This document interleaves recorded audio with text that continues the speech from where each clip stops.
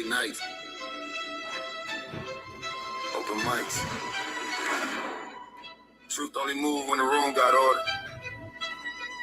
Mr. Peppers and Prime on the control. Welcome to Charlie Chine TV. Yeah. Three beautiful women, a whole panel in a vibe, vibing with me. She set the tone when she look you in your eyes. Tam talk straight, no filter, no disguise. And a smooth with it, every word calm but precise. Chat going crazy, yeah, the numbers stay live. Everybody got opinions when the combo get tight. Different views, same table, respect, stay intact. Late night panels where the feelings meet facts. Late night, don't sleep, don't sleep. True talk, true, no retreat, no retreat. Panels lit, crowd loud, Charlie Chan, TV, Charlie Chan, TV, Charlie Chan, TV, Charlie Chan, TV. Once again, man, Charlie Chan out here, man. Some of the most beautiful women, bitch friendly. Yeah, sick of the lies. Same topics rotate every time they go live. Black man in Germany, Berlin, state of mind. Different culture, different land, still speaking this side. Black cleaner, keep it solid, street calm, no flex. Me, ill, keep it gangster, let the truth handle the rest. Ain't nobody running when the questions get steep. Nothing moves unless Peppers nod, Prime say speak. Two moderators, one room, one mic at a time. Now let it cook. Charlie Chan, TV, Louisiana, where it starts. Southern roots, but the vision way bigger than charts. Panel talking night, hotel reviews by day. From lobby to rooftop, we telling no fake. Grinding every wildin' in the comments tonight. Typing fast, cracking jokes, adding fuel to the light. On the different moments, top supporter in the chat. But he said, carry him up, Charlie, yeah, pressure like that. Hey, the travel POV, nodded off mid-live. Guess these late nights build different, everybody can't survive. Hey, late nights, don't sleep, don't sleep. Real talk, real raw speech. Peppers grind, crowd loud, Charlie Chan, TV, Charlie Chan, TV, Charlie Chan, TV. Shout out to Live Chat. Shout out to Replay Game. Shout out to supporters who keep the lights on. If you're here every night, we see you. Let's talk. Charlie Chan TV.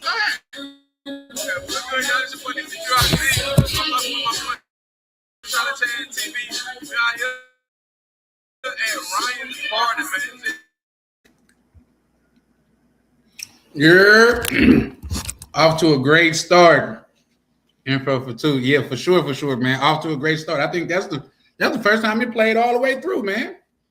So we off to a damn good start, man. How y'all feeling, man? Shout out to my brothers, Mr. Peppers, man. How y'all feeling, man? We in here night before. What it do? Night of the fight. I just pulled up to kick it, man. Check y'all temperature. See how we feeling tonight. You know what I mean? Just kicking it. Shout out to my brother DCPRT. I told you, man, you gave the drop, so I put you the last person on that mug. You know what I mean? So, yeah, shout out to my brother DCPRT, man. For y'all that don't know, that was the brother that gave me the drop at the end of that video.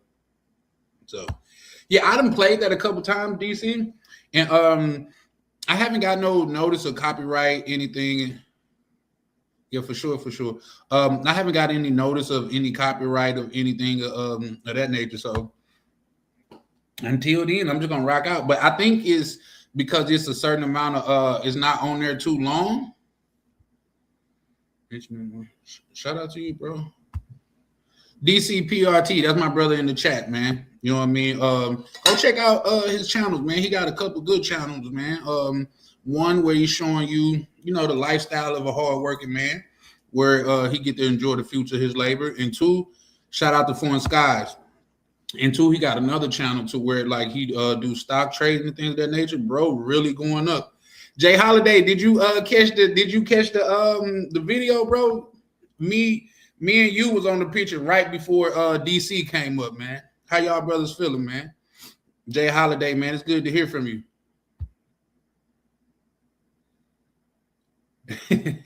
Yeah, Foreign Skies, shout sharing with another. Yeah, for sure. Shout out to you, good brother, man. Foreign Skies. Shout out to the young brother Foreign Skies, man. Like being a pivotal part of this community, man. And as we grow, you can see the growth within him.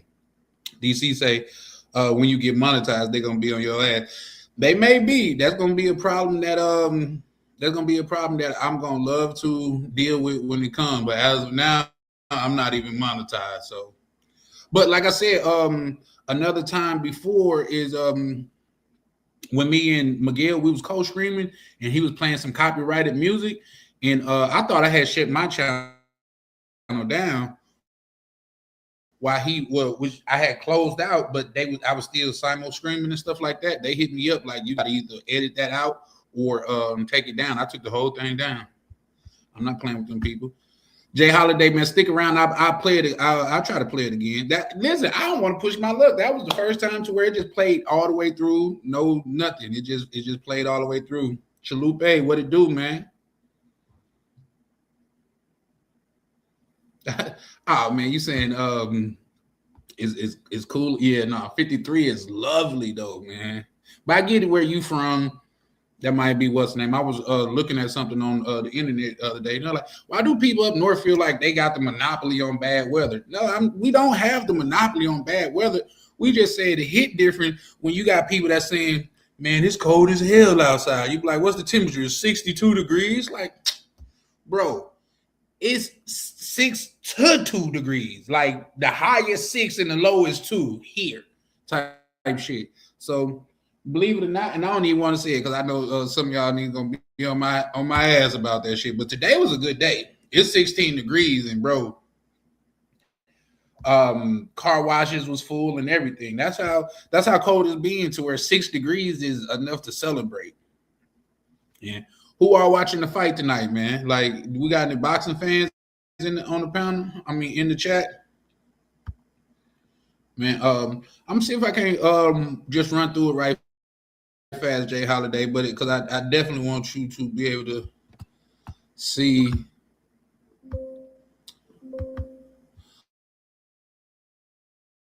Yeah. See, me and you. Oh shit. Oh nope, not playing it again. Well, we took a picture in front of the ruins. Me and Jay Holiday. Like I say, I started to put Pebbles in there, which he said he didn't care, but you know, I ain't want to put him in there without his permission. You know what I mean? So Prime, you know, I had Prime in there too, but at the same time, you know, I know Prime, he not the type to trip, but at the same time, I didn't want to put him in there without his permission either. So no, Prime is a good brother that played the background. So whatever I could do to foster that, you know, I will. I don't want to oh yeah, there you go. I don't want to you know, come off anything other than supportive when it comes to my brothers, you know what I mean? But I'll show it to you right fast. This is probably going to be a short one, guys, just because, man, I had to pull up and kick it with y'all, man. But that fight going down, like anybody betting on the fight? Let's see. This the picture right here, Jay Holiday. If you're still there, this the picture. Yeah, I think that picture dope, man. So yeah, but yeah, nah, we back at it, man, like a bad habit.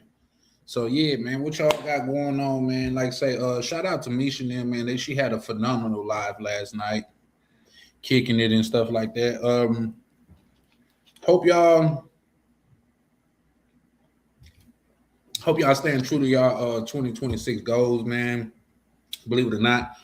Last night was the first night I had a drink all month because, like, say, it was dry January, things of that nature, so for me at least. And, man, I got so much work done this month. Man, I really got to the bag this month, so much so to where I'm wishing all y'all prosperity and wealth. And, like, you know what, a plan without action is just a dream, man. It's just a dream. And what they say, procrastination is like masturbation. You only fucking yourself. Might as well, goddamn it, get to it, man.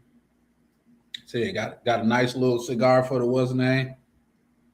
Yeah. I seen that picture. I said, oh yeah, I gotta put that picture up for sure. So, but yeah, man. Like I say, this is just a check-in, man. Just see how everybody feeling, how everybody living, and shit like that. I got a start. That's gonna be at the top of my list for next month. I got to start going live more. I'm thinking about doing another marathon. It's just that the marathons take a lot out of me, man. I think I went live every day for like 2 or 3 weeks. Every day. Only time I didn't go live is when somebody from the community went live. You know what I mean? Like somebody like DC, Ryan, or Misha. When they go live, I definitely pull up and support. But other than that, man, I was going live all the time. So I'm thinking about kicking that back off, man, because I sincerely appreciate kicking it with y'all, man. Especially when we chopping it up and spreading game around. You know what I mean? Sharing some game with each other. I especially like that. Specifically, not pacifically, specifically like that. But yeah, Jay Holiday, that picture for me, man, it's gonna be forever burnt into my. I still got to do the video on that. You know what I mean? I gotta, I was recording down through Zona Colonial. Everybody that know that's your territory. Like if you go to Zona Colonial and you're not checking in with Jay Holiday, what are you doing for real? You know what I mean? So yeah, I still got to put out that video. A lot of people is starting to look at my channel as just a panel only video, and although I'm cool with that, I don't think that's all I want to be known for. So I'm gonna start working on I'm gonna start working on some videos, dropping some videos like the Zona Colonial video where Jay Holiday took us through there. We went to a couple different spots, tried some Mama Juana. The liquor, man. If you never had Mama Juana, I suggest you do it. Not that clean bullshit that you get from the liquor store. If they ain't got sticks and tree bark in them motherfuckers, it's probably not real Mama Juana. Like it's the commercialized Mama Juana. You want that hood shit. You know what I mean? He said, Foreign Sky say it's nothing on the live. Yeah, for sure. No, I appreciate that. You know what I mean? It's nothing better than on live while on the live. Okay. Yeah. For sure. But young brother, Foreign Skies, man. Did you lock in your trip yet, or are you still contemplating? Jay Holiday went. I think didn't you say you getting up out of here soon too? I got something coming up with my dogs to where if I go through with this play, man, I would be, I can't say scot-free because I would still have one dog, but I would be a lot more flexible because it's a lot easier to get somebody to watch one dog. So yeah.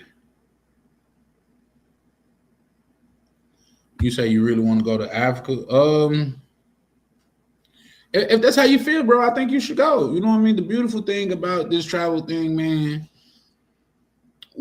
we the narrator and the orchestrators of our own story. You know what I mean? I would suggest you probably start like somewhere closer, but at the end of the day, bro, it's your story and it's for you to write.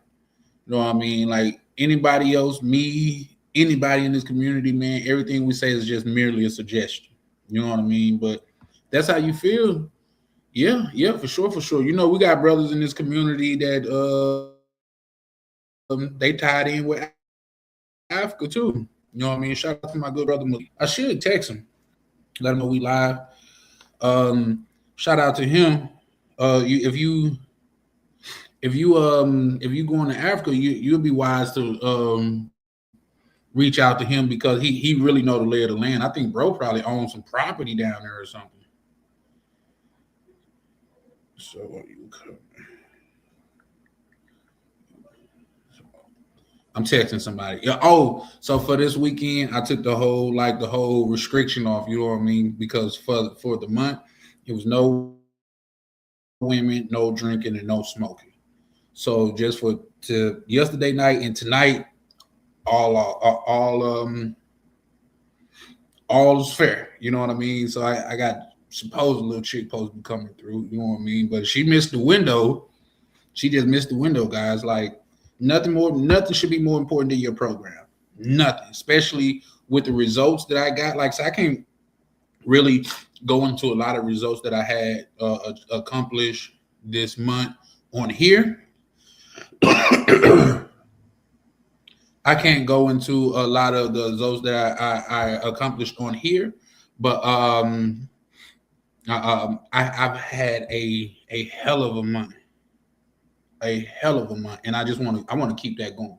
So if restricting myself from women, smoking, and drinking is what I got to do, so be it. So be it. Because what's more important than getting to the bag? What's more important than securing your future? You know what I mean? Oh, you say you dipping out in April? Yeah, that's what's up. That's what's up, man. I'm looking at, to be honest, Jay Holiday, man, I'm looking at either Panama or Cuba for my next trip, man. Just because I gotta spread my horizon, man. Like I say, y'all remember New Jack City when Pookie relapsed and he was in front of the what's the name with the little party? He was like, you just keep calling me. That's how I feel about the DR, man. It just keep calling me.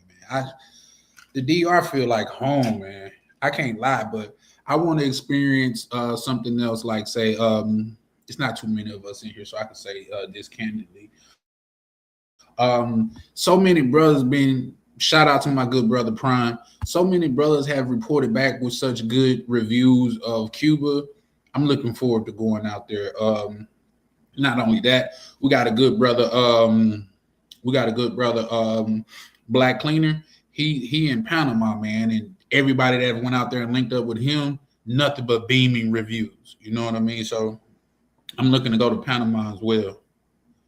But you say you want to CTG and DR? That's what's up. That's a move. It's a lot of criticism when they say it wasn't making sense, but no, truly no. Yeah, for sure. And that's the thing about it, man. You're going to get criticism, bro. Like, you got people that's out here feeding the homeless, and they get criticism. Oh, why you not giving them more food? Or why you give them such nutritious deficient food? Or why the food is so nutritious, man? It's going to, no matter what you do, bro, it's going to always be a person that's going to have a problem with it. That's why it's best to do you. Because if a motherfucker's gonna have a problem with it anyway, you might as well do you. You know what I mean? So, man, shout out to you, Foreign Skies. Whatever you decide to do, young brother, just know I support you. And if there's anything that I can assist you with, man, please feel free to reach out. You know what I mean? I'm here because this is a community. You know what I mean? This is something that I foster, and I get it. A lot of people say, man, and there's no such thing as a brotherhood, and you free to your opinion, but I beg to differ. When I can call people and goddamn it get some world-class advice for them, and they don't ask for anything, that's something to be cherished. That's something to be upheld, in my opinion. So that's why I look at it the way that I do. DR, they want 1,500. Yeah, no, I wouldn't fly out of DR if that's the case. Yeah, for sure. D Kirk, what it do, man? Hey, D Kirk, you my lounge brother, because I noticed when we was talking about the lounge last night, you were standing on business.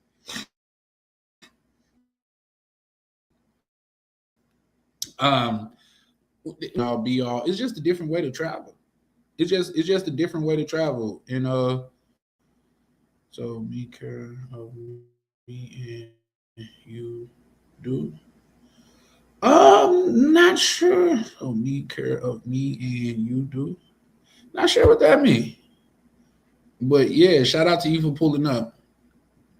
Yeah, you say you've been to a few. Yeah, the lounges, man, it just changed my traveling experience. Especially like say I showed when I was in the O'Hara airport, I had a beer and a Sprite cost me $20. In the lounge, it would have been free. So it's not for everybody for sure, and I agree to that. But for me, I could go in there and I could get my my phone charged. I could get lunch. I could have a couple drinks. All drinks are free unless you want something extremely premium. But something that I learned too, I had a terrible experience in there, and I sometimes I be wanting to go off and get in my bag, but other times I be having to like temper myself down, like maybe you taking it too far. Because when I was in the lounge one time, I seen the dude pour this white chick some champagne that I've always been wanting to try. I just never got around to trying it. So I walked up to him. I was like, "Can I try the such and such?" He was like, "I don't have it." I was like, "Yeah, you do. You put it right there in that jar." He was like, "Oh yeah, no, I don't have it. That's only for black card members." I started to say, if you would have said that, that would have been a point of like want for me. Like, okay, I respect that. I see you when I get the black card. The fact that you like shows the fact that you're the server and I'm the servee, because you didn't have to lie about it. But when I get into my bag like that, Misha, what it do, sis? When I get into my bag like that, people be like, "Man, I'm on some bullshit," but that shit happens. You know what I mean? Like people, it's all good for people to belittle you when they don't know who you are or don't know your status. But then when you flaunt your status or say like you are in no position to shit on me, now you doing too much. When you was just trying to go about your business in the first fucking place. But that's how people are though, man.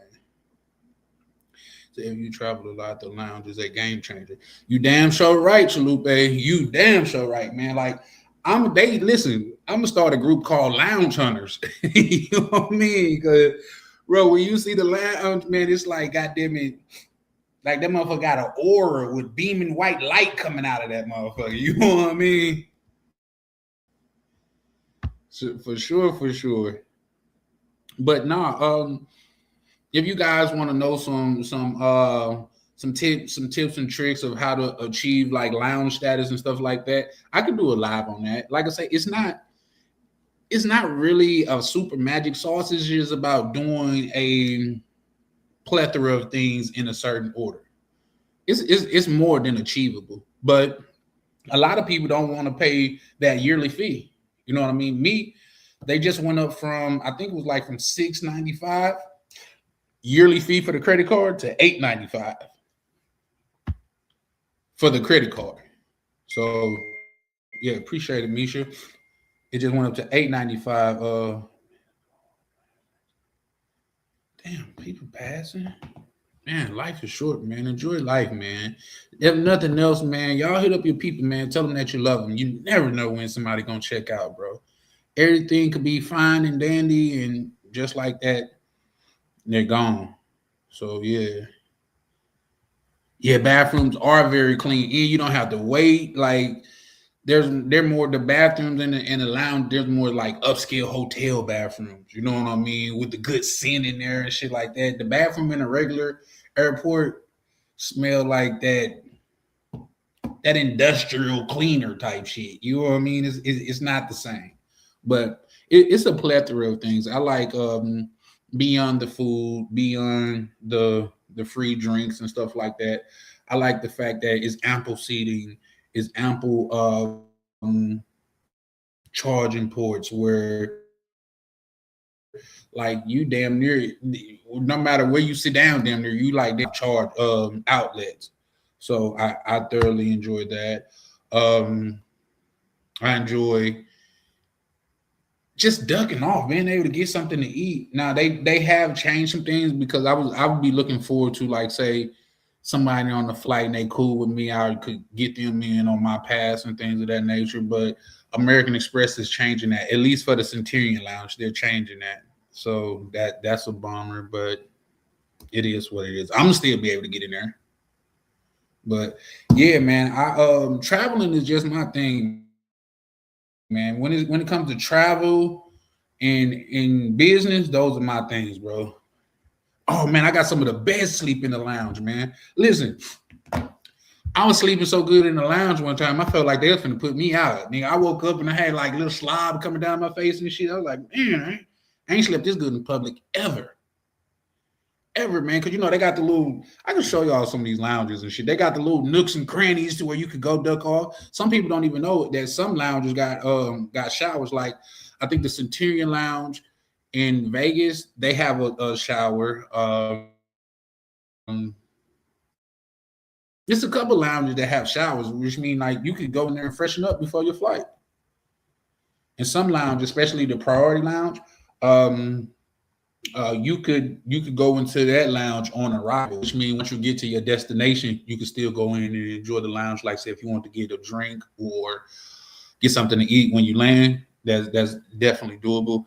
My first time going to the DR, once I got off the plane because I was going to POP, it was a dude standing there with the big priority pass. Like I was like, "What's this?" He was like, "I'm thinking he's advertised." He was like, "No, if you got the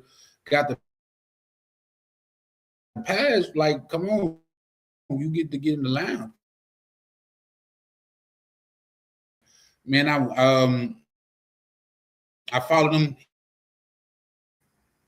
I probably did too much with playing the video, man. It let the video play all the way through, but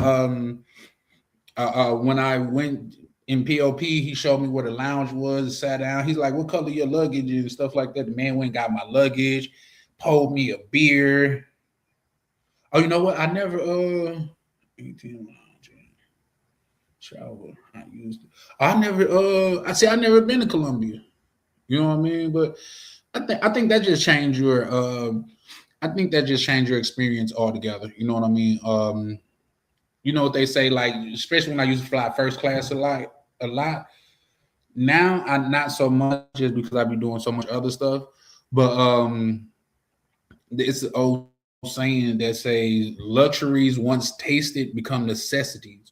Once you get a taste of the good life or the higher expectation, it almost comes a necessity for you. That's why high achievers being less than that. Achieving highly is a no-go. Excuse me, guys. I'll be right back.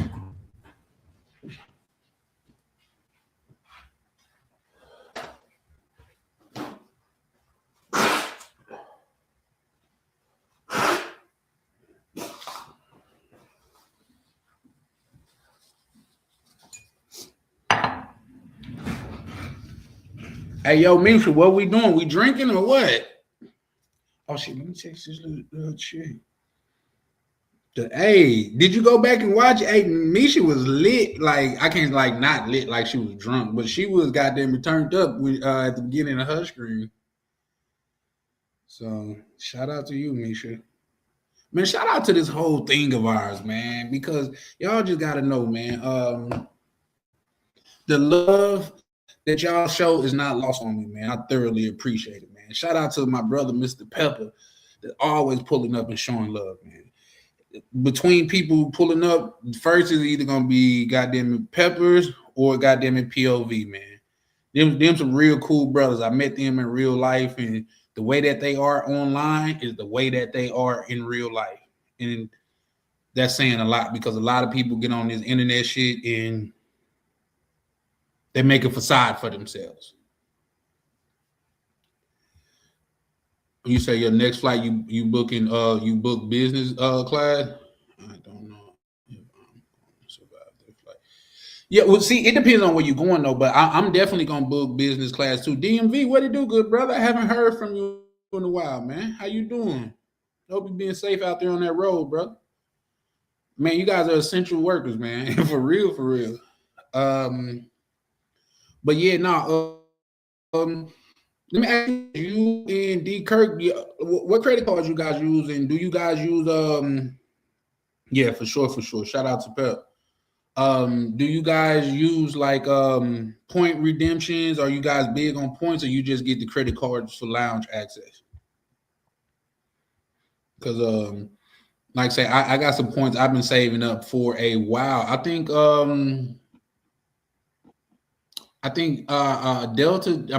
American Express just had one of their largest point redemptions that they generally have, and it's the most that you could get. I think for the highest point rate, I think you had to spend like $6,000 in 6 months, which is not a big deal because if you live today in America, that's not a big. You could pay your rent, your bills, and all of that shit with your credit card, and it won't be like a big strain. You don't got to go out your way just to spend $6,000 on some shit to where you don't necessarily need to. So yeah. But if you guys want, man, I can show you all that too. Like I can show you a credit card redemption, how you can achieve that credit card redemption, and then off of those points, I can show you how you could damn near get a round trip anywhere in the world. If that's what y'all want. Reason why I don't speak about that a lot is because this is a travel channel, and even though that has to do with travel, I think that's more or less on the finance side. And a lot of people is not over here for finance. They just want to hear about travel, but. Me, I'm enamored with the whole thing. I love the whole business about it. I love how I take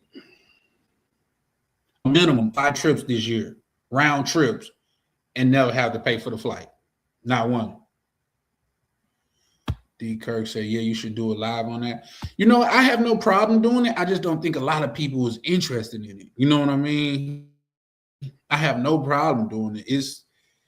I could talk about, like, say, why I'm okay with paying so much to keep American Express Platinum card, because at $895 is a lot just to own a card. That's like Country Club. Well, it's essentially a country club. You're just paying for the privilege of having a card.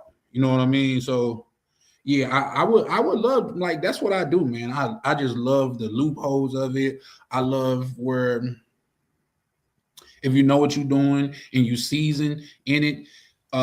Just a quick rundown, guys. Like, say, normally anything for me at least, and I would advise if you get into points and points redemption, at the least that you should accept is a 1-to-1 ratio. What's a 1-to-1 ratio? Mean 1 point equals 1 cent, which means every 10,000 points is $100. It's just mathematically speaking there. Every 10,000 points is $100. Yeah, that's yep. Like you say, that's easy.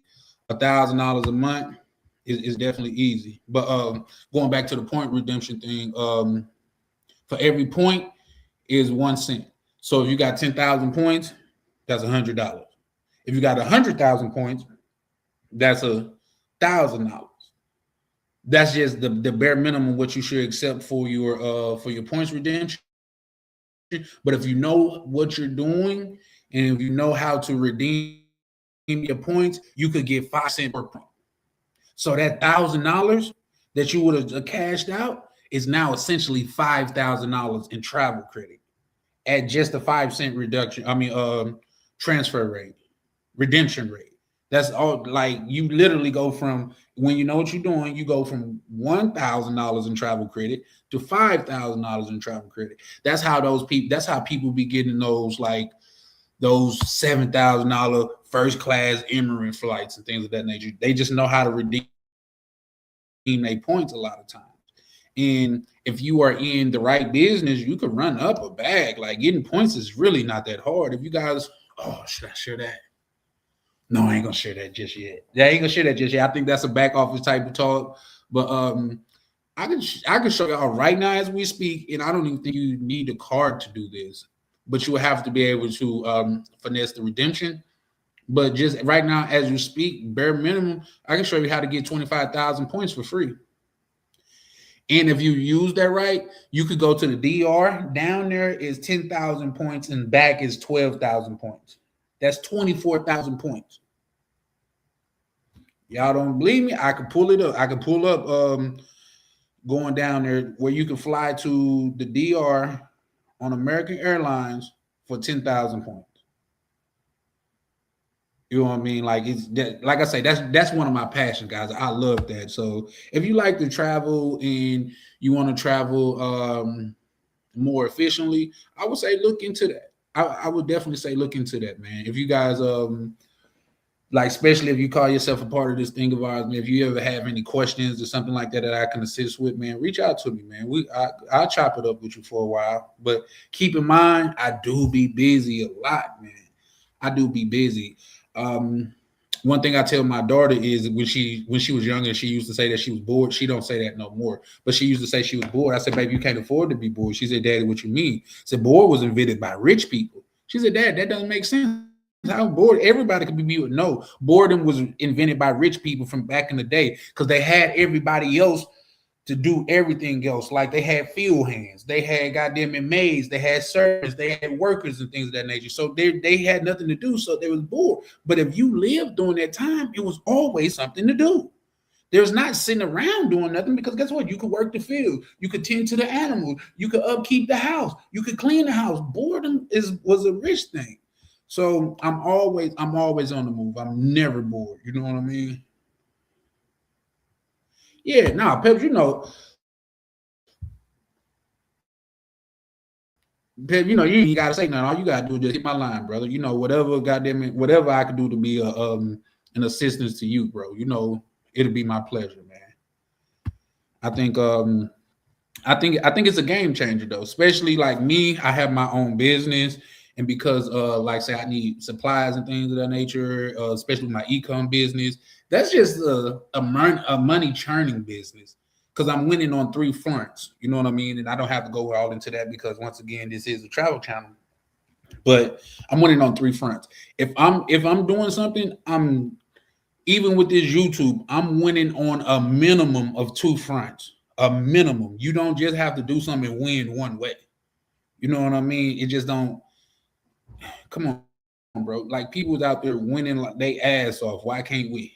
You know what I mean? When I say with YouTube, a minimum of 2 fronts, but I think it's like 3 or 4 last time I looked at it. But let's just say off top, not only am I putting out content to where I get paid for it. You see what I'm saying? Not only can I get monetized and get paid for that too, I can come up with merch. Not only that, I goddamn it have this community that I can leverage for knowledge and things of that nature. Not only that, and most importantly, because I am making money from this, when I travel, and this is a travel channel, that's the cost of doing business. So that's a write-off. Come on, man. We can win together. If you want to win, I want to win. Why can't we win together? I ain't got to knock you off your square. You ain't got to knock me off of mine. Let's win together. You say your main card is Capital One. You know what? Capital One, if they treat you well, I say stick with them. But if they don't treat you well, I say fuck them, and I'll tell you why. They have their picks and choose of who they fuck with. You know what I mean? Like me, I had their card for like 5 years, and they never gave me a limit increase, and I stuck to the rules. Y'all know it's certain rules that you can stick to that would more or less should guarantee that you get credit limit increase and things of that nature. I stuck to the rules. I did my thing. They never increased my shit. But like say my mama, my mother, or even my brother, they gave my mother so many credit limit increase because she had to call them, tell them, listen, y'all stop increasing my credit. I don't know what she felt like it was a scam. Like y'all trying to entice me to spend money that I don't want to spend. Stop giving me a higher balance. I'm cool with where I'm at. So if they treat you well like that, I say stick with them. If not, I say move on because at some point in your credit journey, having those very low limits, I think I had like a 500 to 1,000. And at that point, I started getting $15,000 credit cards and stuff like that. At that point, it could start hurting you because it's a such thing called comparable credit. When other lenders look at what this lender give you, they're like, oh shit, he's okay with being a peon. Let's just give him a little low limit. See what he do. I'm cool on that. I want that shit off my record. You know what I mean? With my Wells Fargo card, and this is a true story, I might still have the paperwork. Y'all know I'm cool. I love receipts. It is what it is. I show receipts. It's no big deal. They gave me a credit card. I think it was $3,000. I called them like, what the fuck am I? What can I do with this for real? You know what I mean? Like, is this a mistake? She was like, no. And mind you, this sort of credit card even got here because I understand how certain banks work and stuff like that. It will do you well to do your research. But I called in. I mean, like, man, this 3,000 I'm supposed to do. It was like you suggest. I said, just play it fair. Y'all gave me half of my lowest limit. That's what y'all did because my lowest limit at the time was like $6,000. Say, why don't you give me half of my highest limit? He was like, "Oh, what's your highest limit?" I said, "At the time, I think it was my Navy Federal, which is like damn near 40,000 now. It was, gave me a $15,000 limit, zero interest for 21 months. Still got the card. I'm still in my zero interest period. Man, it's come on, man. Come on, man. It's a beautiful thing that we live here in America. It is a and the third, but where else can you go to where you could utilize $200,000 that you didn't necessarily work for and you didn't get it from your family? Because here's the thing, I don't know who everybody is and shit like that, but my mama's not going to lend me $15,000 for 21 months with no interest. My mother, the person that gave me life, is not. I wouldn't expect her to, because where's the incentive for her? You know what I mean? Oh, she's your mom. She want to do. Nigga, at the end of the day, it's about business. And I'm not gonna ask nobody to do anything for me that I wouldn't do for them. And I'm not gonna give nobody no $15,000 for 21 months, no interest. I'm just not. I'm just not. Maybe y'all got it, but I don't. I could put that money somewhere where I could get, even at a high yield banking account, I could give 4% interest on my money yearly. And 21 months is damn near what? 2 years. All right. We ain't got to go there, though. We ain't got to go there.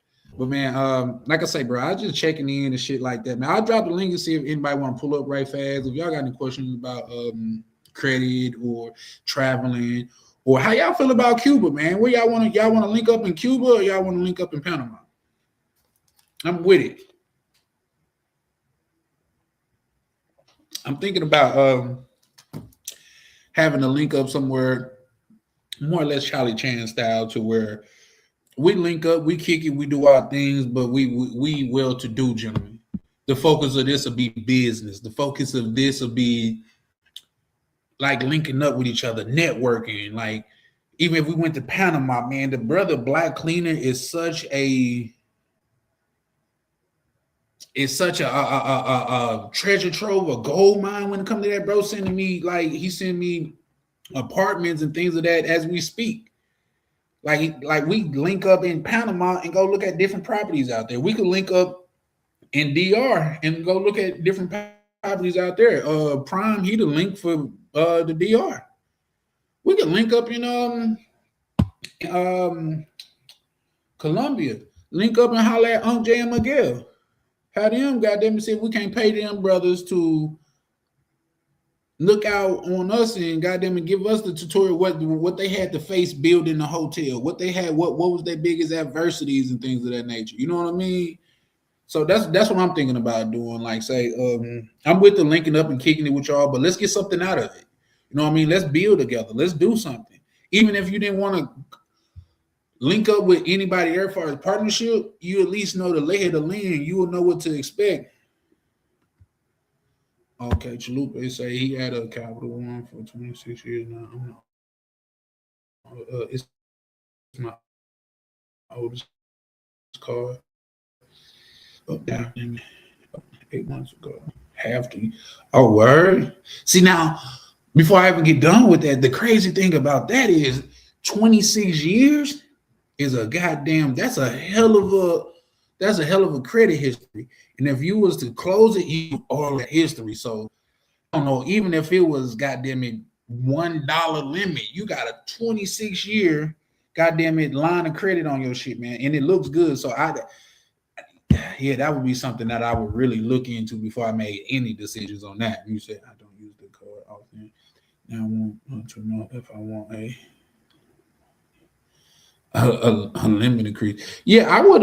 Yeah, hell yeah. If they're gonna give you, and this is something too, Chalupe. And this is just my opinion, because I know a lot of brothers in this community are well-to-do and very savvy when it comes to finances and things of that nature. But I tell people this: I am not gonna waste an inquiry on a credit limit increase. To me, that just doesn't make sense. You know what I mean? I'm not gonna wait, because if that's the case, I could try to go for a whole new line of fucking credit. You know what I mean? I damn near try to stay away from cards that where they do a hard limit increase, or even if I do have those cards, I play within those rules to where they're gonna want to increase my shit. You know what I mean? And there's ways that you could do that to where it makes sense for them to increase your shit. All of his guys is data points. What are data points? Is what certain banks look at. You know what I mean? Is what this bank like opposed to what that bank like. That's why I was telling people, yes, his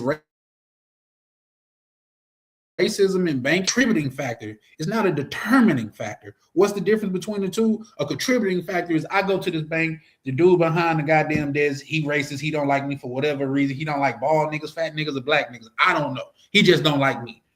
He might deny my shit just off he don't like me. It's a contributing factor because, goddamn it, he just denied me. But it's not a determining factor. You know why? Because there's thousands of banks out here.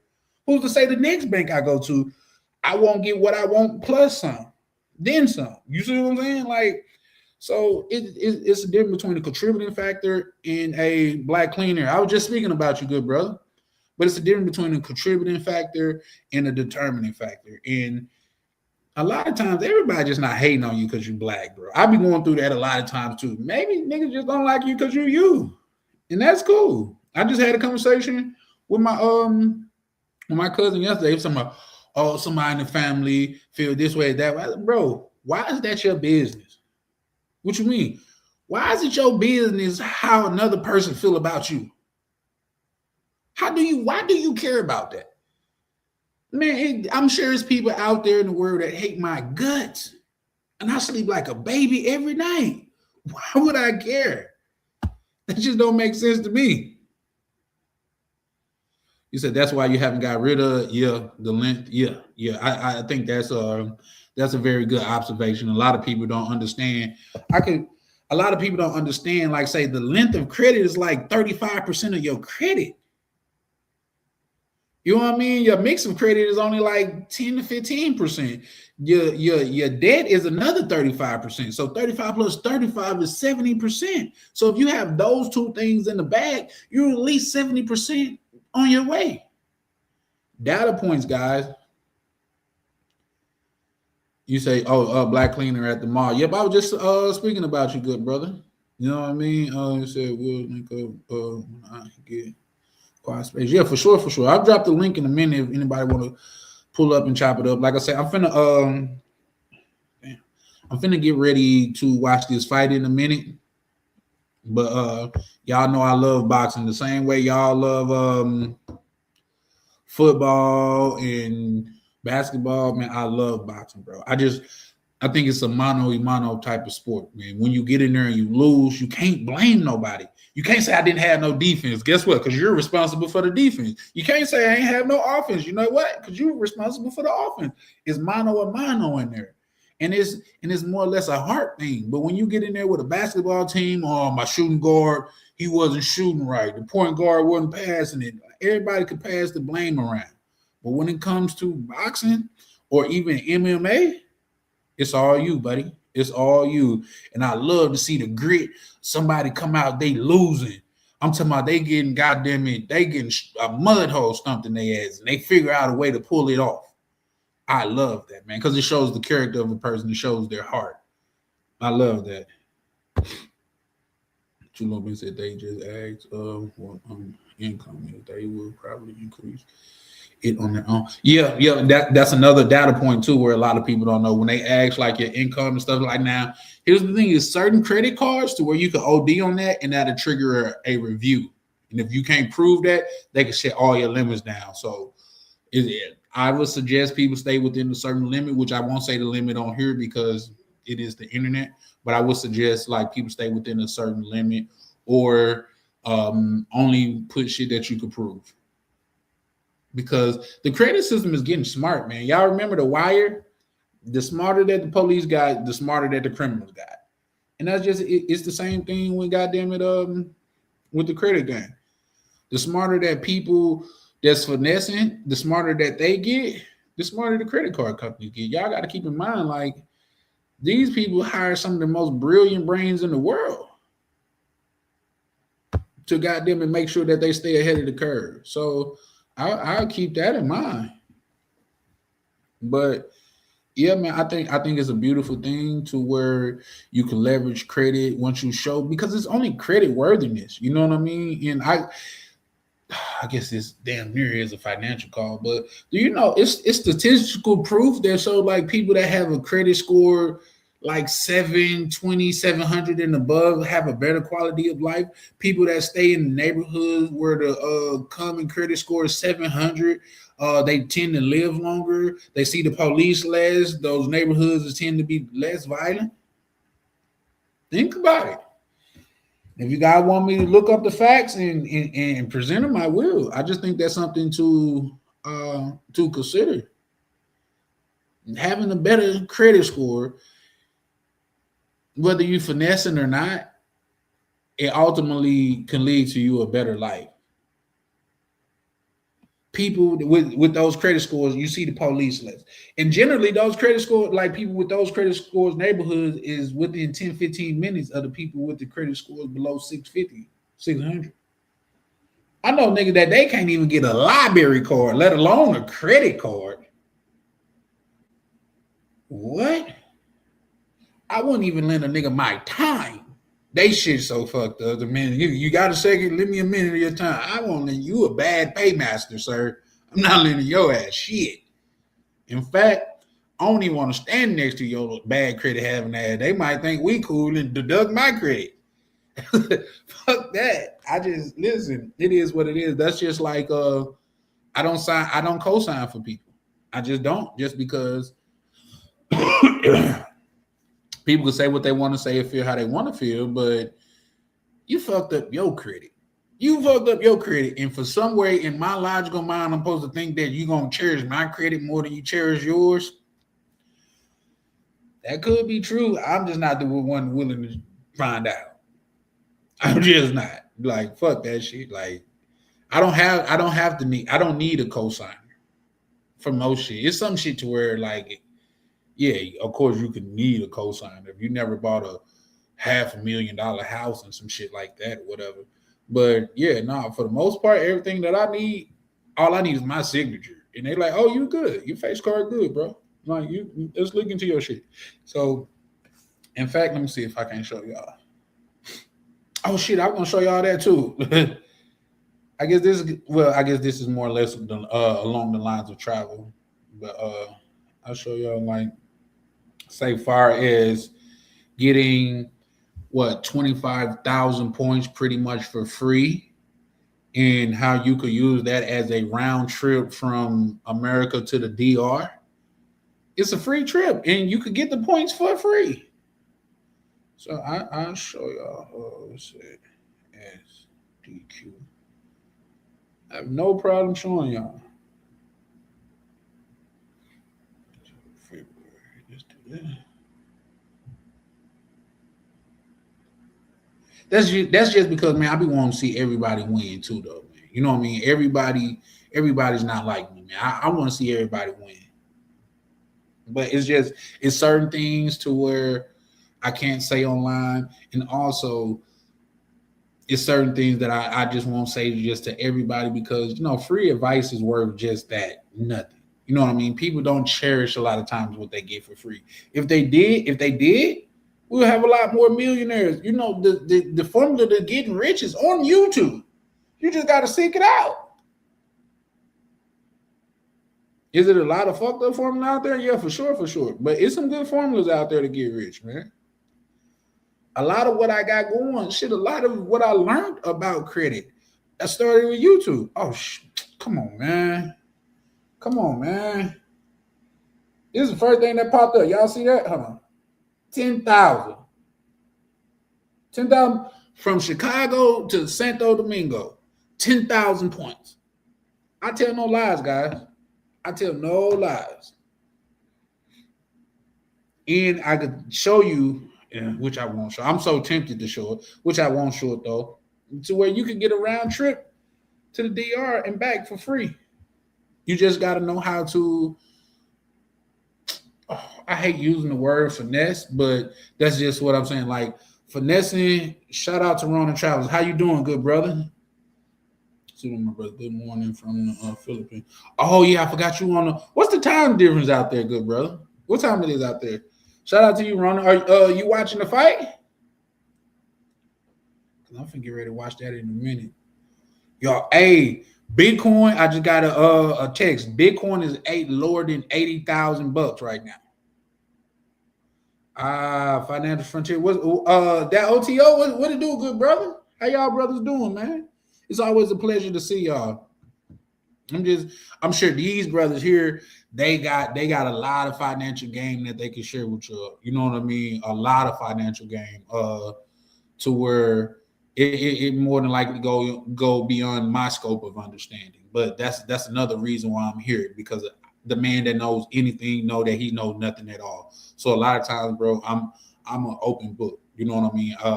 I'm a sponge. You know what I mean? I'm willing to share what I got, and I'm also willing to learn from somebody else, man. You got OTO and you got Ronan Travels, man. Both some very good, knowledgeable brothers, man. Very good, knowledgeable brothers, man. Like, and I think, like, say, and I know, like, some people gonna disagree with this, but I think, like, say, a community moves forward more efficiently when everybody's helping everybody. You know what I mean? When everybody, and I'm not saying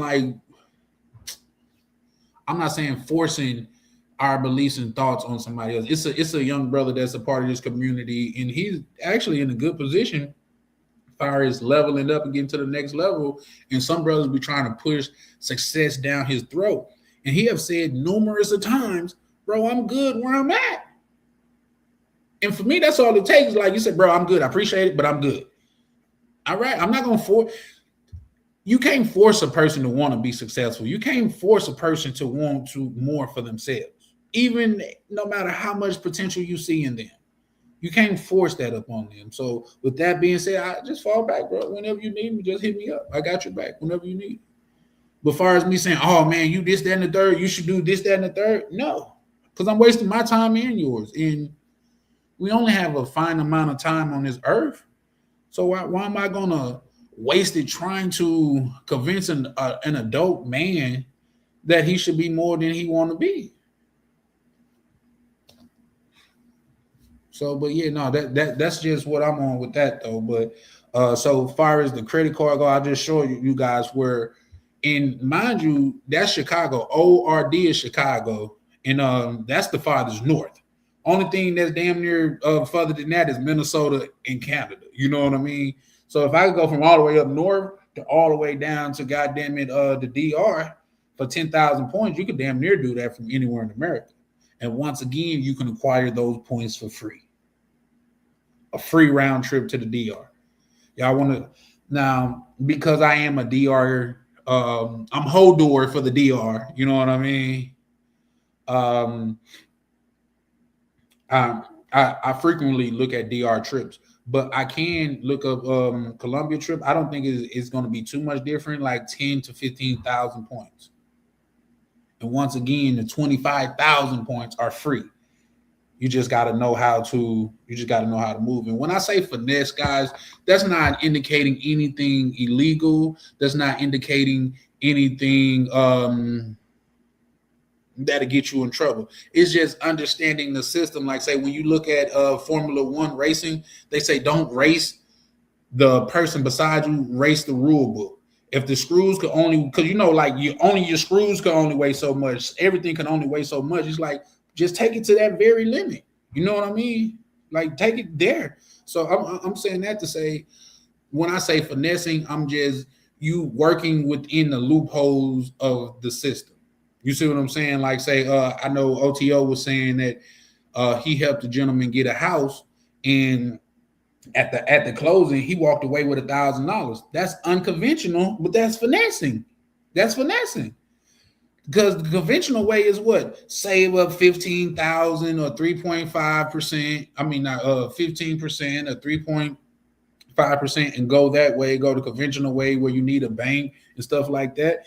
That's not the only way to go. It's the more conventional way. It's the most utilized way, but it's not the only way to go. And people that figure out how to do what OTO did, like that's finessing. Like, I think anything that when it comes to us using some certain type of language and stuff is automatically looked at in a bad way, opposed to you got finance and you got a financier. That's not looked that bad. You know what I mean? You have finesse, and then you have a finesser. Finesse is like a man with finesse is appealing to women. But yeah, right quick, guys. Like I said, I'll drop the link if anybody want to pull up right fast and chop it up. But just a quick heads up, you guys know we probably not gonna be here too long, just because that fight gonna be going on. So yeah, but I mean, mainly today is just was about, man, it's the January 26th check-in, see how y'all doing. Is y'all still on y'all goals? Y'all know the best time to go to a place like Planet Fitness is in the middle of February, because a lot of the people that started the New Year's resolution has stopped by then. The most busiest day for gyms is J1. J1, day one of the gyms is the busiest days. I mean, January 1st is the busiest day. Oh man, I'm finna goddamn it change my life. And 2 weeks later, a month later, your ass back to your same old habits. That's why I damn near goddamn me. I woke up this morning from drinking last night, like, you know what, man, fuck that drinking shit. I'm cool, man, for real. But oh shit, I forgot to text baby girl. Okay, from ID to CTG. We just gonna see how much a ticket to Colombia can that same 10,000 points get you to Colombia. Let's see.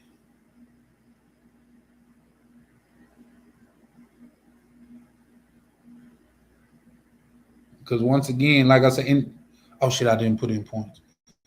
Because once again, like I say, man, I don't speak in theory a lot of times. I speak of things that I've done my research on, or I have done like myself. So yeah, Colombia is a little bit different. I just got to find a sweet spot. Okay, and right away, let's do this. It says, "Oh shit." I think the first time I showed my point balance on it, which I don't. There's one credit card. I got like 62,000 points on there. But let's see. Y'all see that? Chicago to Cartagena, 12,000 points. Free trip, guys. Why not? And it's all legal. It's all above board. Why not? You know what I mean? Like, the people that win these days, they found out more efficient ways of getting things done. You know what I mean? So there's that. But I'm going to, reason why I can show y'all. Okay, y'all just seen my points for there. I can show y'all my points for. Yeah, no, I got 100,000 plus points on American Express. I probably got like 120 by now. I'm using that for a first class flight to Thailand or something like that. I want to be on the lay flat joints where they give you Dom Perignon and you get to eat as much as you want. You can take a shower on the plane and all of that stuff. Like, I've really been stacking up my points for that, which is not the biggest deal, but it's just something that I want to experience. Like, can you believe it's a class of people out here in this world that'll spend $14,000 on a flight or spend $7,000 on a flight? It's a class of people. It's always a race. It's just the race that you choose to participate in. Just like it's a line of people that line up to get the new Jordans. It's a line of people that line up to get the new Wraith. What line you want to stand in? What crowd of people you want to be around? Because I can guarantee you the people that's goddamn lining up for the Wraith, the Rolls Royce, they not stabbing and shooting each other. And I'm not saying, I know that sounded bad once it came out. I'm just saying it's just different classes of stuff. It's different circles of things. You know what I mean? That's why we never seen a Rolls Royce commercial on TV. I know somebody like, yeah, I did. You didn't. You didn't. You didn't. You know why? Because Rolls Royce came out and said the reason why they don't advertise on TV because the people that they advertise to is not sitting around watching TV. Also, this, if you look this up too, once we get offline, go do it now. I don't give a shit.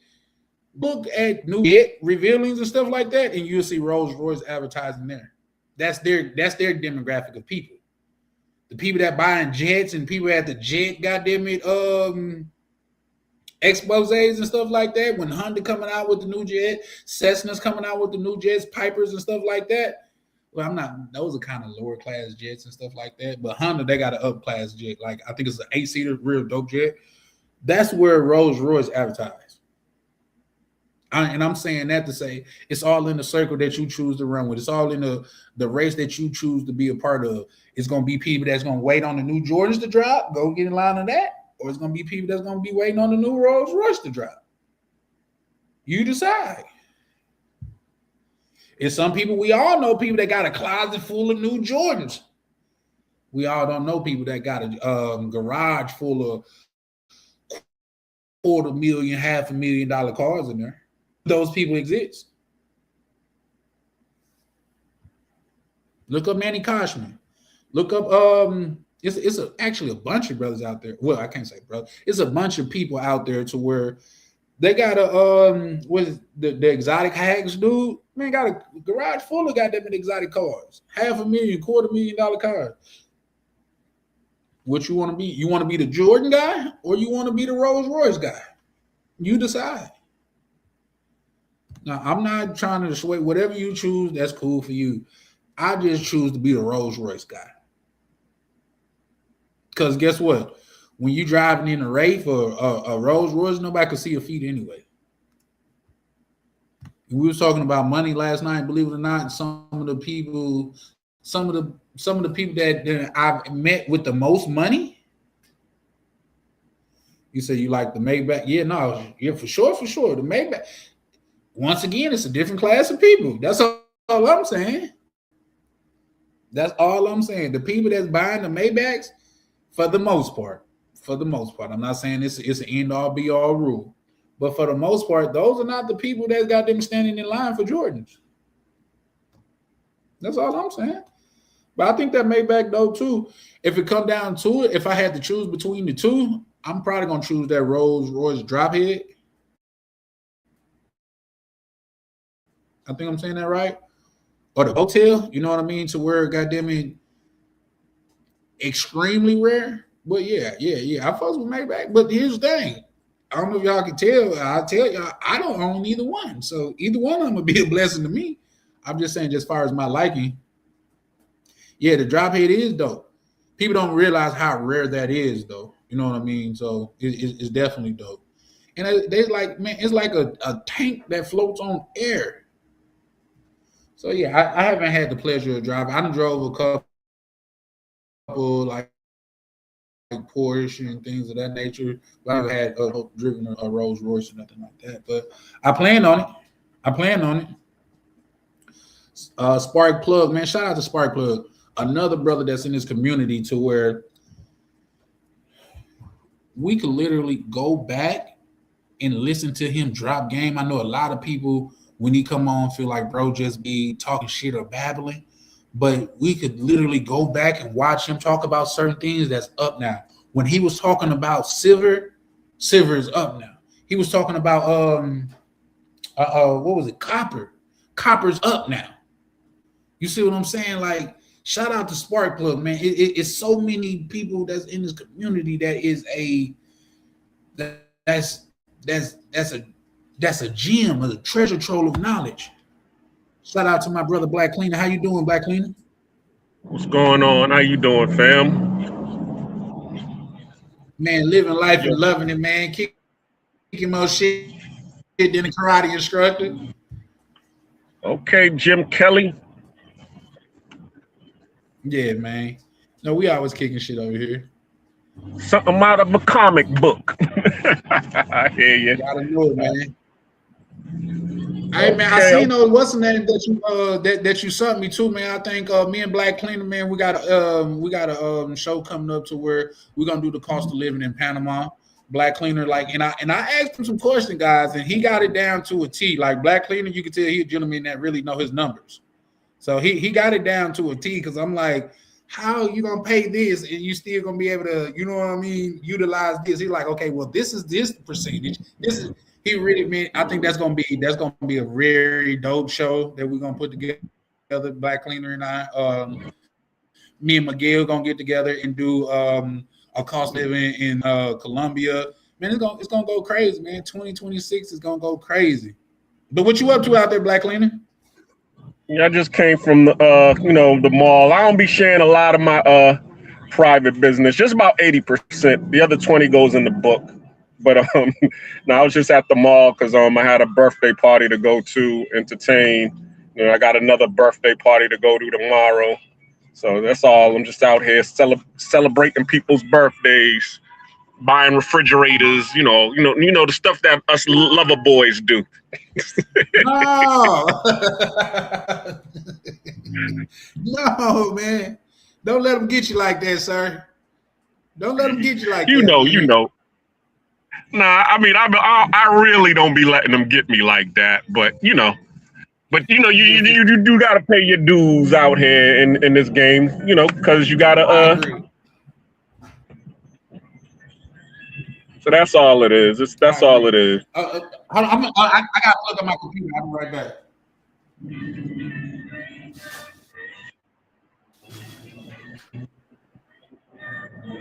All right. So, but yeah, man, I'm just out here. Let me give y'all a little bit of view of the neighborhoods because I'm actually in an Uber right now. Hold on, let me switch my phone.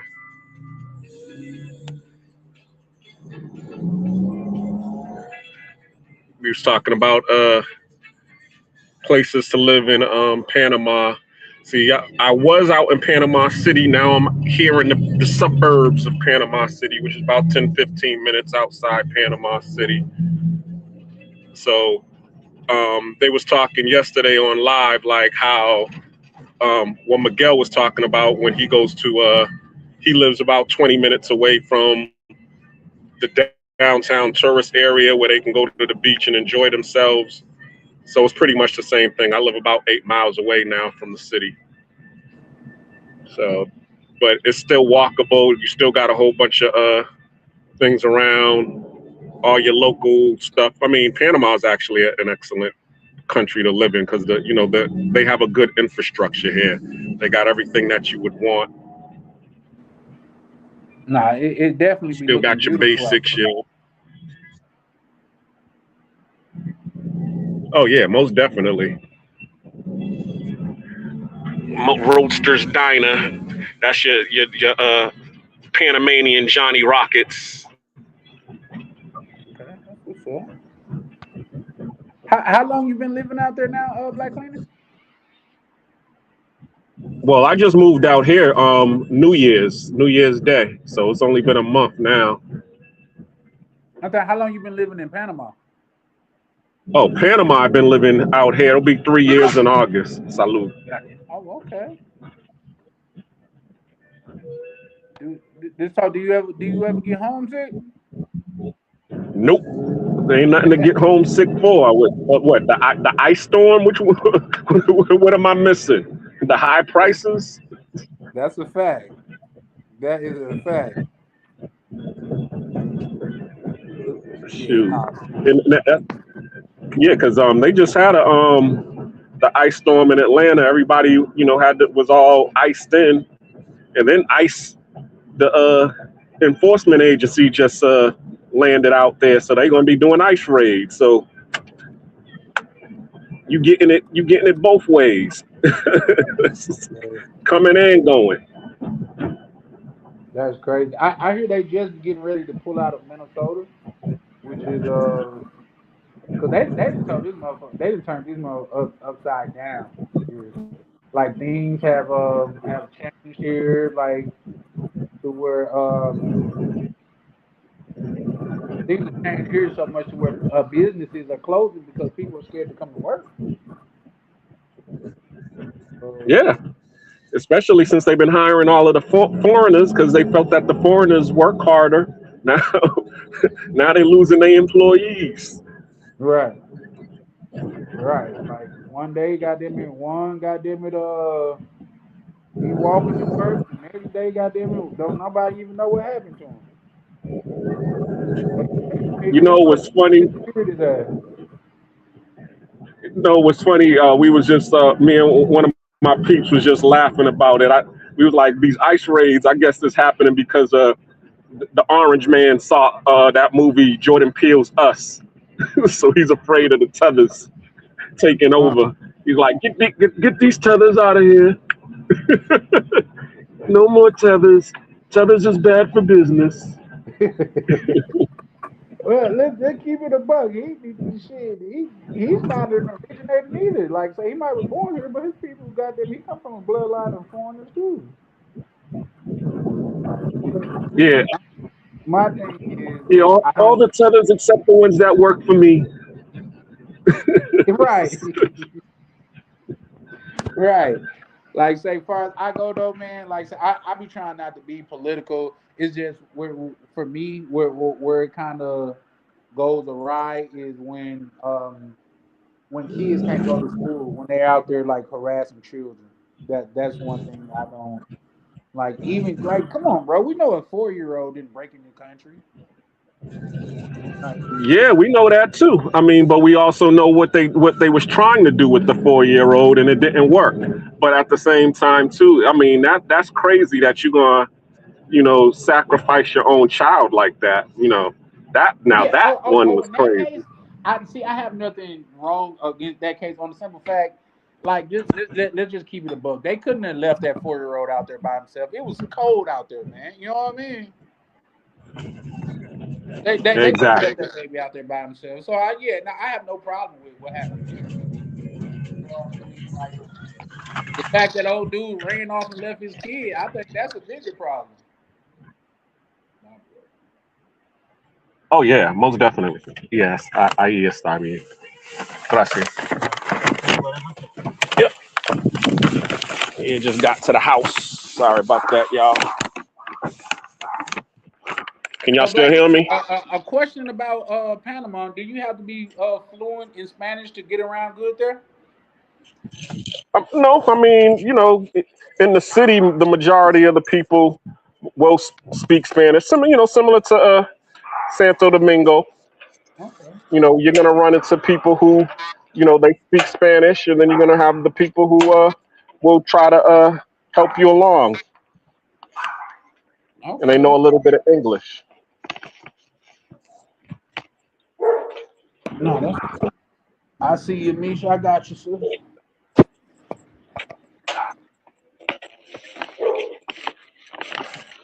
What it do, Misha? Hey, what's going on? Oh man, kicking more shit than the goddamn karate instructor. What you got going? You looking for somebody to watch them dogs? I hope so, right? Yeah, I am. Yeah, y'all never sent me y'all dates though. You know what? Send me a message in my DM on Instagram, and I'll send you the dates that Okay. I'm going. Yeah, for sure, for sure. Cause I know y'all gonna be listen, but the way my bank account is set up, I don't know if I could kick it with y'all like that, man. Man, we gonna be doing the same thing that you would normally do if you went out there without us. Stop playing, Charlie. You be making it seem like we be doing extra stuff. We don't be doing like that's not the case. Yeah, y'all be walking around with the Secret Service and shit. I ain't got that type of bread. That was a one and done situation. That's what's up. That's damn. But yeah, like that would be nice if you were able to pull up, Yeah, yeah. You say sit y'all gonna by be the there for pool with the 2 weeks little though, ain't it? leaves behind us, moving with the wind, having a few drinks, with a nice view.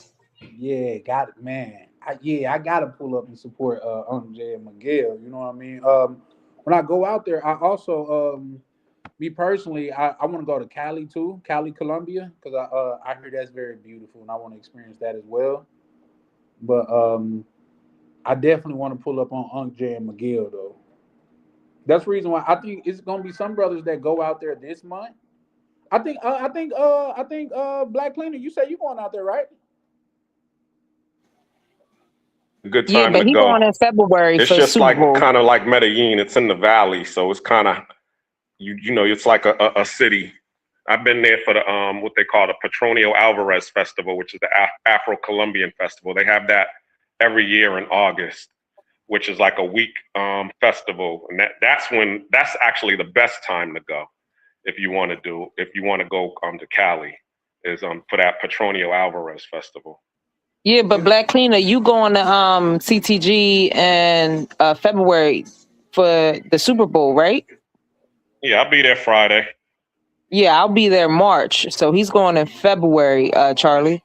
Oh, that's next month. Yeah, everybody canceled because you know they was That's all supposed to be tomorrow. going for the carnival for Valentine's Day around that time, but you know what happened with Ryan, which was so sad, that people gonna be threatening him like that.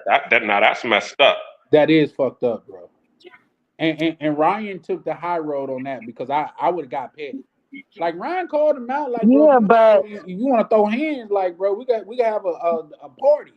listen, I would have reported the page and that's that, right? But I Yeah. would have never not went to Colombia because this person or specific people out there, they don't know where you stand if you don't talk about it. And while you're there, they don't, you on the immigration form, if you have to fill that out, you don't put your exact location of where you're staying if you book an Airbnb, like you could still go out there like, who the hell is him? And who the hell are they? Like he not like, nuh-uh. You post where you at after you leave. That ain't gonna stop me from going. Yeah, but and a lot of times, especially the way that old dude was wording it. Now, me personally, I'm a dude that I believe what's gonna happen is gonna happen.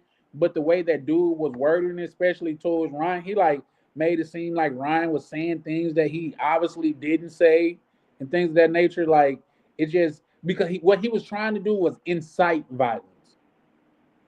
You know what I mean? Oh, you're talking about this and people died doing that and stuff like that from No, this. yeah, I get that, but I would have been on like a DCPRT time. Like DCPRT says, he records while he's down there, and when he gets back home is when he starts editing his videos and posting. Ryan could still go live out there. If you got your back towards a white wall, who gonna know where the hell you at? Just keep recording, and then when you come home, you let people know where you was at. But you could still go to Colombia. Yeah. That's just how I look at the situation.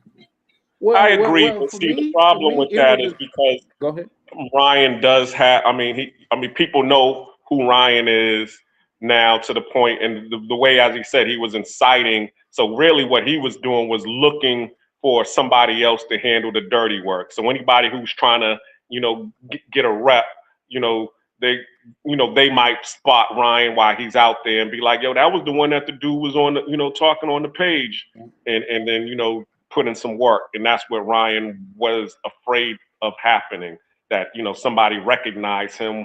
Why? And of course, he's not, as we all said, none of the stuff that he was talking about was actually, towards him. He didn't do any of the stuff that the dude was claiming that he did. But yeah, that's a fact. Anyway. And shout out to POV. Like I say, I don't think that's like the primary reason, but that probably had something to do with it. As far as I go, when I linked up with Unc J and Miguel and I'm talking, they're going to be booked out during that time. And if I'm going down there to support them and they booked up, like I know I could get a day pass and come kick it, but I want to stay on the premises. You know what I mean? Like for me, it's the lure of the security that I want to experience. You know what I mean? To know that I'm 100% safe here. Like that's what the alluring me. Like, bro, like this bitch gonna have to be a fucking spy for the Russian military to get over on you in here. Yeah, that's why I'm staying there. I'm staying there because I want to support them, and I want to feel safe. The way Rainier like to turn up, I don't get super drunk when I'm anywhere, home, out the country. I don't get super drunk. I'm always on point, and I know how my husband turns up. So If he's turning up that way, that means I gotta pipe it down a little bit because I just like to make sure.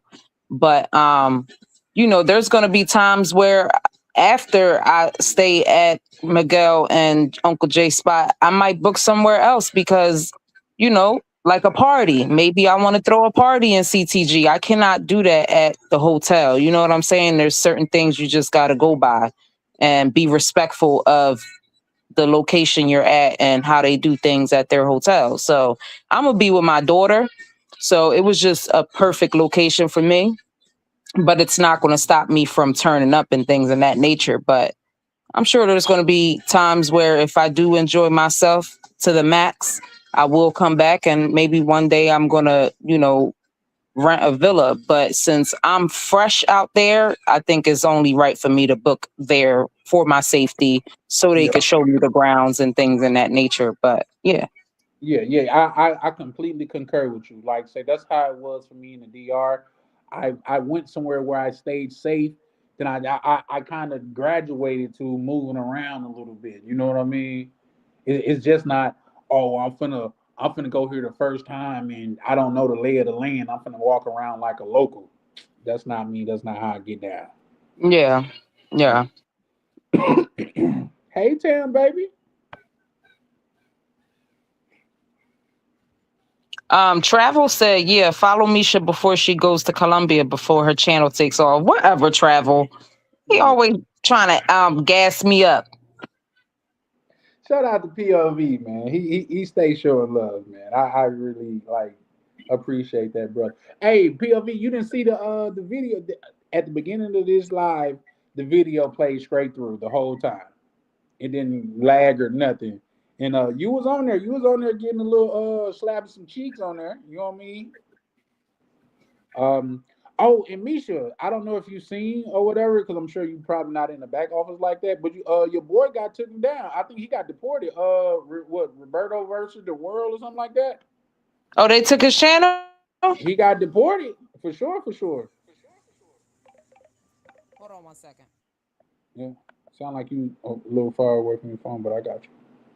Wow, that's crazy. Yeah, a lot of these people who, and it's funny that because y'all was talking about yesterday how a lot of people don't go looking for cheeks, or y'all was arguing that having that debate yesterday. But it's funny that to see that everybody who was on that train, they're starting to get closed down. You know what I'm saying? They're getting their pages taken away.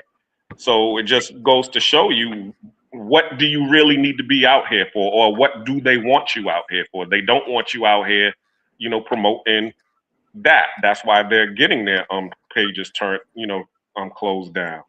Agreed.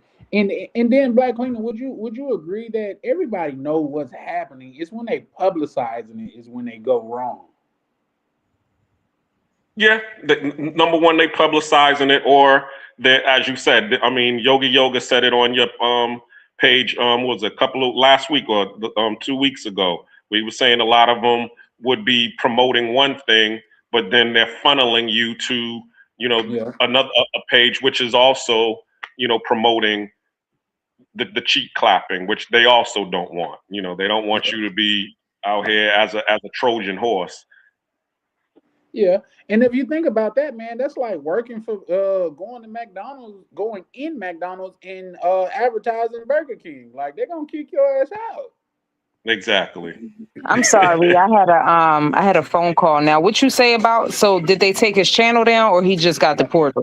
Foreign Sky said he said they didn't take his channel, but he is in custody. Where at? Where he from? I think was it Brazil or something like that? I'm not sure where he in custody at, but I think that's where he was. But I'm saying where he's from. Oh, I don't know. I think he's Latin or something, ain't he? I don't know. I don't think he's Latin. He's a weird. He's a maybe he is. I don't know. I didn't look too much into that. Yeah, he's a weird one though. No lie. So wait, what is the rumors? What they take him into custody for? I don't. You know what? Nobody knows. Yeah, it's a picture of him. He said, "I think they just kicked him out." Oh, POV say, he think they just kicked him out. Oh, okay.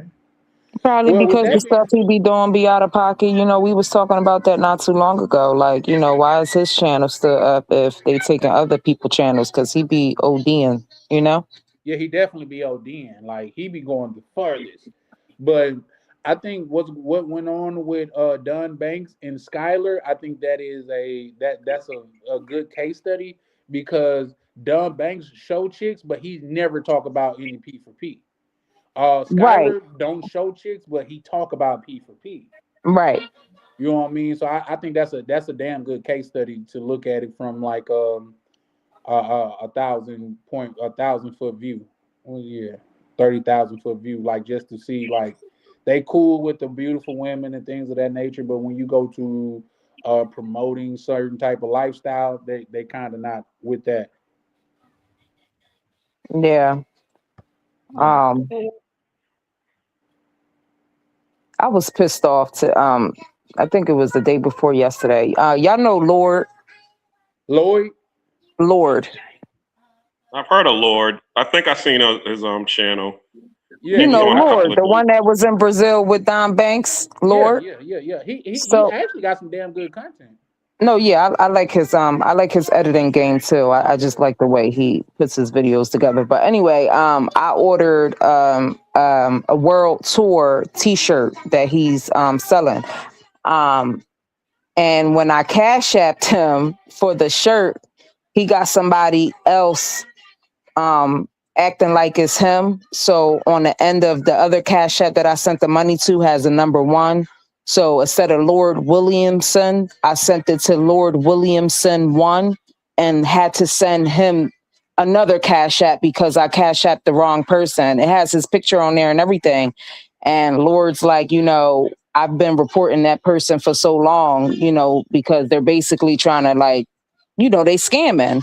Yeah, for sure. So I asked for a refund on that and he declined it. And I'm like, that shit just pissed me off because I basically paid $90 for a t-shirt, you know, like, because the t-shirts was 45. So I sent Lord the 45 because I like t-shirts. I like when people have t-shirts that, you know, just promoting different things. I think is nice to like, you know, support people with them t-shirts. It could be I, a YouTube name and things like that. But his t-shirt is actually really fly because it's like a world tour. So I think it has all the countries he's going to or been to. I have to look at the t-shirt. nah, that's dope. Yeah. That's dope for real.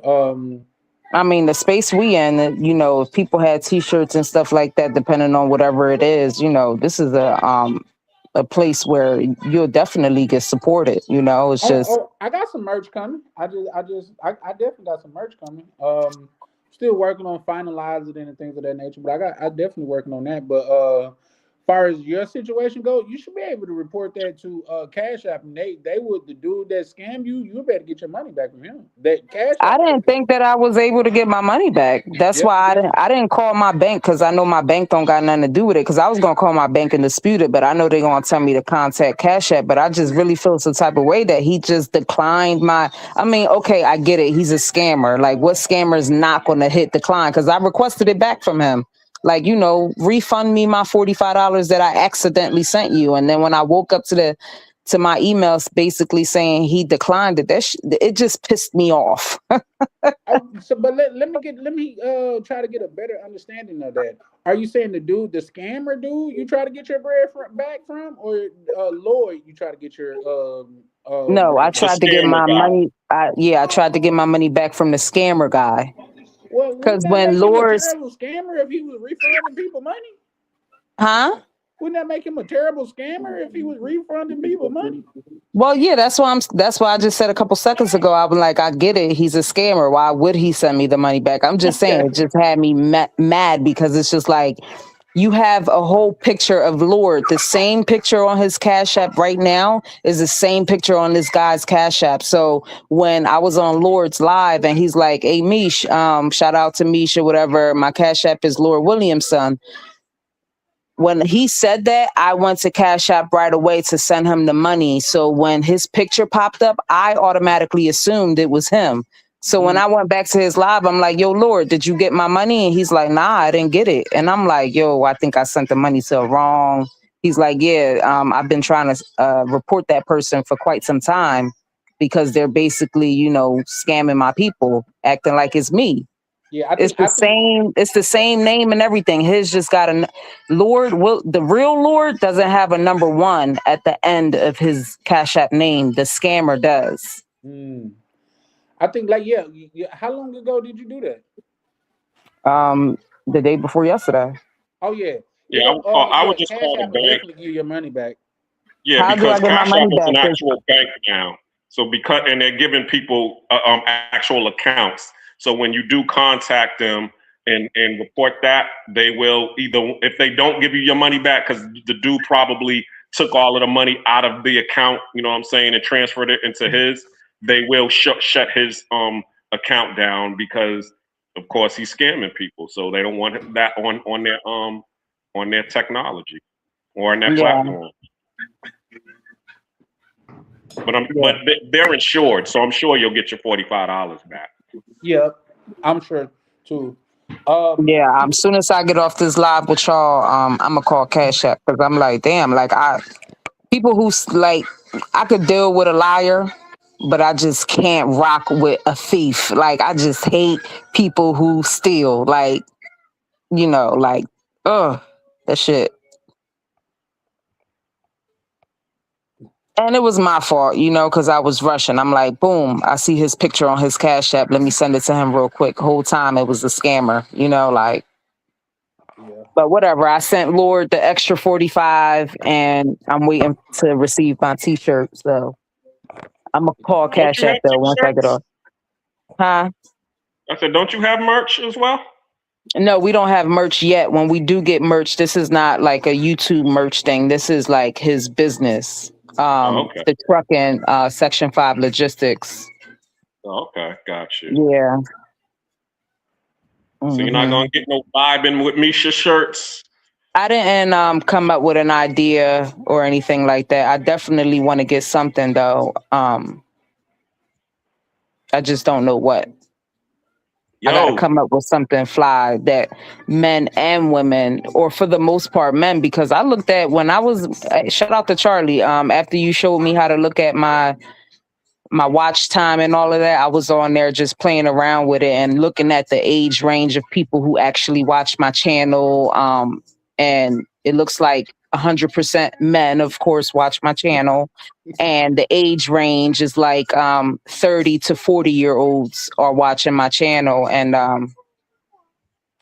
damn, I forgot what I was about to say after that. What you just asked me, Black Cleaner? About the merch. You said you needed an idea.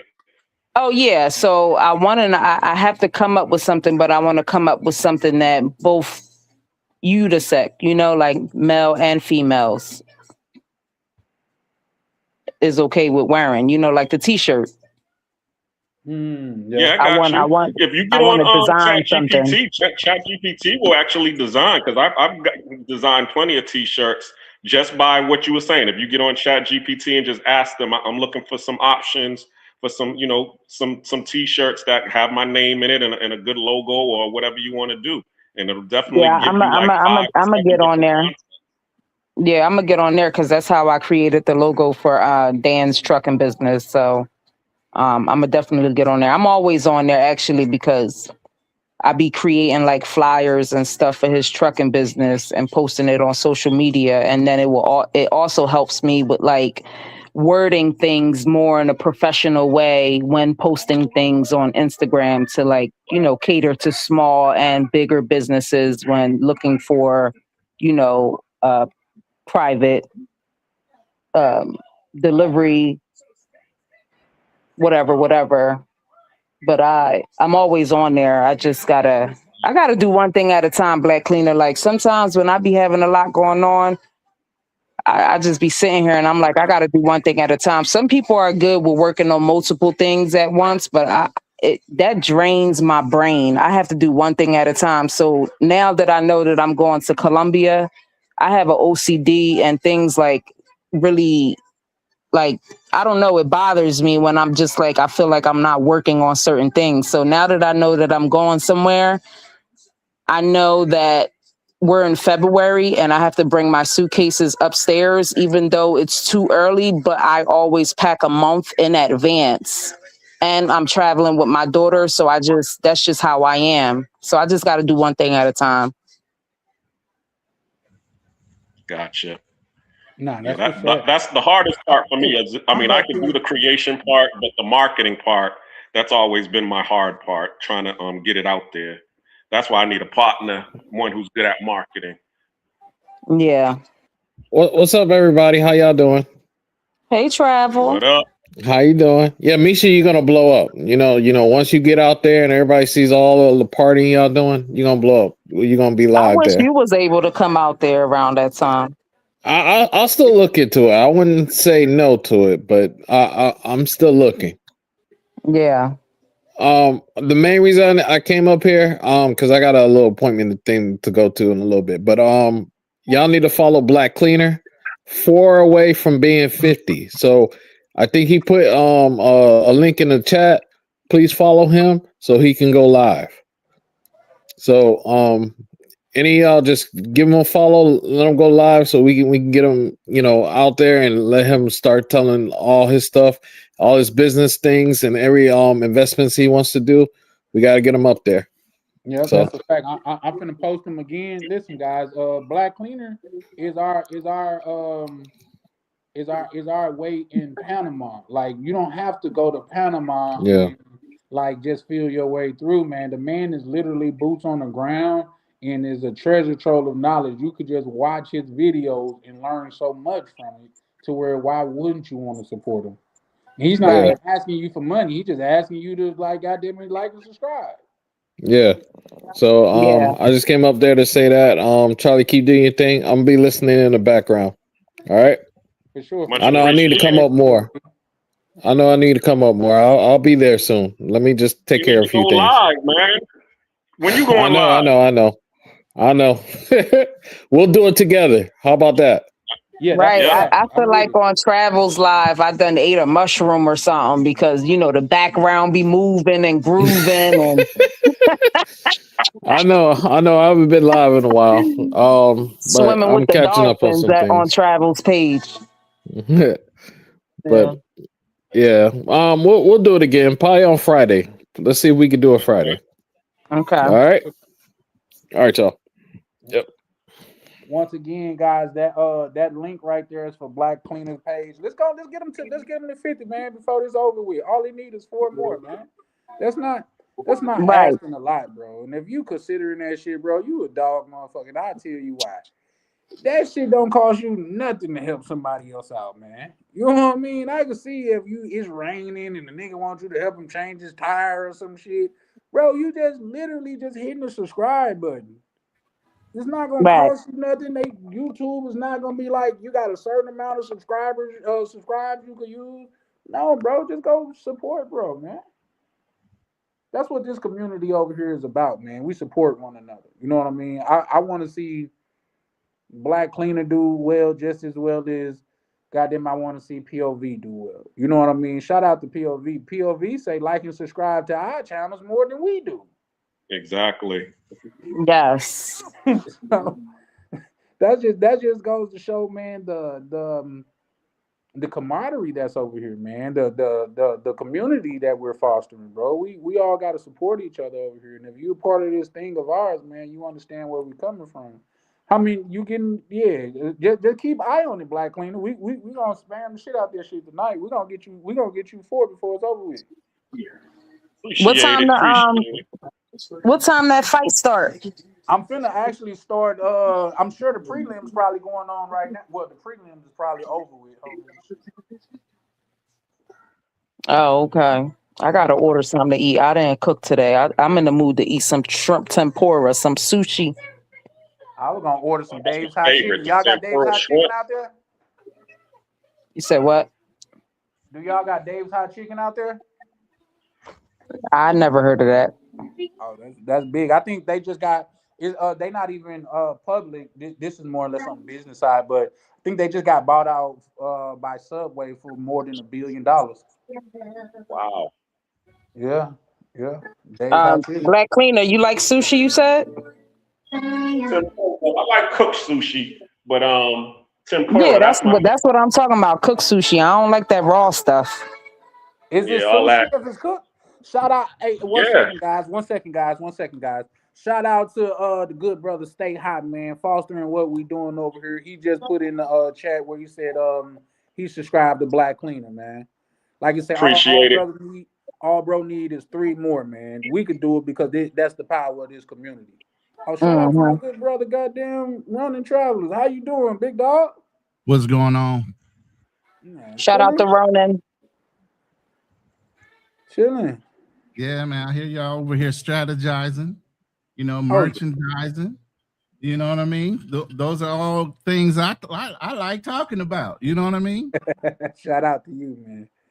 Listen, that's So what I've been I telling you. just finished. Y'all were just talking about t-shirts. I just finished designing 2 different logos for some t-shirts, and then I'm gonna do some battle scenes and some other things based on Ronan being a military.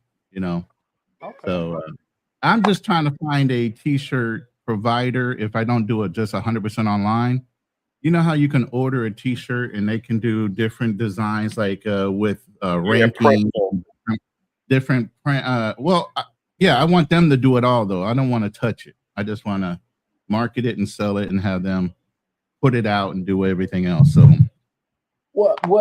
from my because I've done a little research on that, not a lot, but from the research that I have done on it, that changes, like say although you're not spending anything out of pocket because like say once they get the order they make the shirt, but you're not going to get as much as if you put up for the search and ad.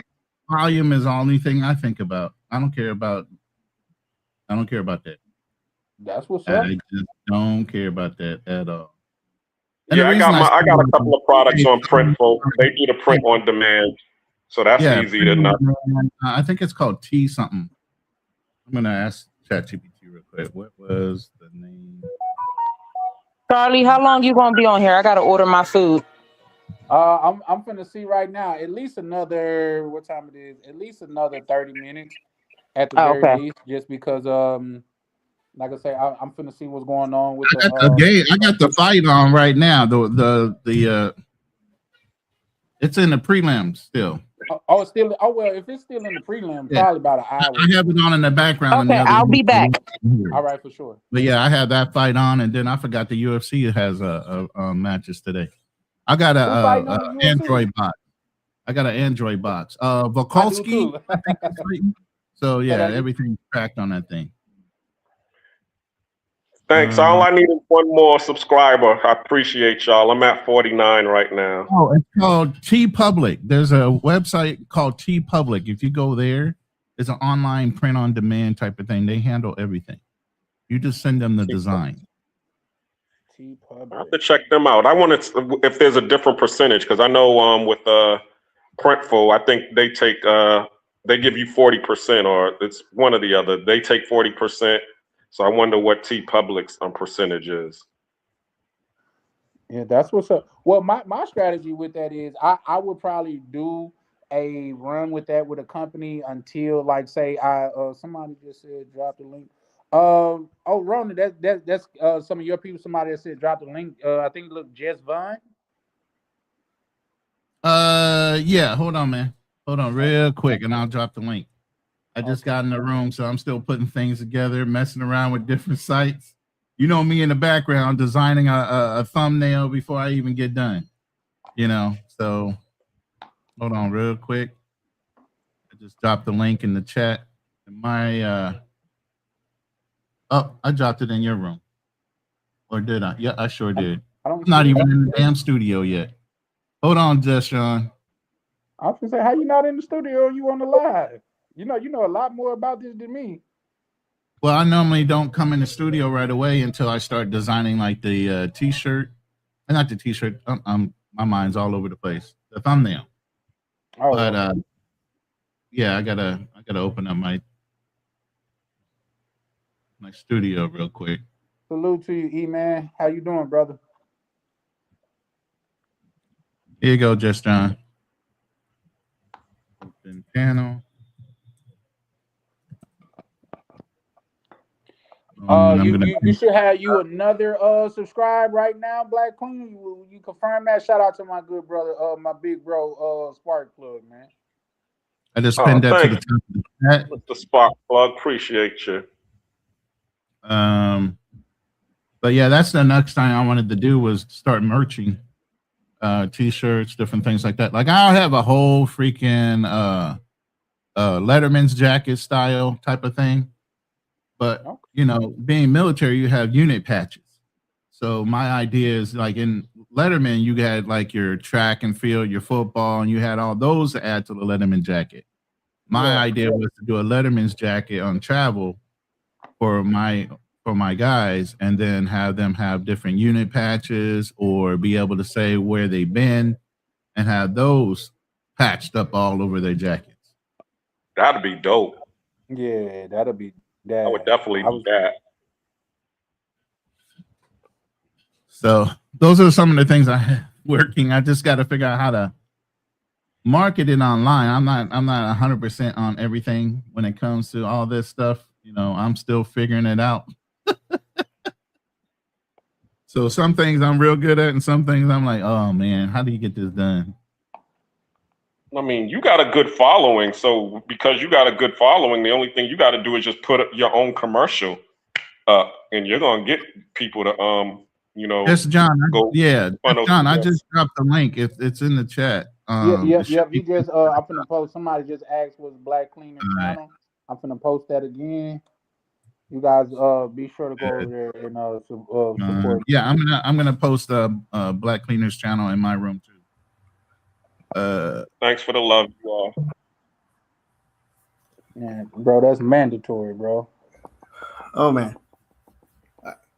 Hey, what's up, Ronan? What's up? Hey, what's going on, Justin?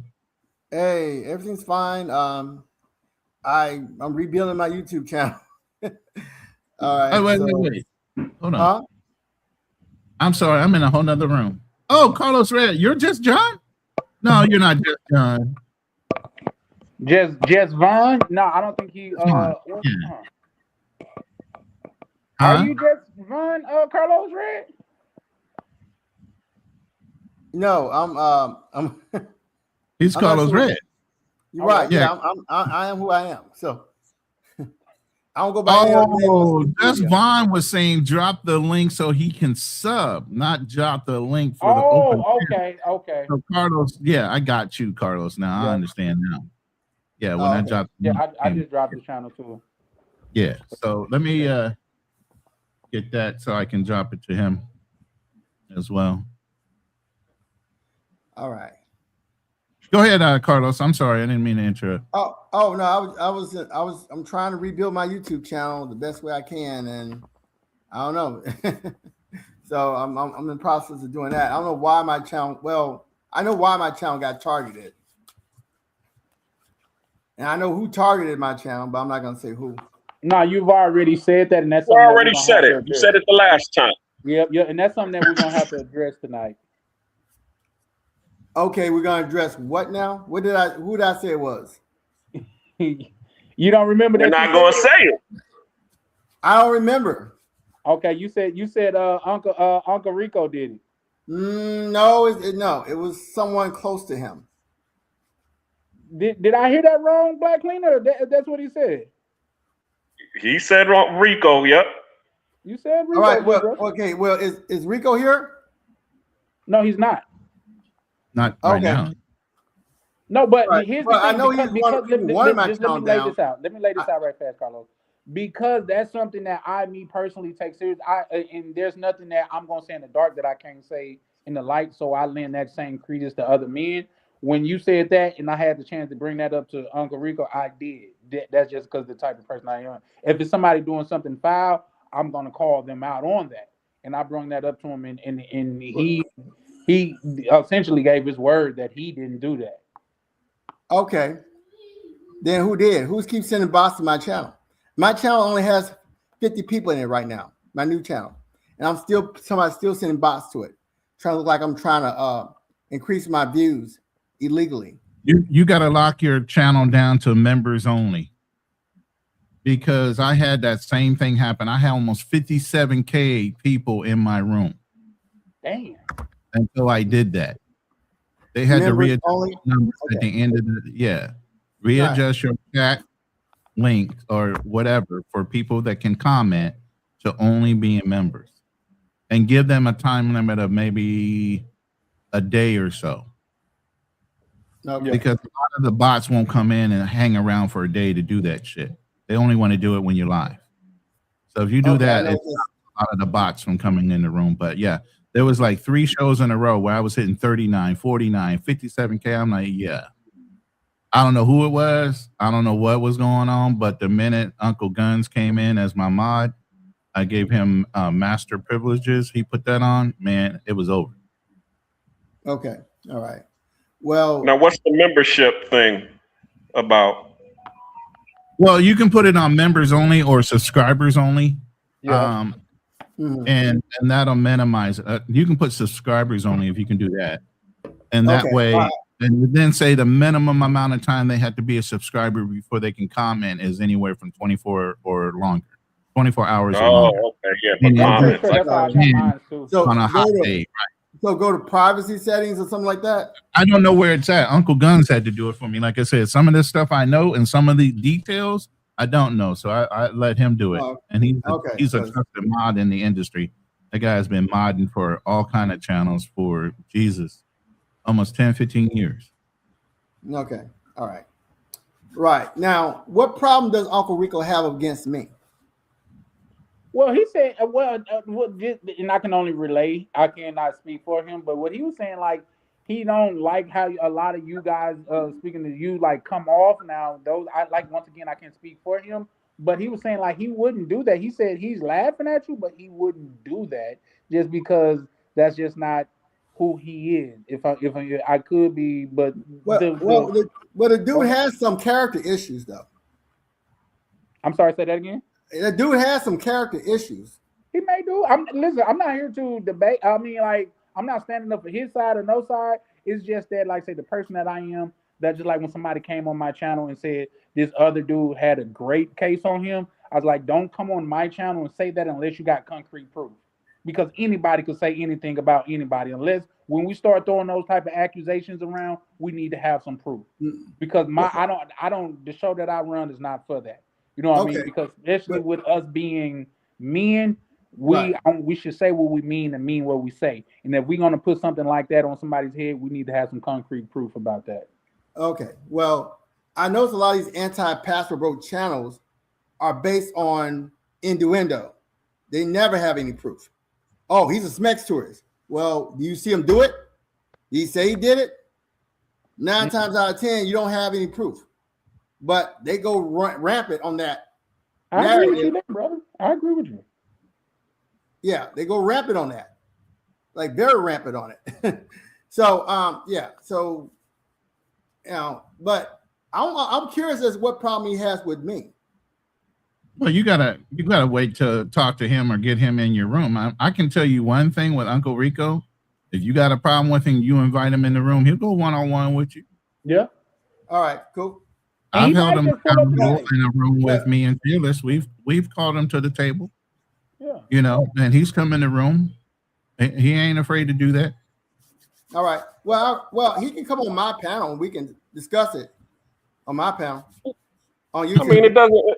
It sounds to me to both of you all are just on opposite sides of the wings. You know what I'm saying? One of you all sound more a little bit left wingish, and the other one sounds a little bit more right wingish. Okay, who sounds That's left what wing? it Who sounds sounds like right to me. wing? Oh my goodness. Who sounds left wing? Who sounds right wing?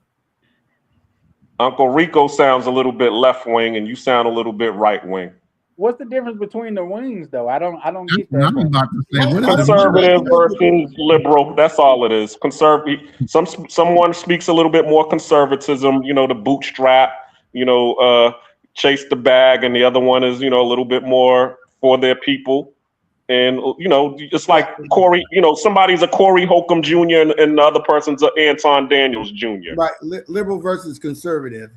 Exactly. Yeah, but I try to stay away from those political ideologies. But okay, yeah, I guess if you want to pin me down, I guess I am a little bit more conservative. But I don't. Thank you. But I'm not this person on the far right, like what was that?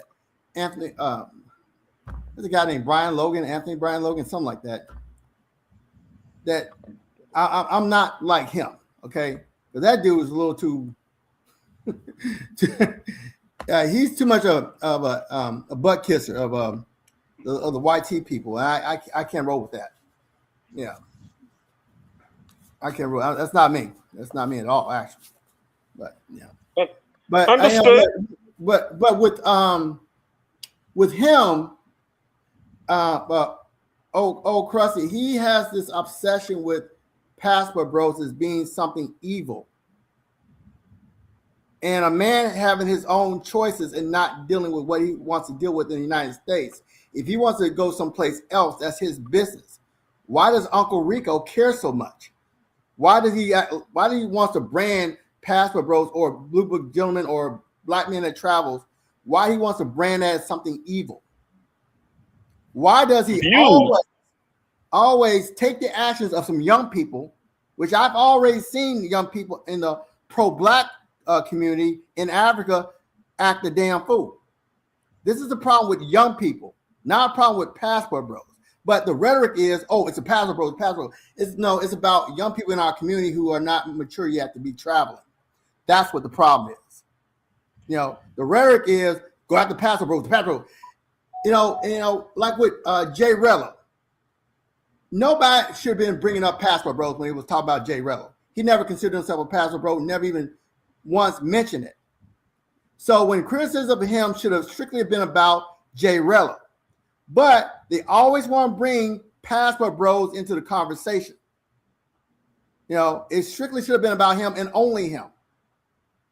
Just like these content creators, these new ones that are gaining traction. They said, well, that's that Jay Rello. He did this, he did this. Okay, true. Then they'll say, this is an example of all those Passport Bros.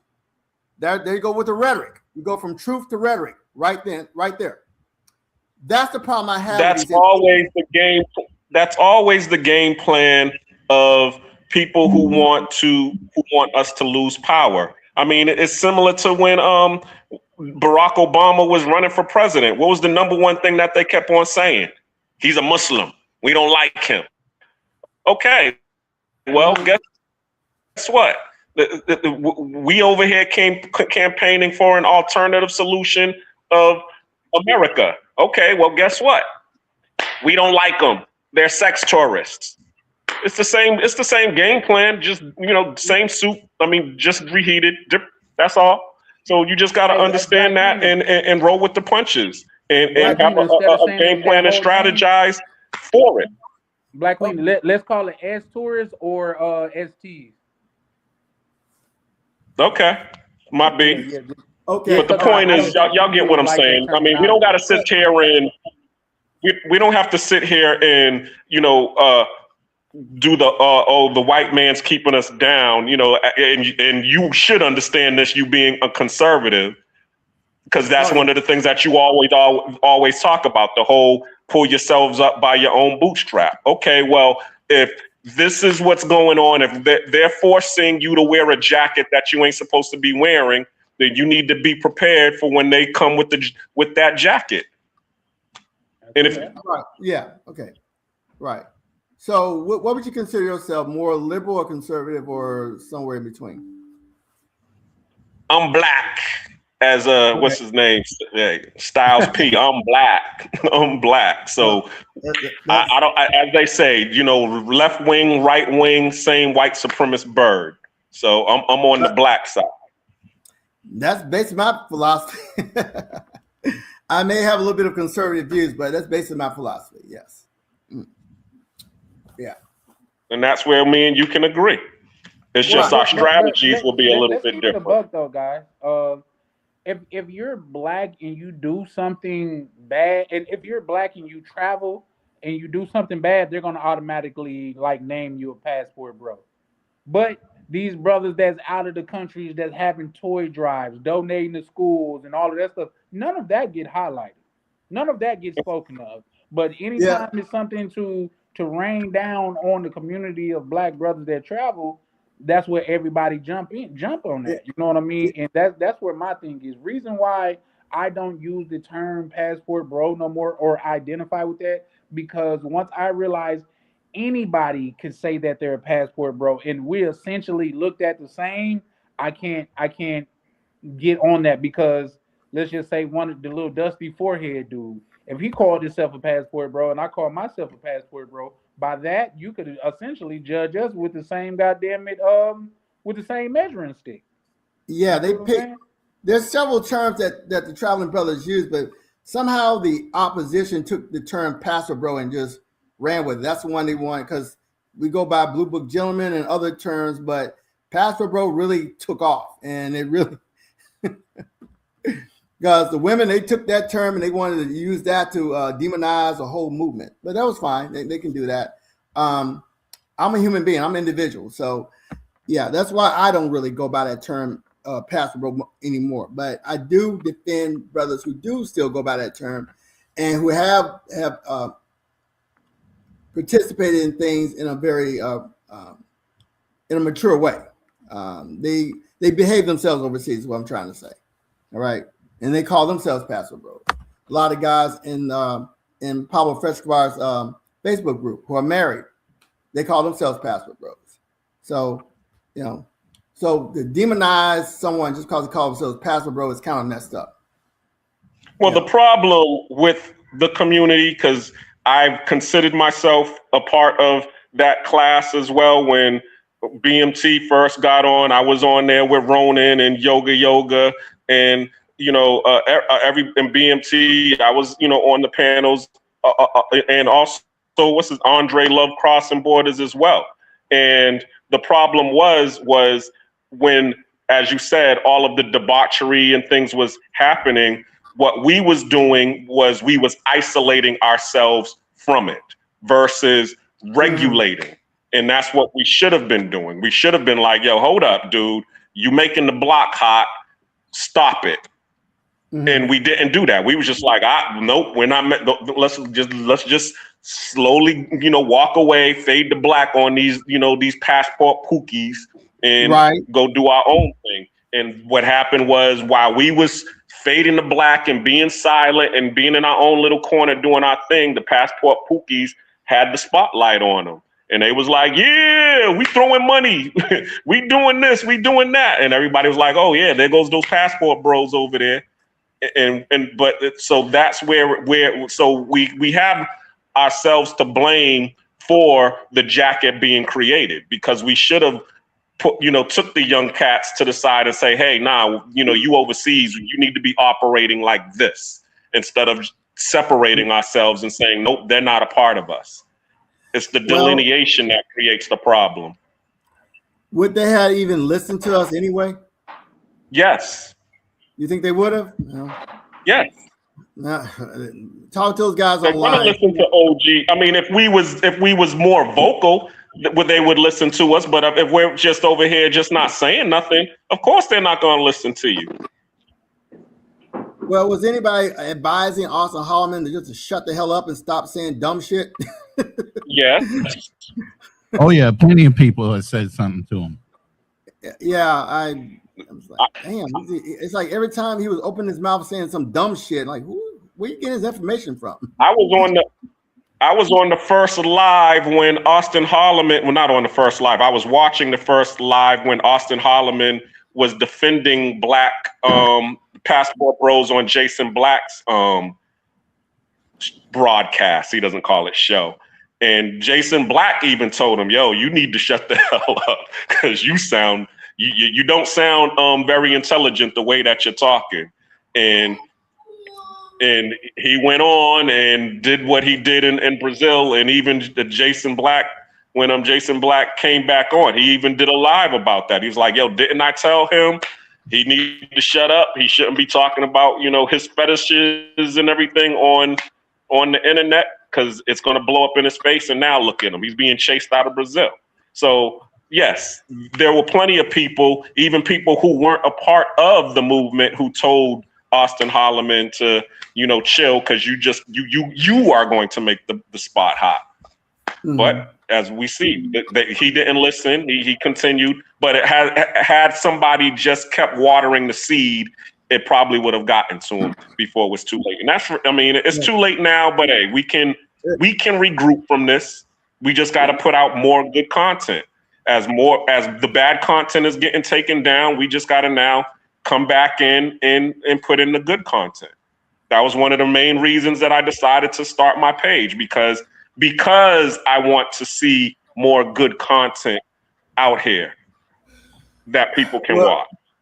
Well, that's what I was doing, and I was in the process of promoting my charity in Kenya. Then I lose my channel. And what was so messed up, in order for me to get people to view that, because I posted it and nobody was interested. So I did a clickbait. I posted this with this I posted the Pastor Bros are in trouble, just to get people to click the link. And that's why it got taken down, because you lumped yourself along in. That wouldn't have been a good marketing plan for me. I would just stick. If I were you, Carlos, I would just stick to your guns, because cream always rises to the top. And that's what I'm doing right now. I'm not trying to do all of the clickbait stuff and do all of that stuff. I'm just putting out what I'm putting out, and the people who are real, they're gonna mess with it. The people who are for clickbait, they're not. Well, the reason why my channel got taken down was because I was already targeted. It was obvious, and I'm not saying it's Peso Man, but it may be him or it may be someone else, but I don't know. Let me not mention any names. Let's just put it that way. I'm not sure who did it, but whoever's doing it, I appreciate. I mean, my thing is, how do you know Anything it wasn't outside of somebody that- from? Go ahead. Oh, sorry. No, I was just saying that I appreciate you saying that, because anything outside of that, if you're gonna point your finger at somebody as far as they did this, I would like to see like some type of proof, or like, oh, he said this and this, or you know what I mean? But just to say something off of feelings, and this is just my opinion, that's not the way us men operate. Women operate out of feelings, and men don't. We operate out of logic. Right, but these anti-Pastor Bro channels operate out of feelings also. But I do have a screenshot I have an issue with that. That's just like when a man say, "Oh, women do this, so we should do this." Since when do men operate off of what women do? Well, these anti-Pastor Bro channels are operating off how women do things. That's how come these channels. But what you just said, well, they do this, so I should do this. That ain't that. Yeah, no. I think you misunderstand what I'm saying, but never mind. Don't worry about it. But I have seen those individuals. It was sent to me that they were responsible for taking down some of the channels, and then they said such channel is next. BMT channel is next, and that is the individuals we have already discussed. He didn't mention anything about my channel, but it was during that same period of time my channel got taken down. My channel got taken down at the same time Scholars was taken down and the other guys were taken down.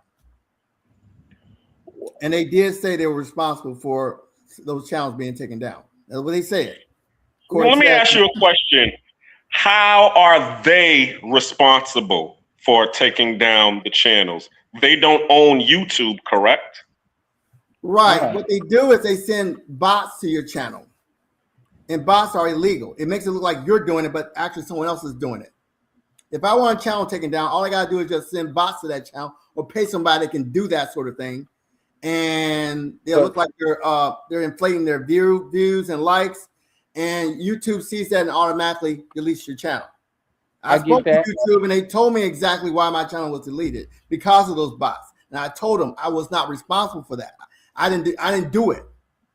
No, I get that, Carlos, but like say with Brother Ronnie was just bringing up, he talked about a solution to the problem. Otherwise, not just accepting the problem. You see what I'm saying? Like, I think us as not just men but people in this community, we got to be more solution based. Right. Solution oriented. Because he already said, like, he noticed the problem when he seen it and he eradicated the problem. You know, right? I just didn't know how to take care of the problem. I had no idea. I was like, "Damn, what is this?" So I ended up ending my live stream, and just restarted at another time. But yeah, okay, I'll try that. Okay, I'll try the settings and see if there's a way of doing that. because that was messed up. They didn't even bother contacting me or asking me about those bots or anything. They just took away my channel. And the person who did it is still doing it on my new channel. I only have like 50 people in that channel, and they're still doing it. Like, damn, they don't even want to let me get to 100 subs before they start trying to take down my channel again. Whoever these people are really vindictive. Yeah, people are vindictive though. You know what I mean? I think about this, like, is channels out there that people really, really, really hate. Let's just take KS for example. Do you know how many people probably reported his channel just to take his channel down out of spite? I'm saying that to say when you're moving on the right side, it's only so much a person that's complaining against you could do because they don't own YouTube. YouTube hit back like, well, this long as this man is operating within our guidelines, he's free to say and do what he wants. Mm-hmm. Right. Facts. Right. So yeah, so just because a person reports your channel, in my opinion, that don't mean that it's gonna get taken down. Well, they didn't report my channel. They just sent bots to my channel. That's what they did. They did something else. So right, reporting channels, that doesn't work. They decided to just do this whole bot thing because there was nothing on my platform that was controversial. So they just, they did that. So let me ask you this, Carlos, if you don't mind. Why do you think you was targeted according to you? Well, I think, there's certain people who had a motive. Okay. I exposed a certain individual. I'm not going to say his name, who was basically went after the Passport Bro community, the whole Black man travel community. And I put up a video that exposed them pretty bad. And I left it up there and I forgot all about the video. So that may have something to do with it. Because this person was like, what I learned from it, that this dude is just doing this to make money. He's just going after the Passport Bros to make money off the BLK American women. That's the only reason why he's doing that. And that was because a BLK American woman exposed him. I recorded the video and I put it up on my channel. And I left it there for a while.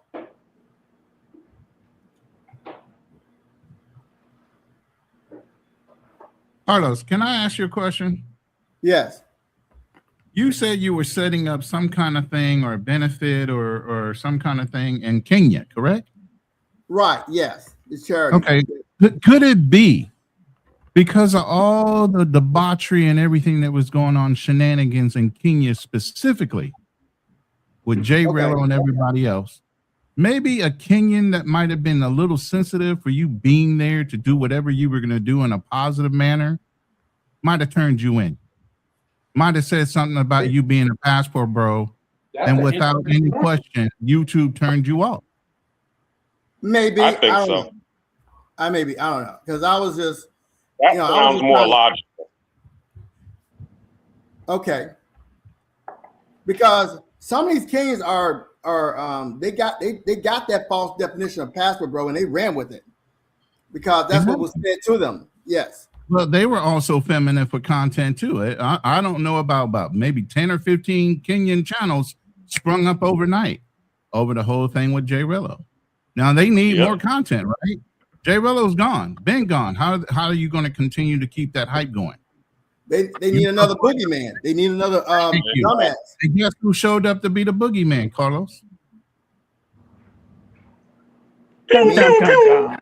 Me having a charity, I'm the boogeyman? You're a boogeyman because it's an American Black man and they need content. Well, you know what? It's basically me getting with a Kenyan female friends I had, and they wanted to promote this charity. And they said, hey, all right, you have a YouTube channel. Hey, why don't you promote it on your YouTube channel? Sure, I'll do it. Yeah. And I help support the charity. And I think it was that big of a deal, but some of these people have issues. And if someone's trying to do good, they want to take down my channel, they're only hurting their own people. And a lot of people don't care about that. You got people making money. You got pastors in the church leading people astray just to make a fucking dollar. You got Anton Daniels talking down about black people to make a fucking dollar. There's all kind of black people that aren't necessarily black people that talk down on us every goddamn day. Yeah. Well, you It's know, also a term, COE, content over everything. So there's Hey, people that choose but bring up content something. over everything else. And shout But out, take- I think New York just pulled up. NY just pulled up. Shout out to you, brother. Welcome to the panel. I think me and you conversed a little bit on a previous panel, but welcome to the panel, brother. Yeah, salute to the chat, salute to the panel, salute to my Oh, what's up, King? travels, salute to the brother on the panel. So I hear somebody is putting bots in your chat. Did that happen, brother? oh, talking about me? Yes, they put bots in my chat. They put bots on my views.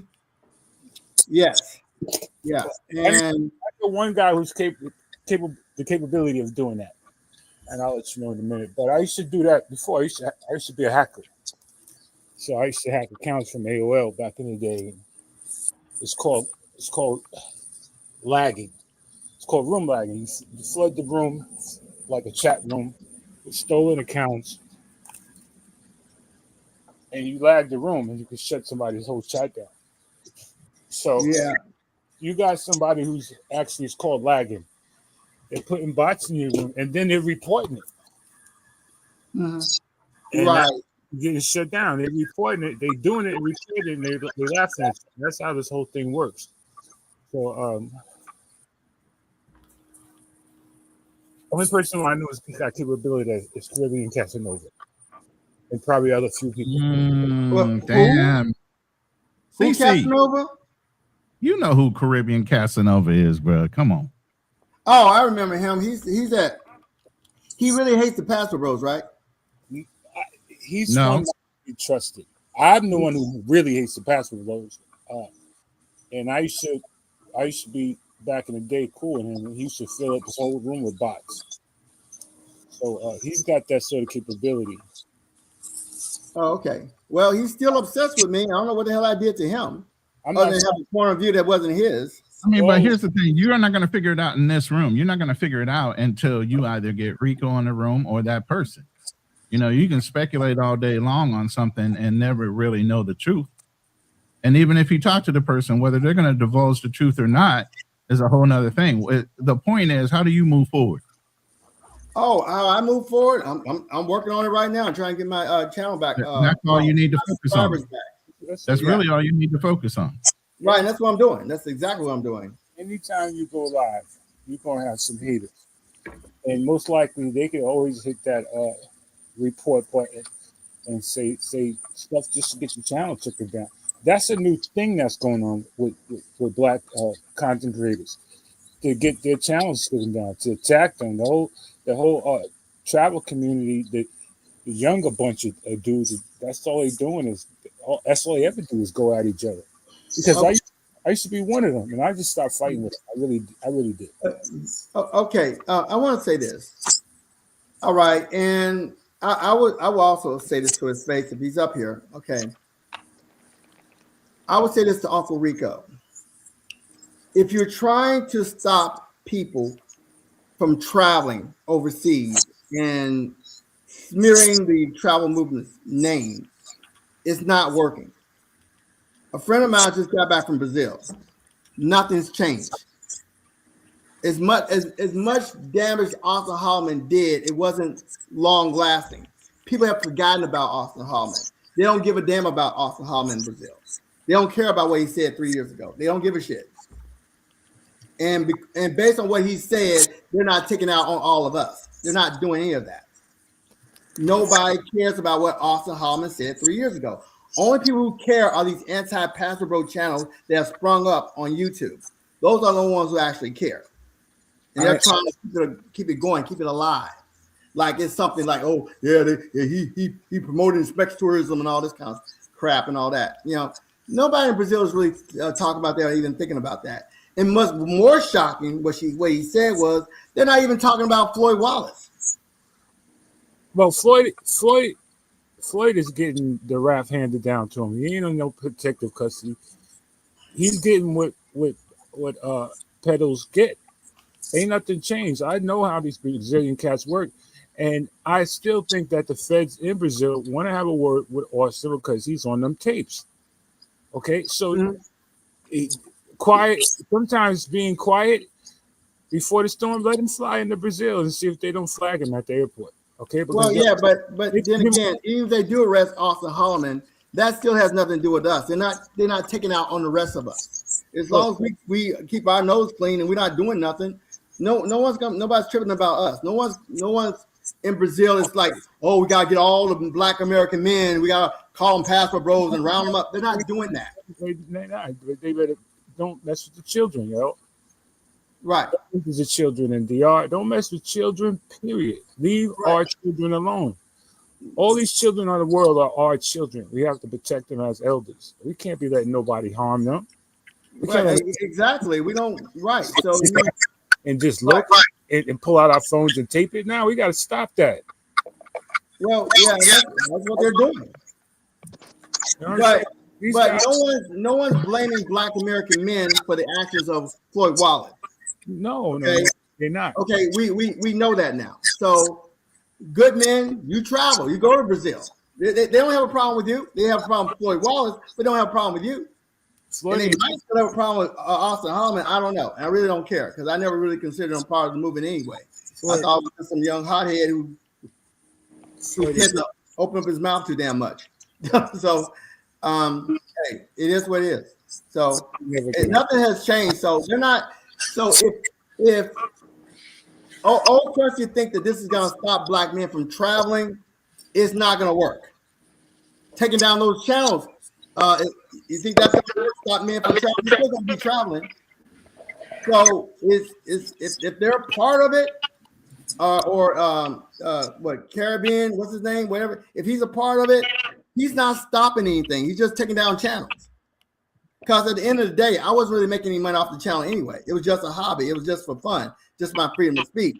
I'm still gonna be traveling. I'm still gonna be with my woman. Nothing's changing.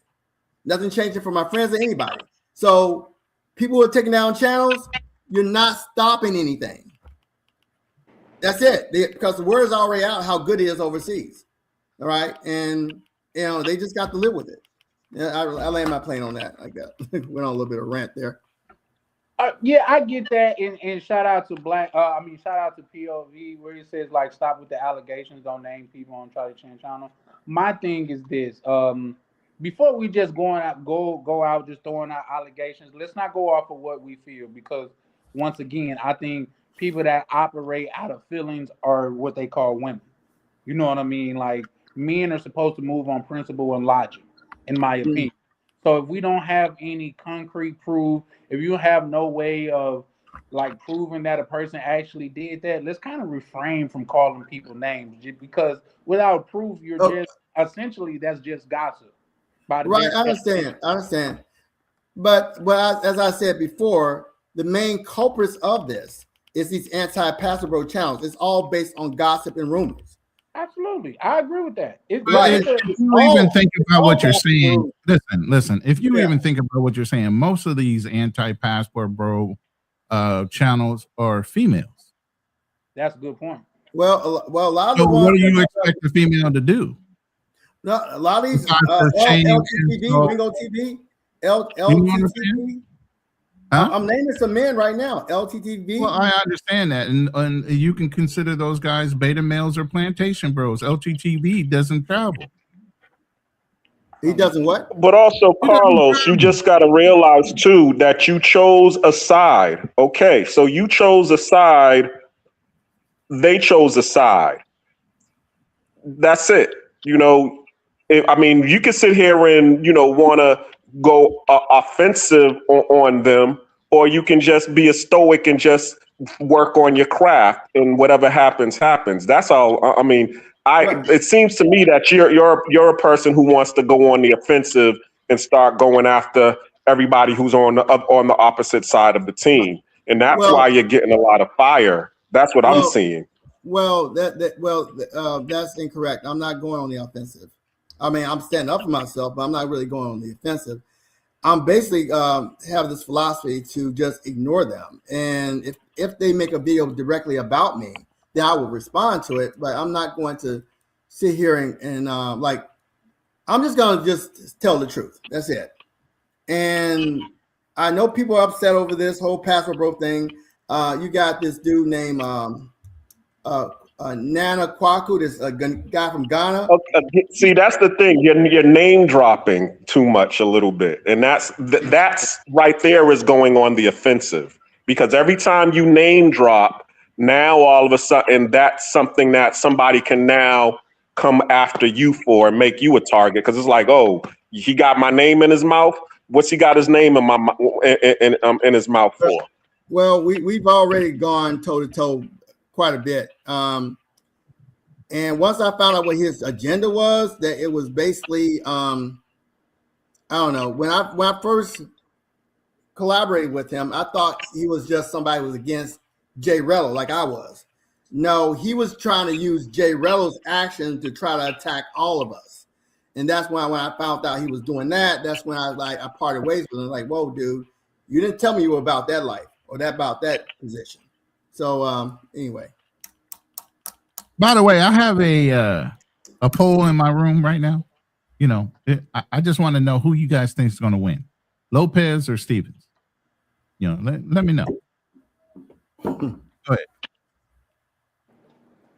Record consisting of. Yeah, I got it on. Personally, just on that, I just like I say, everything is. I'm looking at the fight now. Big Baby Miller's fighting. I should be at the Garden right now. The tickets. Yeah, just. I got the pre-fight on in the other room. I can hear it, but I just I'm watching it too. Big Baby fight. But I was going to go down there. It sold out a while ago, though. Hold on, Rico. I was going to go. It's not sold out. I was going to get tickets tonight, but they running $1,600. I thought they said they've been sold out. Nah, they always got last minute seats. I mean, the cheap seats are $400. I'm like, yo, and I don't sit way in the cut. I need to see the fighters. So the seats that I need is going to cost me some money. So I decided to forget it. I'm just going to watch it on the 75 inch, and I'm good, man.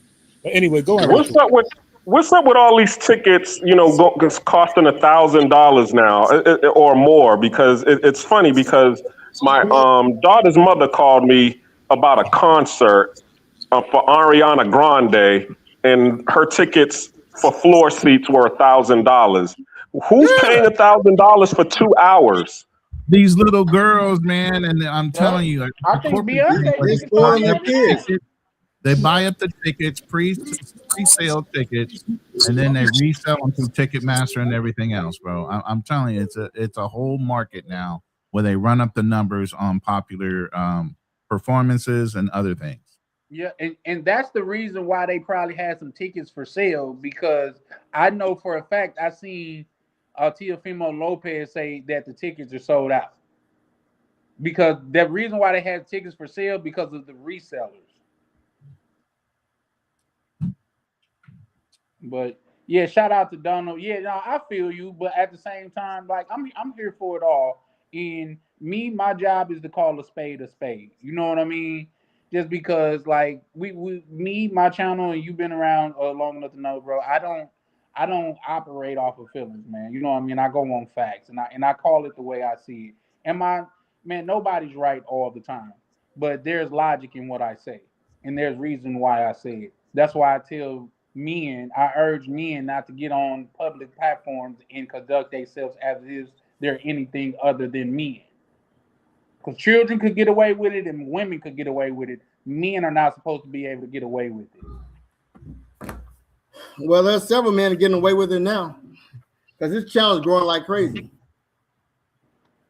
Well, I didn't say they wasn't getting away with it. I said they wasn't supposed to get away with it. See, but at the same time, like I think Black Cleveland said, the cream will always rise to the top. It's only so long a faker can pretend. So their days are numbered, these guys. I believe so. Okay, right. Yes. Okay. All right, cool. Hey, Black Cleaner. Yes, ma'am. I called Cash App. What they say? Good news? You don't get your money back on Cash App through Cash App. Like, if a scammer is not going to leave their money on the Cash App card, scammer's going to like withdraw it, right? So you don't get your money back from Cash. Yeah, so you basically got to call your bank and dispute it. But that's if, and Cash App does something in the system to where as though they're confirming the dispute once a bank reaches out to them. But let's just say I sent Lord $50 for a t-shirt, and that was my only $50 I had, and I really wanted the t-shirt. Right. Only way Cash App company know that it was a fraud is because they see on my Cash App that I sent $90 two different times to two different people with the same picture on the profile. But it's really no way that you could really get your money back. If I was No, on you my didn't get phone, that. well, my other nephew, I could give Well, my nephew. there is, because it's what you just said. It's what you just said. Once your bank, like with Bank of America, once they know that it's fraud, and then they can confirm that it's fraud because Bank of America or your major banks are already insured, FDIC, they're already gonna just reimburse you that money. And a lot of times, because I mean, what happened with me was there was a person. No, I'm not saying that. What I'm saying is if I bought a t-shirt, if I bought a t-shirt from you and I want the t-shirt plus my money back, how is Cash App going to really know that it was a so-called scam? I'm just lying to Cash App because now I got your t-shirt and now I got my $50. So I didn't really pay for the t-shirt. I got my money and the t-shirt. Can I ask you a question? When Lord told you, Lord told you there was an imposter Cash App and he's been after Cash App about it, did he tell you in a text or did he tell you verbally while it was on a live?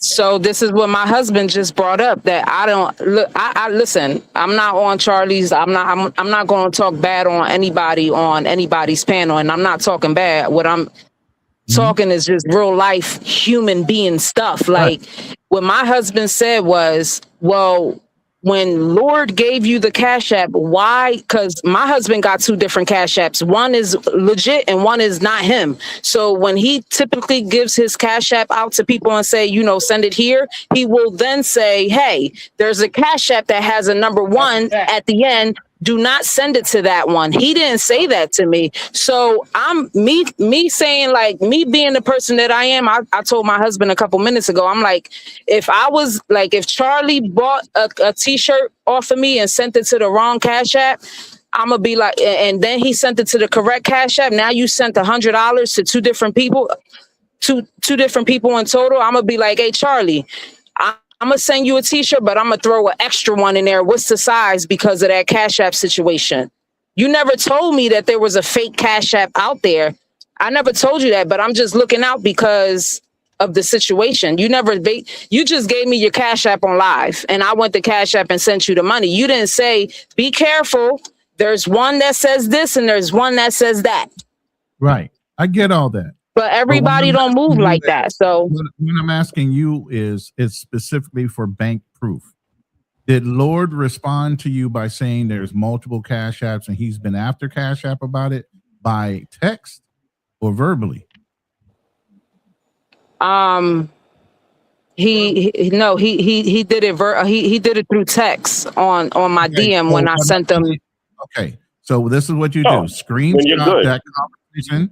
Screenshot that conversation.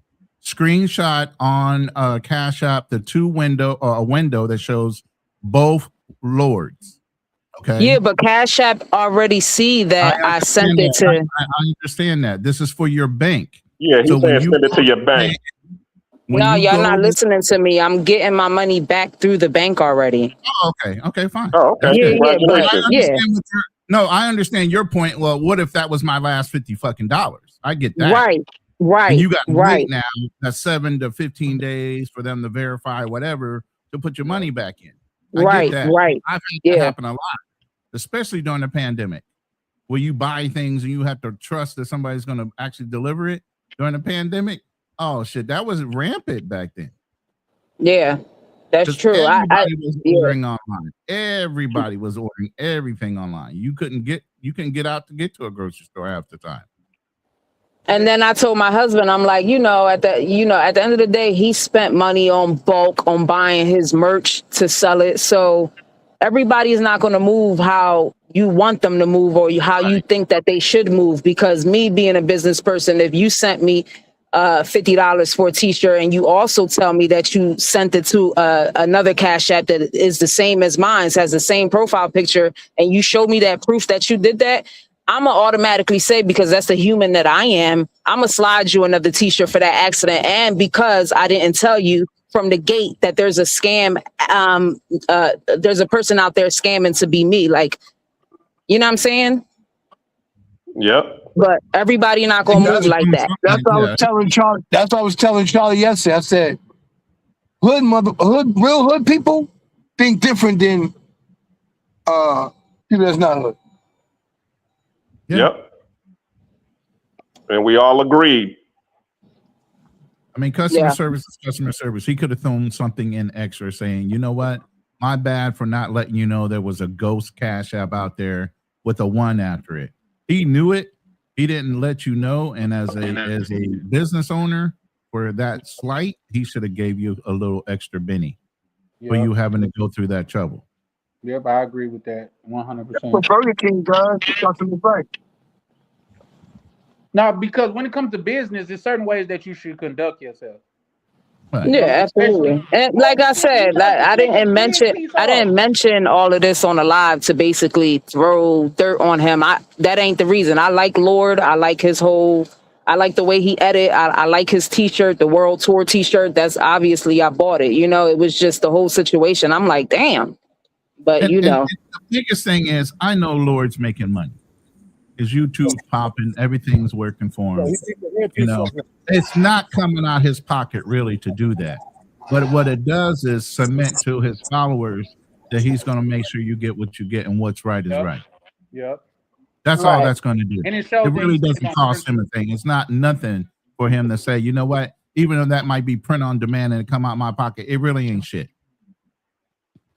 yeah. Hey, But that's all I wanted to say about that.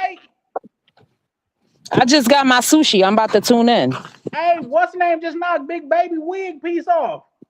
Oh man, I can't watch it. Look, the wall is right there, and on the other side of the wall is my TV. I can't see it.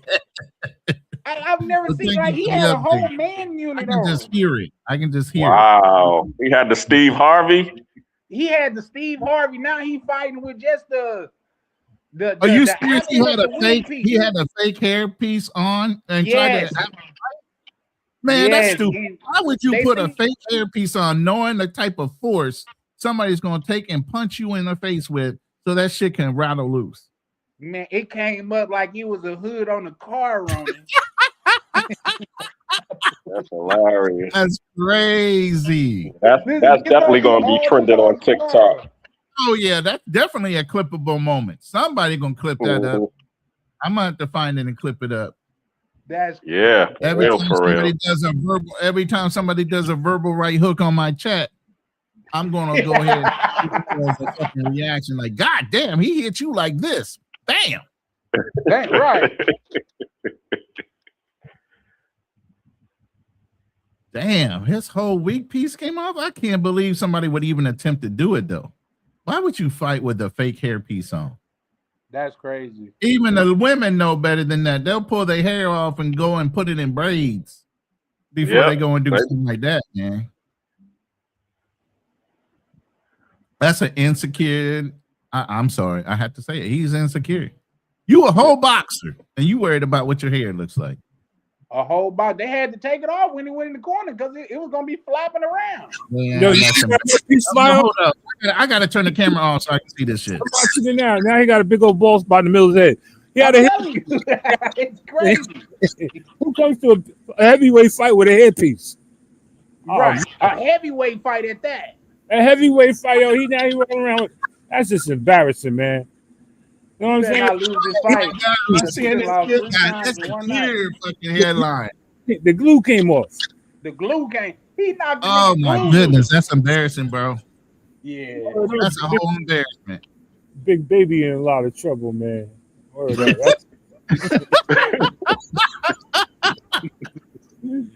Yeah, I don't think he's gonna come. He might well retire after the night. That's crazy. Ugly, yo. That shit was fun.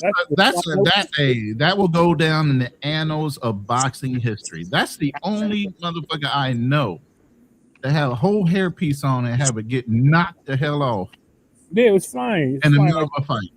it's flying like Donald Trump did. It's flying all over the place, man. Then he said, "I'm taking it off." You should have came in with it. At all. Yeah, exactly, Danny. All that sweat, glue, and hairpiece don't work. Exactly. Now he's Why would a mentally dude think he can get? Well, I guess obviously he's a dude. He don't know no better. But God, come on, man, common sense, bro. Your lady could have told you, "Yo, don't wear that hairpiece, Ninja. I know it's gonna hurt your feelings to let everybody see that you bald, but don't wear that hairpiece." Yeah, he don't win. He can laugh and stop. He already laughed, but he better win now. Now he went down. Yeah, this is historical at this point. Yo, who remembers this Def Comedy Jam comedian where he was doing the impersonation of two girls fighting, and the dude was like, "Hold her," and he was taking off all the earrings in the air, and he's putting all of the Vaseline on, and he was like, "Yeah, this is when they start fighting. That's when the one boob pops out of the bra." That's what that sounds like right now. If you want to come up, you can definitely come up, brother. You welcome over here. Yeah, that's what that sound like with his wig got popped off, the boob popping out of the bra. Hold her. Here's the thing: as a heavyweight fighter on one of this is the biggest card of the year thus far. You gotta understand that's taking a mental toll on him.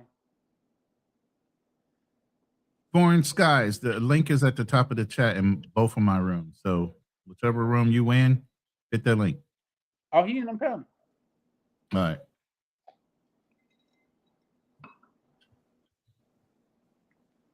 That's crazy. Yeah, man. I ain't never heard of that. And I've been into boxing all my damn life. I ain't never seen nothing like that, bro. Come on, man. Yo. Can y'all hear me? Yes, What's sir. up, Foreign? How you doing? We could hear you. How you doing, good brother? He got shout a out delay. Shout out. Yeah, I think mine delayed, but shout out. What up, Charlie Chan? Shout out to the YouTube family. Shout out to everybody. I'll tell you one thing though, he gonna have a lawsuit for that glue company. No, whatever glue he was using. So you mean to tell Man, me why that glue company? Zoom the Thailand have to copy off of us, man? You know that thumbnail I did? He got two females on his thumbnail talking about pre-fight night in Thailand. I'm like, God damn it. Shout out to you, Ronan. Hey, real quick, I just want to make a quick comment. Back what Misha was saying, if she listening, the most player thing to do. This is not what you have to do, or it's just more of what makes sense. If you do that, it's only best for you to send back that 45, because that's basically not your money, even though she sent it to the wrong Cash App and she still get the shirt. I think that's the most player thing to do. That solves everything, because she got a refund, even though it's not really, it's her money, but it was supposed to have been his money. So I would just give you that back. I'm pretty What sure you you got talking it. about? I sent $90 in total. I sent the extra 45 when I made the mistake. So Lord got his money. Yeah, I'm getting back my money what from I'm the saying scammer. is, right. So what I'm saying, if he should have sent that back to you with the T-shirt. Yeah. Oh, yeah. But everybody ain't gonna move like that, Foreign. I get it, Mish, but that make the most sense, because because it's their money, but it's still your money, Mish. So my bad about that. Here's your 45 back, because I know I got it. And here's your T-shirt. Let's continue to do business. Instead of the whole, you know what I'm saying? Because guess what? I could almost guarantee you that Misha's not gonna never spend another dime with him. See, I don't know if she feels. But I don't know if she feels like that right now. I'm not think petty she's like that. open. When I like something, right. I'm gonna buy it. That's something you have to deal with yourself as a person, as a human being. You know what I'm saying? Like, I'm not gonna move forward like that. If I like something, I'm supporting. I could get my family on the phone right now, anybody from my family, and I got to send. It's only one way to do business, and that's the right way. If I do business with you and I feel like you slighted me in any type of way, I will never do business with you again. Never. And I feel that, Charlie. But do you think that that's the right thing to do? If you selling a shirt, if you selling a Charlie Chan TV exclusive and it's $50, and they fuck up and send you $100, right? but 50 of that went to the wrong person. Would you refund that person They didn't and send give them me their merch? $100 though. Huh? They didn't send me $100. No, they tried to send you 50. They realized they sent it to the wrong person, so they sent you another 50 to the right person. So technically, it's 100 that they sent out. Would you do business as, let me give you this 50 back, Okay, and here's your merch? let me tell you, let me answer that. I'm not gonna send no bread back, and I'll tell you why. Because I would have said in the beginning, only send money to this Cash App here. If you send it Okay. to anywhere else, I am not responsible for. Send it to this one because there's a lot of scammers out there that is impersonating me. I see many Yeah. of YouTubers do that. Now, Yeah. if you went out the way and you did that anyway, how can I be liable for that? But if he knew that there was bullshit scammers out there using his name and he didn't disclose that, he's partly to blame. Right, Champ. But think how many people didn't. Okay, Lord got a moderate, not like real high, but he got a good channel. Think of how many people didn't try to send him money and send it to the wrong. You know what I'm saying? Just off. Exactly. Oh, Here's that's the his. thing. Here's the thing. I don't want no nigga scamming off my name. Even if I don't get nothing, don't send it to him. Now that's just like you guys know who NYC Tracks is, the jewelry Yeah, dude. yeah. Somebody went to another jeweler and that they thought was him and bought something. He refunded their money even though he didn't even get the money. He said, I'm gonna get the money from them myself. Because that's the way you do business. That's the way you keep customers. As a customer, if you would have did that, I'd be like, bro, I can't wait till something else drop because I can't wait to spend some more bread with you. I'm just saying, if I'm selling some Chan and somebody did that, I'm gonna send that money back just to keep the business clean. Like, you know what? Matter of fact, I didn't tell you that there's somebody. So let me send you this 50 for that mistake, and let me give you your merch so we can continue to do business. And I'm Well, gonna put that. Yeah. That's but why to I play come in devil's and say, advocate on that, no, but hold on, let me let. That's why I come in and say I would have made it known to send it to this Cash App and this Cash App only, because if I didn't say that, guess what? On the person on the other side, I'm like, bro, you scamming.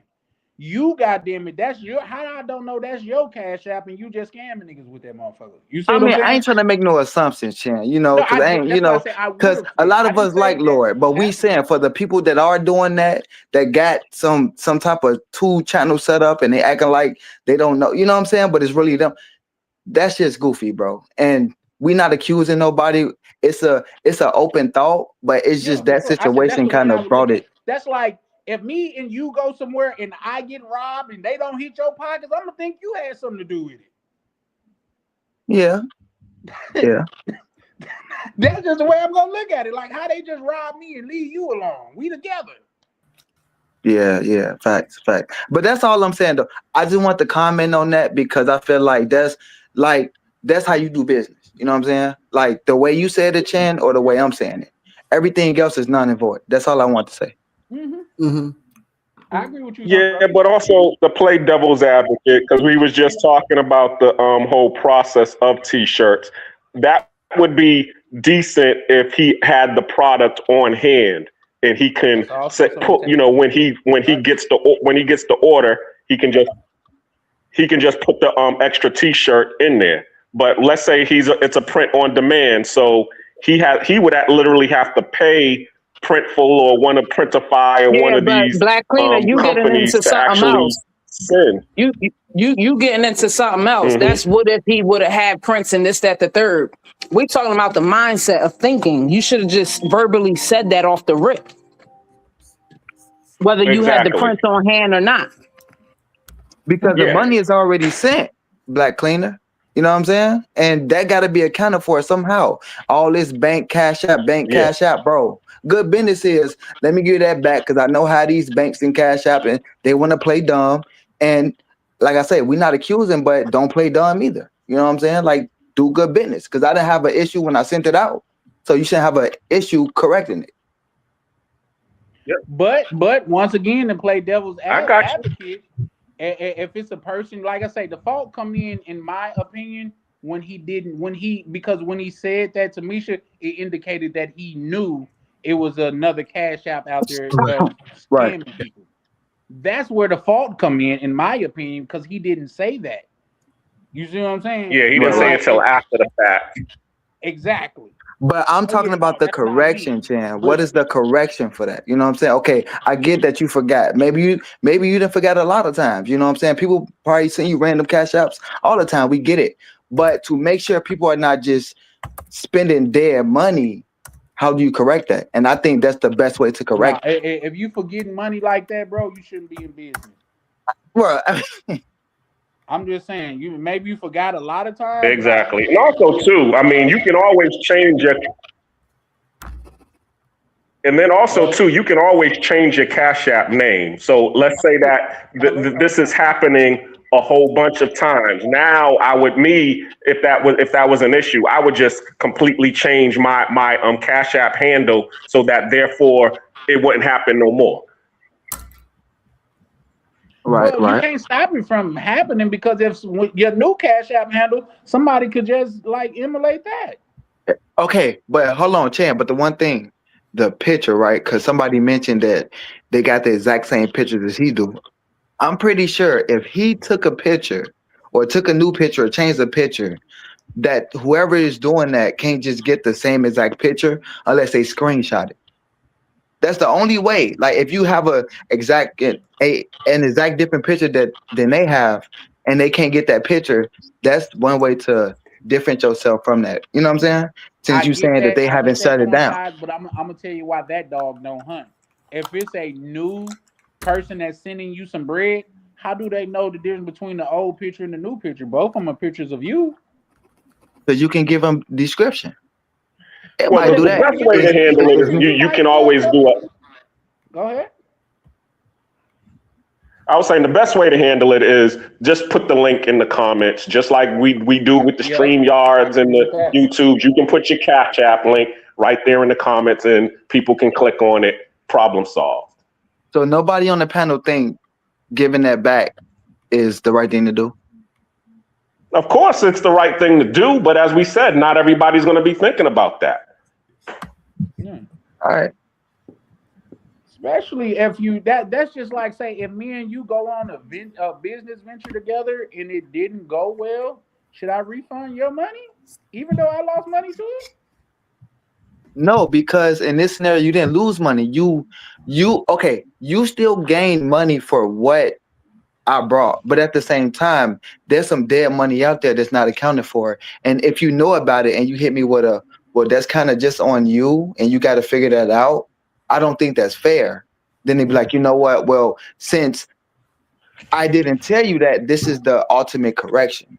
And this is good business. You know what I'm saying? And this is my first purchase from you. So why not do good business? I don't think good business is I know about it, but I'm not going to do nothing about it and just know about it next time. That's not player shit to me. But like you say, motherfuckers people don't got to do that. So, you know. It's plenty of YouTubers that at the beginning of their video, Richard Fame being one of them, he said, I do not DM people. I've never asked people for money and I never will ask people for money.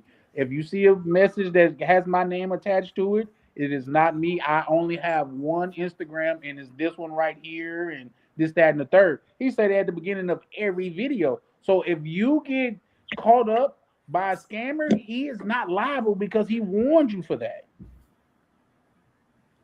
I agree with you, Chan. We all in agreement. Say something before or have, like Black Claimant said, have something that shows like, hey, watch out for this. This is the right way to give me money for what you want. What I'm saying is the correction. We all talking about correction too. I'm just saying the correction is to send that back and send the shirt, which is good business. Y'all saying, well, I don't really see what y'all saying, but at the same time, it's not that serious. But yeah. What we're saying is in a perfect world, your correction is correct, but we don't live in a perfect world. That's all we're saying. I agree. All right, Black Claimant. That's fair. Shout out to Prime. He said the problem is we hold these people in too high regard. They gonna do what they gonna do. We can't control that. All we can do is learn the lesson. Unfortunately, I agree.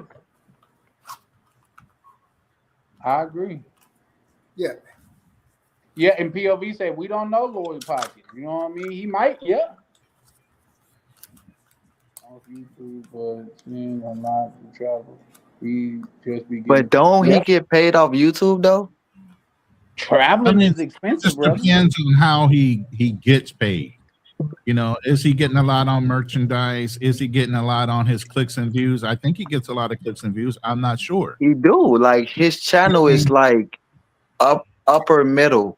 Like Is he affiliate with people? I mean, is he rolling back his expense against his fucking spending based on Yeah. his earnings off of his YouTube AdSense?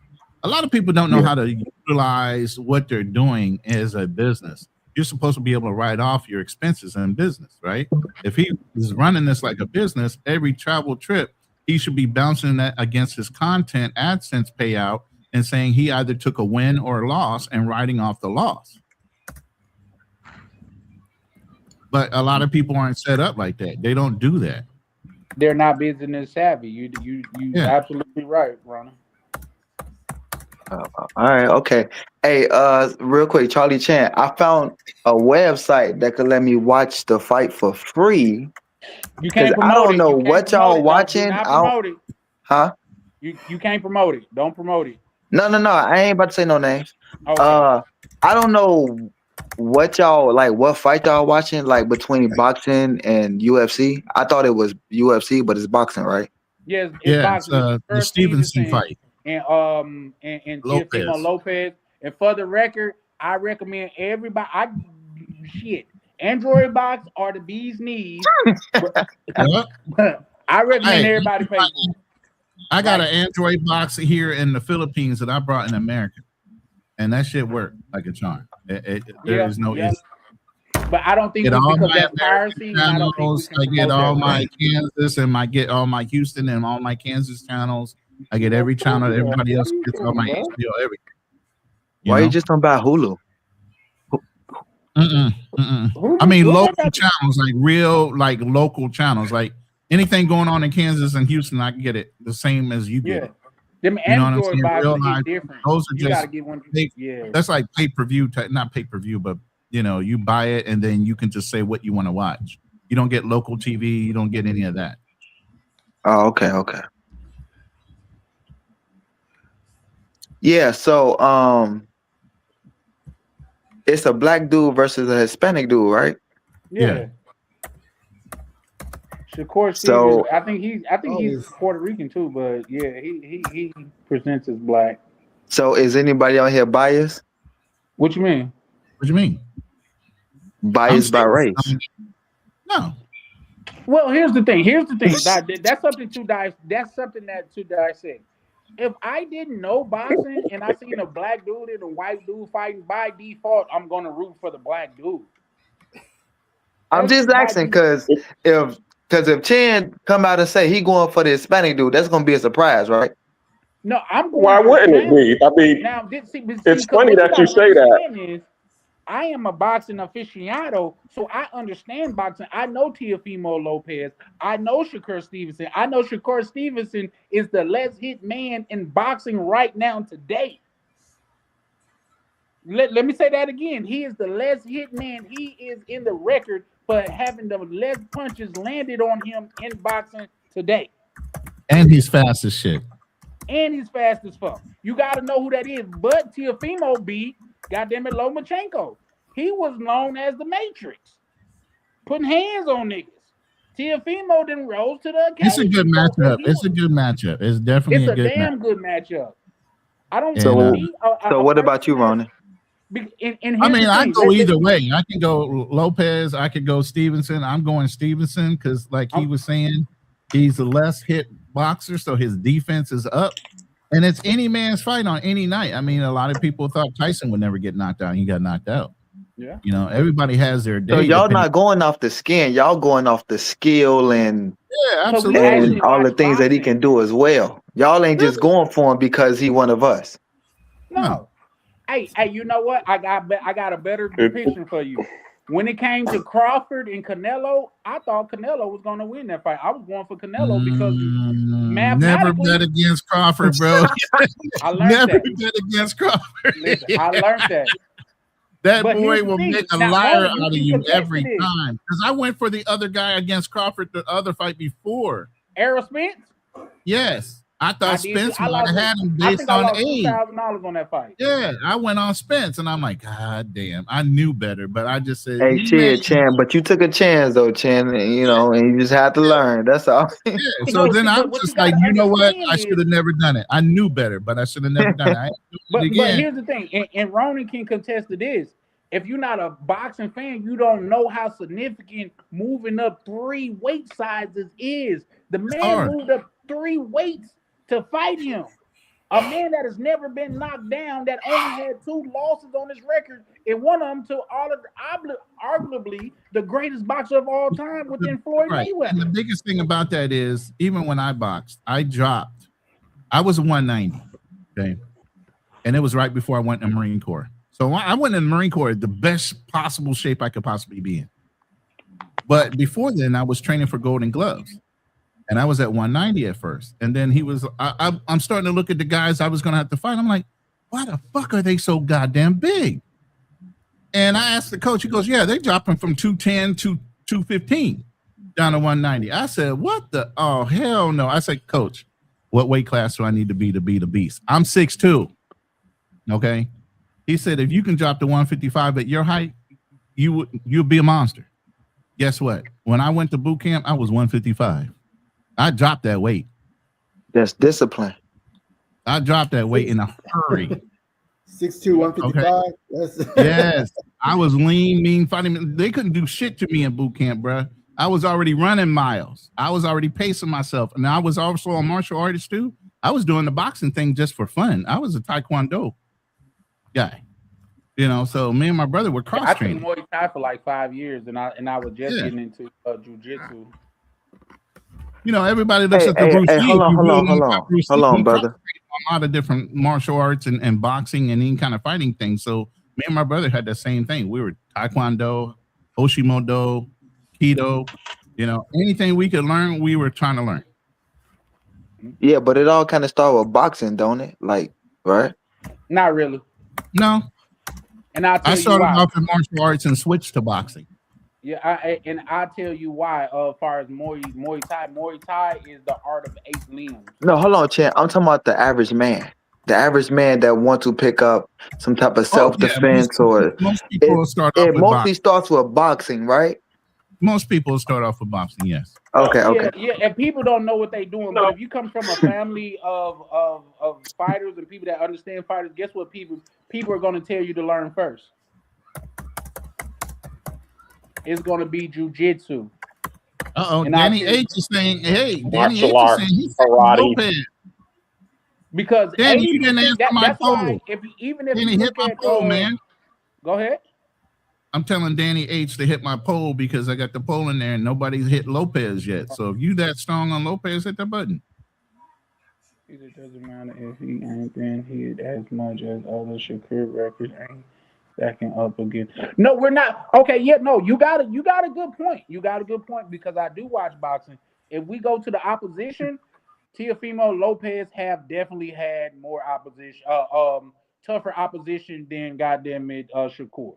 You know what I mean? For sure.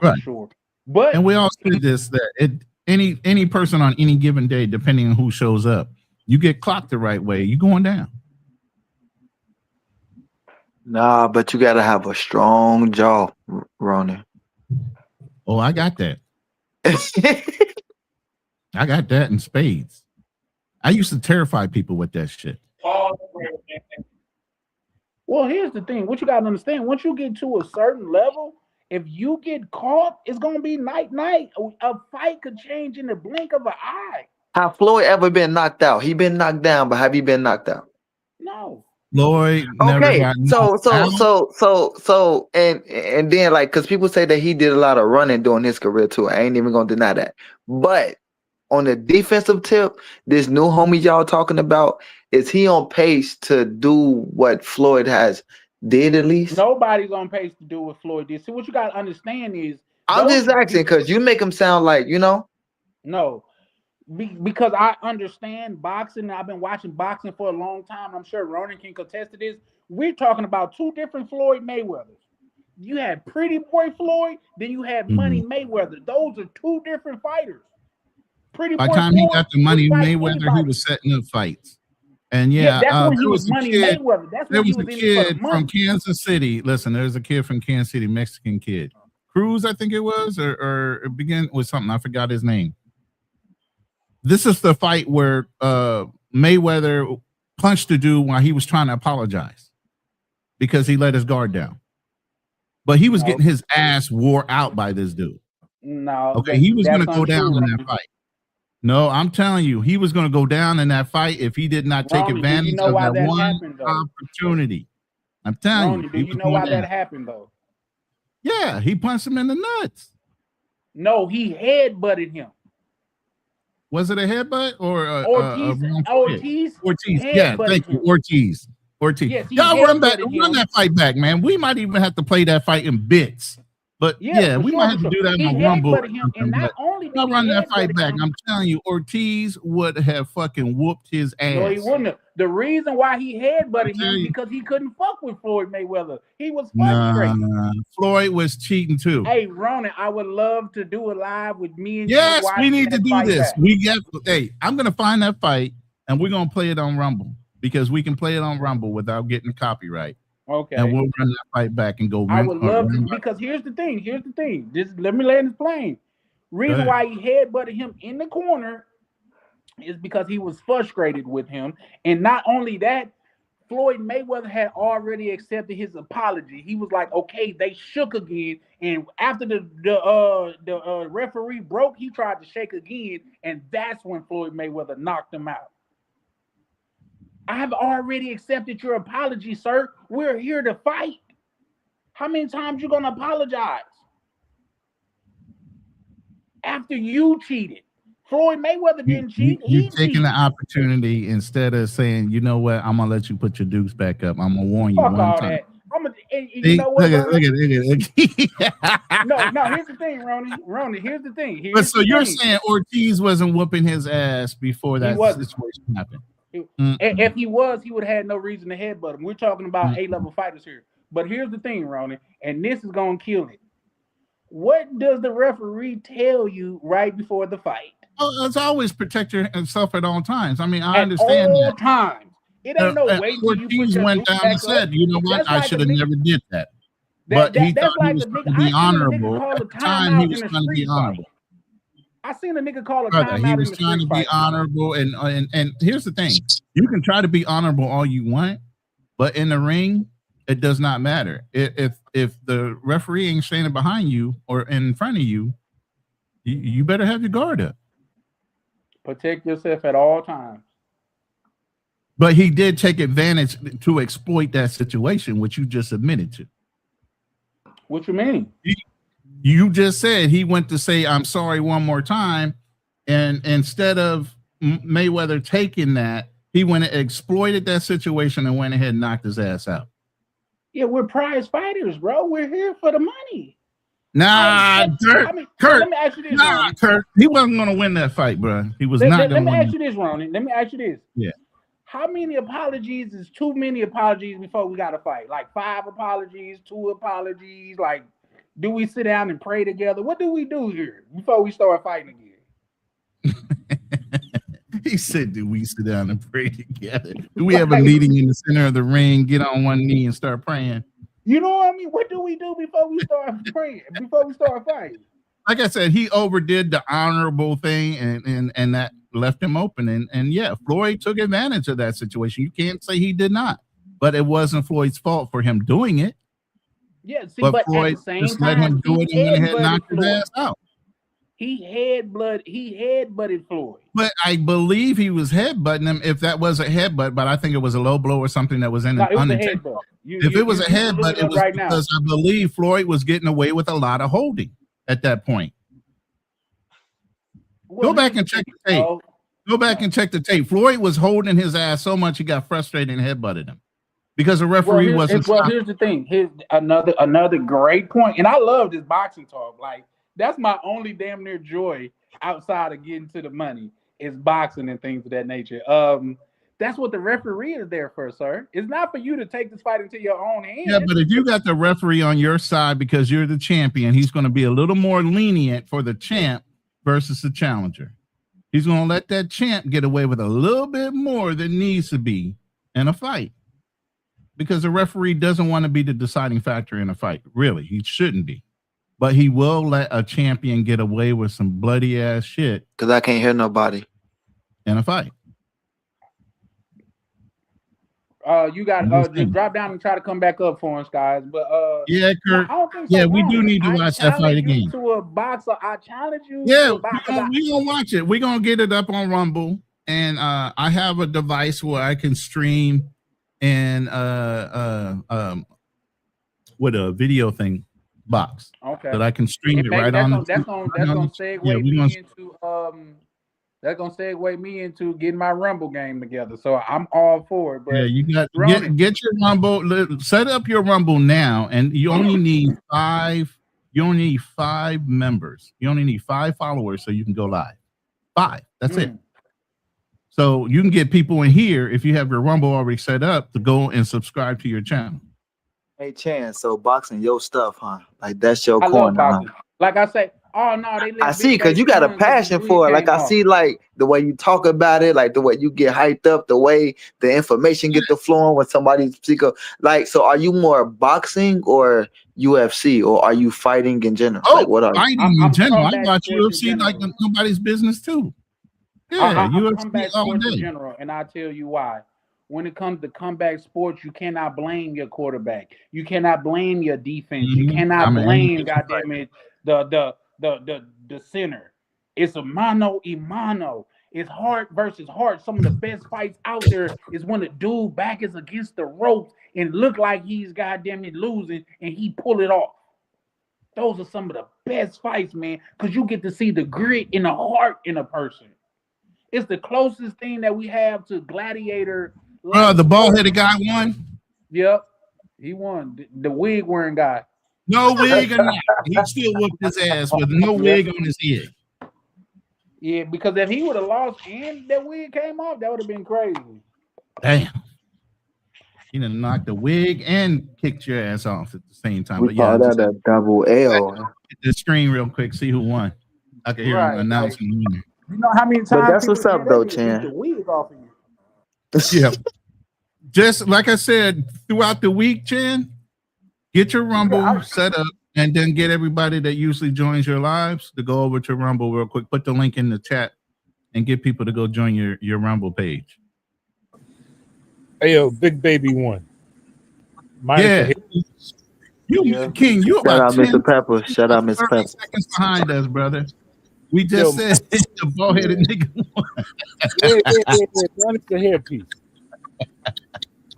Oh my goodness, that's comedy. That hairpiece is expensive, you know that, right? Yeah. Yeah. I guess he wanted to show it off, right?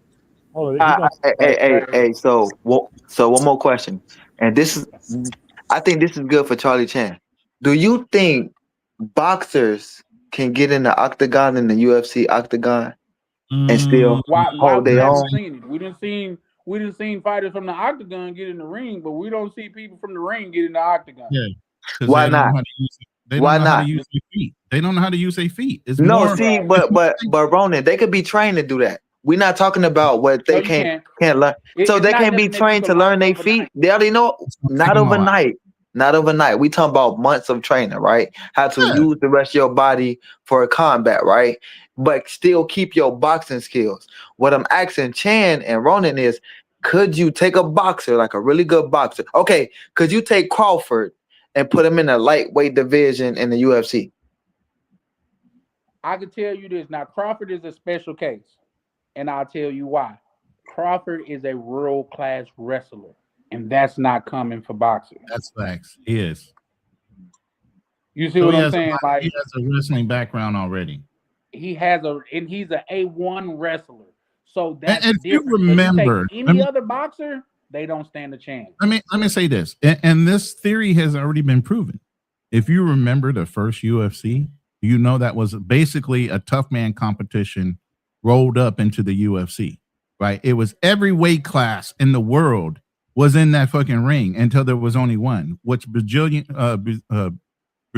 Jiu-Jitsu won out. Obviously, the Gracies won. The Gracie family. It was a process, but it was a process of elimination. You could have been a karate, you could have been a boxer, you could have been whatever the hell you wanted when you signed up for the UFC.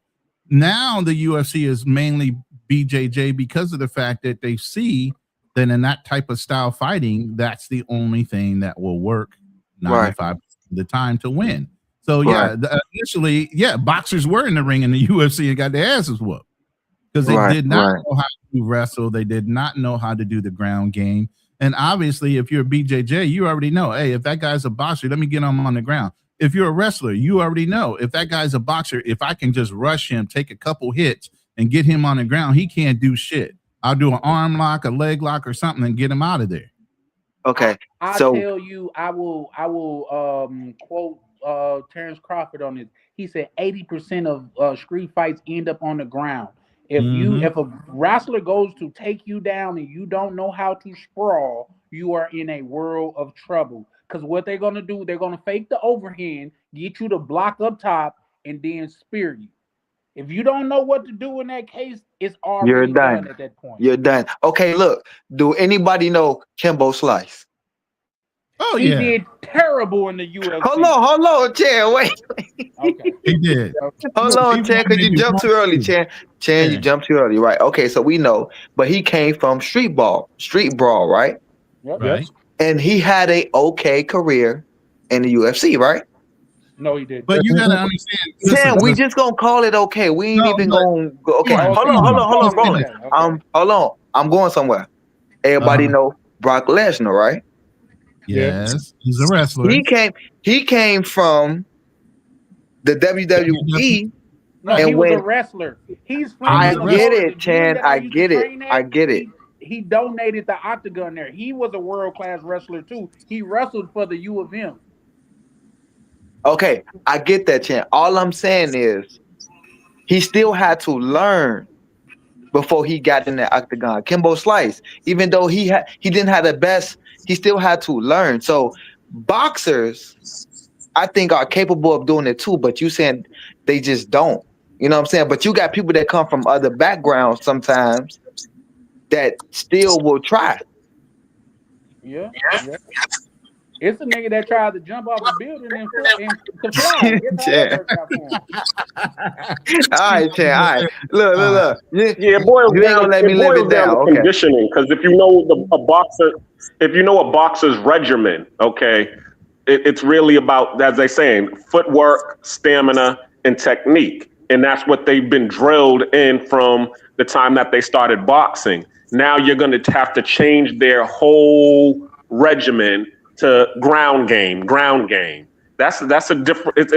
You really got to literally reprogram yourself versus a person who started with Brazilian Jiu-Jitsu wrestling. They were already learning ground game, so the only thing now they need to know is footwork and stamina. That's it. Okay, so do you forget other things when you learn new things? Like, what are we talking about? It's certain things called muscle memory.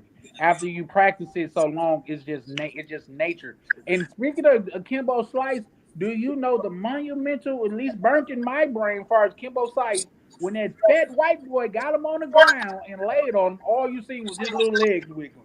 That's all you could see because he didn't know what to do. He used to being on his feet. Once that fat dude got him on the ground, here was the biggest issue. Let me say this. Here's the biggest issue with taking a martial artist and making him a boxer, because just like what Chen was saying, is muscle memory. You get in a fight and sometimes your body reacts to whatever.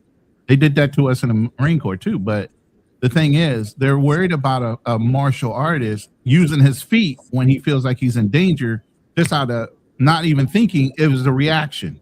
He didn't mean to do it. And if you ever see a martial artist get into boxing, sometimes they look like they want to lift their leg. Yep. Can I take it back? Let me take it back a little bit. You guys remember when Ali fought a martial artist? I think so. The martial artist, he couldn't box, so he laid on the ground. He just laid on the ground and Ali came down. Okay, you can YouTube it. Ali fights martial arts.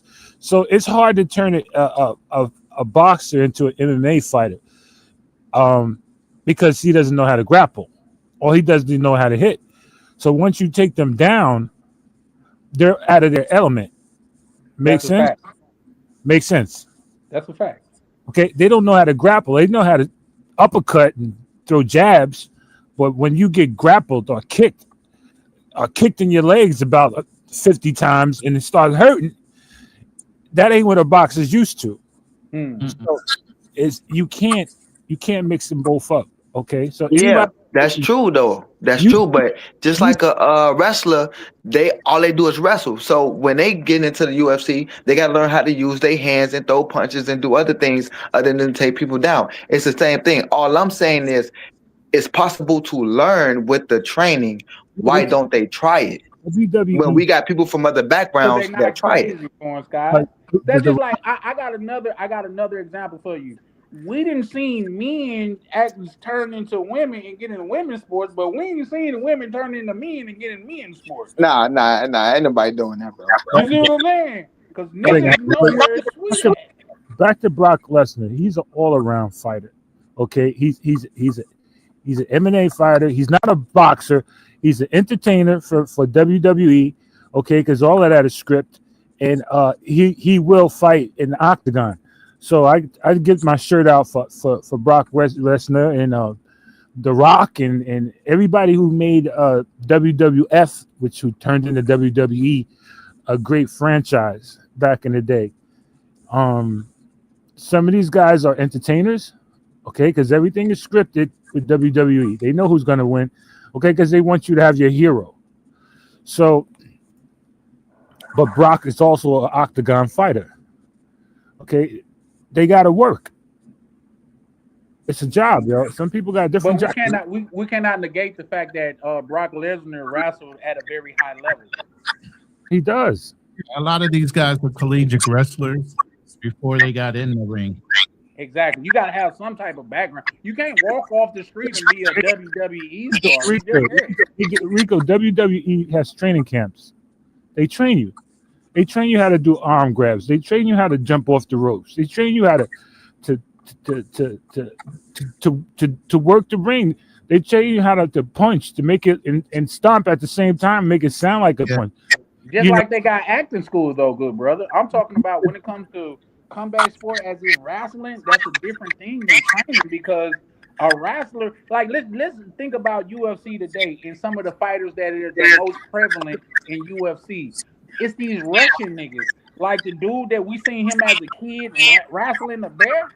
He's okay on his feet, but if he ever got a hold of any limb, and we seen this in the McGregor fight, if he ever got a hold of any limb on your body, it's a wrap. Yo, you guys heard of Ric Flair, right? Ooh, of course. Okay, he's a hell of a Slim Jim. Ric Flair. Okay, I'm talking about Macho Man. Ric Flair is a hell of an entertainer wrestler. You know, he'll smack you and everybody. Then he'll go, woo! You know, he's a hell of an entertainer. Then you hit him, he'll take one step back and fall on his face. He's a hell of an entertainer. Okay, he makes the wrestling believable and funny at the same time. You know, so the wrestling part with WWE is all scripted and entertaining, and I'd rather watch that than to watch real wrestling like grappling. That don't do nothing for me. I like to be entertained. I like funny stuff happening. Yeah, bro, but what I'm saying is wrestlers try it all the time. Why don't boxers try it? You still got to learn it. Yeah, because you got to learn how to hit somebody in the head with a chair. But I like that. I like that. Yeah, see when they smack him in the head with a chair. I like it. That's funny. You know, it's better than grappling. It's fun to see the entertainment side of it. You know, I can tell you this though, King. King. People that played football, they look at football games on TV differently. People that wrestle, they look at wrestling differently. Like say, because I've never wrestled, a person that wrestles could look at a wrestling match and see it completely different than I see it. If that makes sense. When you of that cloth, yeah, we don't want to see wrestling because we don't know the inner workings. We don't know the 50-50 positions and shit like that. But when it comes to another wrestler watching it, he could tell you what's going on. That's just like watching a chess game. If you don't know chess, you just think people moving random pieces around the board. Let me tell you something. If you know chess, you're like, oh, he's gonna set him up for the gambit. You know what I mean? It's different. Let me tell you something. I took my son to the county center in Westchester to see a WWF. And this is when I was drinking a little bit. So I had a couple of Heinekens and a shot of tequila, and I took my boy. So I'm in there, front row, and I'm yelling at the Big Show. Don't you know he came down off the ropes and looked me dead in the face, and he broke his fingers like a stick. He said, "I'll break you like a stick." Me and my son looked at each other, and I was like, "You ain't gonna break nobody with a stick." I'm like, you know, the alcohol was flying, talking. But it was a funny moment. You interact with them. You know what I'm saying? It's entertaining. So and the guy next door with his son, they got scared and shit. They're like, "Yo, maybe you should sit down." I'm like, "No, I gotta sit down." But eventually I sat down. I don't want no trouble with Big Show. So let me sit my ass down. This motherfucker was big. I said, no. And The Rock too. The Rock, he when he came out, he looked like a sculpture, man. Every muscle was glaring. He had the baby oil. I'm like, yo, that's really The Rock. I'm baby oil. Yeah, he had the baby. Let's not make it a gay thing. You know, he was The Rock. You know, I was drunk and starstruck. I'm like, yo, I'm actually watching these dudes that I was watching on TV. He's like, yeah, heroes. You know what I'm saying? That's why they changed it from federation to entertainment. We know, but all I'm saying, y'all, is that there are wrestlers and boxers in UFC. If you think about it, there are some fighters that are better up using their hands, and there are some fighters better that's on the ground. But it's still an all contact sport. So wrestlers, they got a background. They try UFC all the time, but boxers don't do that, and it's weird. Okay, do you know what the UFC is though? Like by title, you know what it is though, right? What do you mean? It's okay. I'll just give you the answer. It's called MMA. Do you know what MMA means? Yeah. No, I don't know what it means, but I have seen that was like before UFC MMA. I'm sure Ronan, would you want to do? I'm sure Ronan know what that is. You want to share what MMA means? Mixed martial arts. It's mixed martial arts, which is it's mixed. It's more than one. You gotta, because even when if you go back to what Ronan would bring up earlier, back in when UFC first started, it was people coming in their own perspective lanes. Like it was wrestlers coming in, it was karate people coming in, wrestlers coming in. Until motherfuckers start learning, I need a little bit of everything. Like a dude even trying to do capoeira. That shit don't work, bruh. That dude got his ass wore the hell out real fast. Trying to do that shit. Niggas that thought they was monks going in that motherfucker, getting their ass toe up. You know what I mean? Like, it's different. So, it's different. Here's the thing. I get what you're saying in theory, Foreign Skies, but in actuality, because theory and actuality can be different. In actuality, it's just not the same because Muay Thai is the art of 8 limbs. Do you understand that? Which means they 1, 2, 3, 4, 5, 6, 7, 8. That's your knees and your feet. A boxer don't know what to do with that because that's the art of 2 limbs. You just learn how to work with 2 limbs. When it comes to martial arts, you learn, Muay Thai, you learn how to be dangerous with 8 different limbs. Right. And it's different. If you there, I want to know who you're going for. Which fighter? Misha probably. She said she ordered her food. I need to order me some food. I'm sorry. I'm dressing my daughter up. I just took her out the tub. Give me a second. Okay. I bet. I had to go see who was on the fights right now. I was like, wait a minute, is the fight starting yet? There's another prelim. No, I'm watching. I'm gonna tell you, like, say this. We might well call this this shit is gonna be an end. And the Shout out minute to Tam. Shout out to Tam. Goodbye. I'm out. I might even make it's a watch thumbnail that says post fight live. You know? Oh no, you said you did send me an email. I sent it to your email, yeah. But yeah, I might do another one that says post fight. But and with somebody with a black eye, I had to dust them up. Hey, I want to do a thumbnail with Big Baby wig coming up. Like that, I got to get that clip when it got knocked off his head and replay that shit. Hey, do you know what song he came out to? I can't play it because I'm online. No. I'm not. But he came out to that. He came out to that DMX. That 1, 2 X is coming for you. Like back in the 90s. That's the song he came out to. And he was walking real. Because I watched the intro. He was walking real slow to the ring, and I'm like, the ring right there. Why you taking your time? Like, so the whole song could play it. It was weird, but so he won. Yeah. Yeah. The one that got he was waiting for that glue to dry on his wig or something. That's what that was. That is hilarious. That's the first time ever in professional boxing. He going down just for that. Yeah, I think that's so gonna too. That's going to be a quiz question somewhere in the future. What's the only boxer in boxing history that ever had a wig on and got knocked off in the middle of a fucking pro fight? What was that? I think that happened in the female fight once before. I forgot her name. The dude was like, she had like on one of those raccoon type of wigs or type shit. Like, you know how motherfucker had those little hats with the little raccoon tail on the back? Her shit was like that. Bitch knocked that motherfucker off her head. But, hey, do anybody watch Clarissa Shields? Yeah, I fucks with Clarissa Shields. Sometimes. I fucks with her. I think, man, that Poe baby, she just a lost young lady, man. I think she used to people being around her, taking advantage of her and things of that nature. Not only that, she take on the trappings of being the dark-skinned woman that's going for excellence. Ain't no trappings, bro. I think she fine as hell. I ain't gonna lie. I think she look real good, bro. I ain't gonna lie. She don't, and I'll tell you why. She tattooed a man that is still married name on her. Oh, I didn't even know she did that for real. Yeah, Papoose is still married. And she got his name tattooed on her. Damn, I never knew that. Yeah, for sure. I didn't know she did that. He's still married to Remy.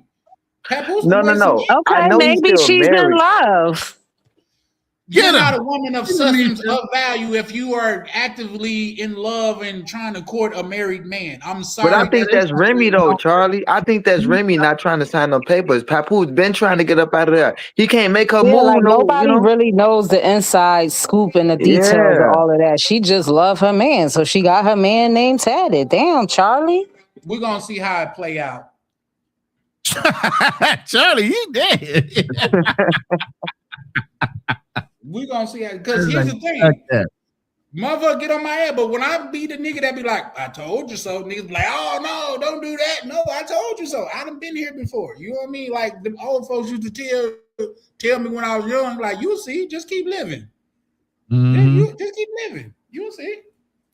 So you feel like you made the wrong choice, Charlie? Let me see if they actually got divorced yet. No, they haven't got divorced yet. And in fact, for Christmas, he was in New York. And guess what? They both had videos at the same fur store on the same day, but they wasn't together. Come on now. They had obligations, Charlie. Okay. Well, he had obligations. Okay. Talk to me, young sir. What obligations? All right. have? So not him, because on his side, you know, he trying to. Well, they don't got no young kids together, right? Charlie? There you go. I think you just answered anything you about to say. Okay. Well, in that case, never mind. Because if he had like some young, but you know how the holidays is. You know, you got the young kids. You want to, give the family image, even though you got another girl. You know how it go. You trying to have a certain image out there, even though you're not with that person.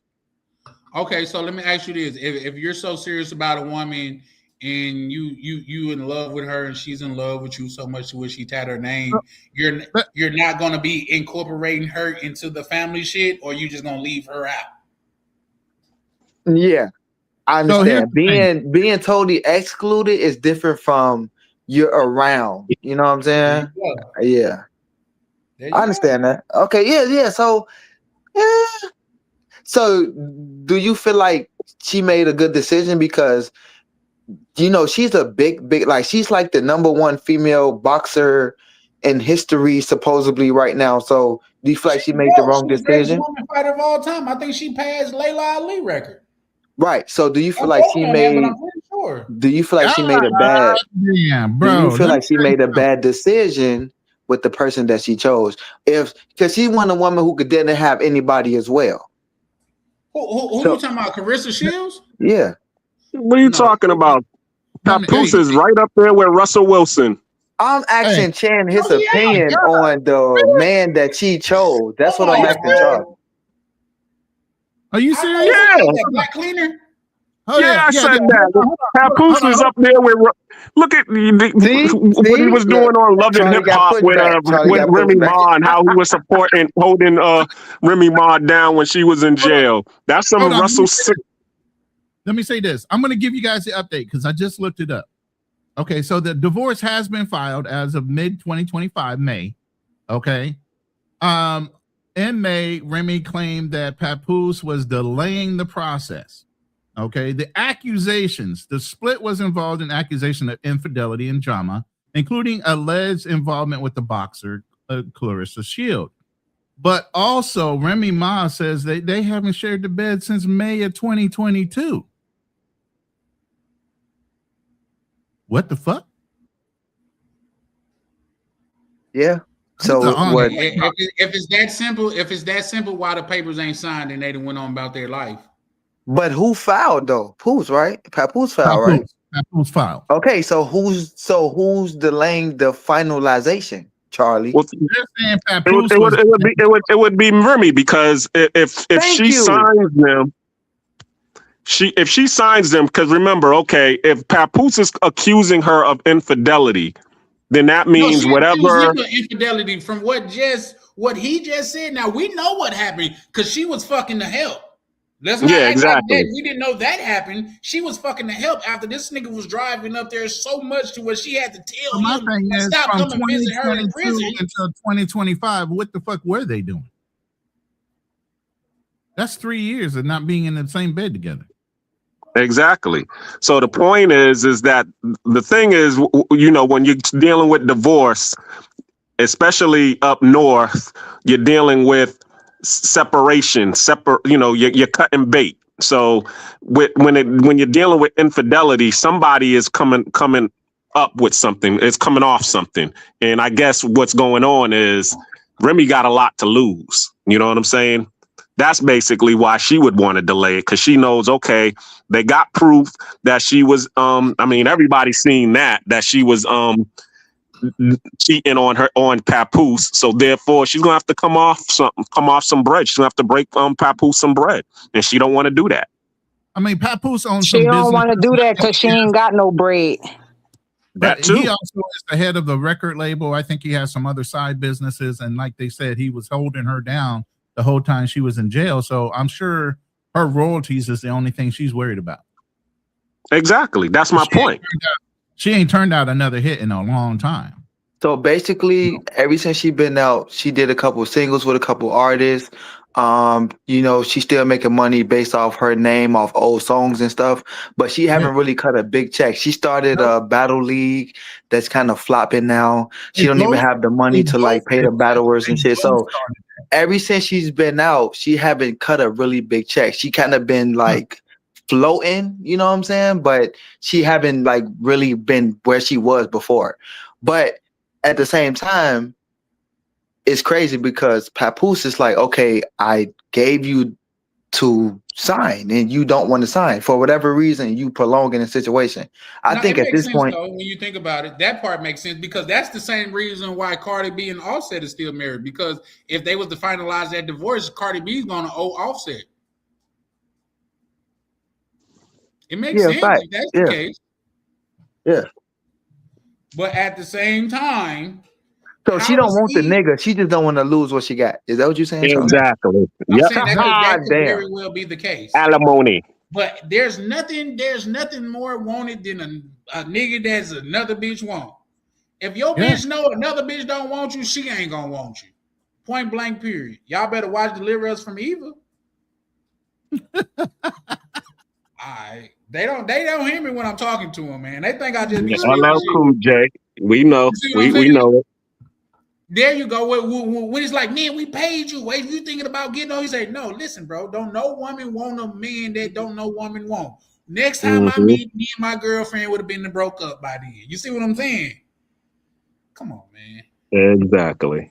Come on, man. Come on. I if you just listen to me, I could teach you the game. Come on, Charlie Chan with the plan. I studied the original Sweet James Jones. Even the second Sweet James Jones was a hell of a motherfucker. But a lot of people don't know the original Sweet James Jones was, goddamn it, the person that taught Iceberg Slim. Pimp C was the second Sweet James Jones. All right. Read the book Pimp by Iceberg Slim. You'll learn yourself something. Yeah. But Charlie, I don't get it.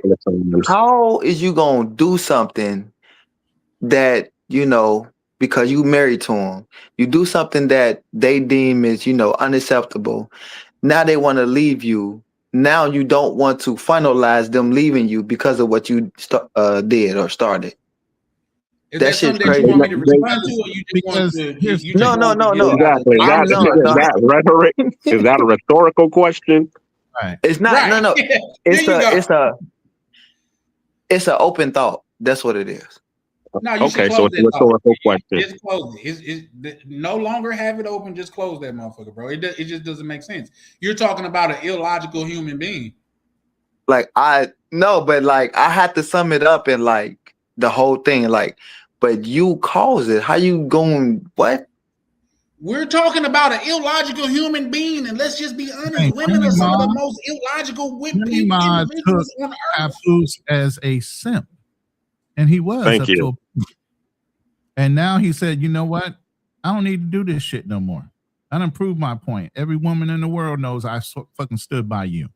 I don't need to be a simp no more. I got other women that I can deal with." And he finally got tired of being a simp.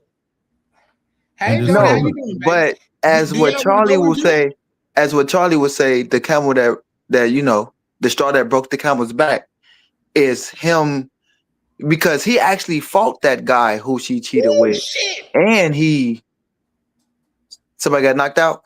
Nah, Shushu Carrington putting hands on this nigga. Oh, yeah, but also you had to put hands on this man, and you trying to basically leave the situation, and now they don't want to let you go. But you started the whole shit. It's just that shit baffles me every time. It shouldn't be baffling to you, young sir. You are at the age to where you should understand women and their logic. And the case is their logic is they're not logical.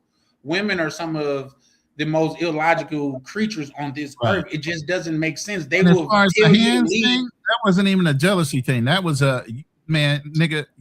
I hired you. Exactly. I'm doing this on GP. You get what I'm saying? So let me ask you this: when a man get caught cheating and a woman files for a divorce, why don't a man hold out on signing them papers?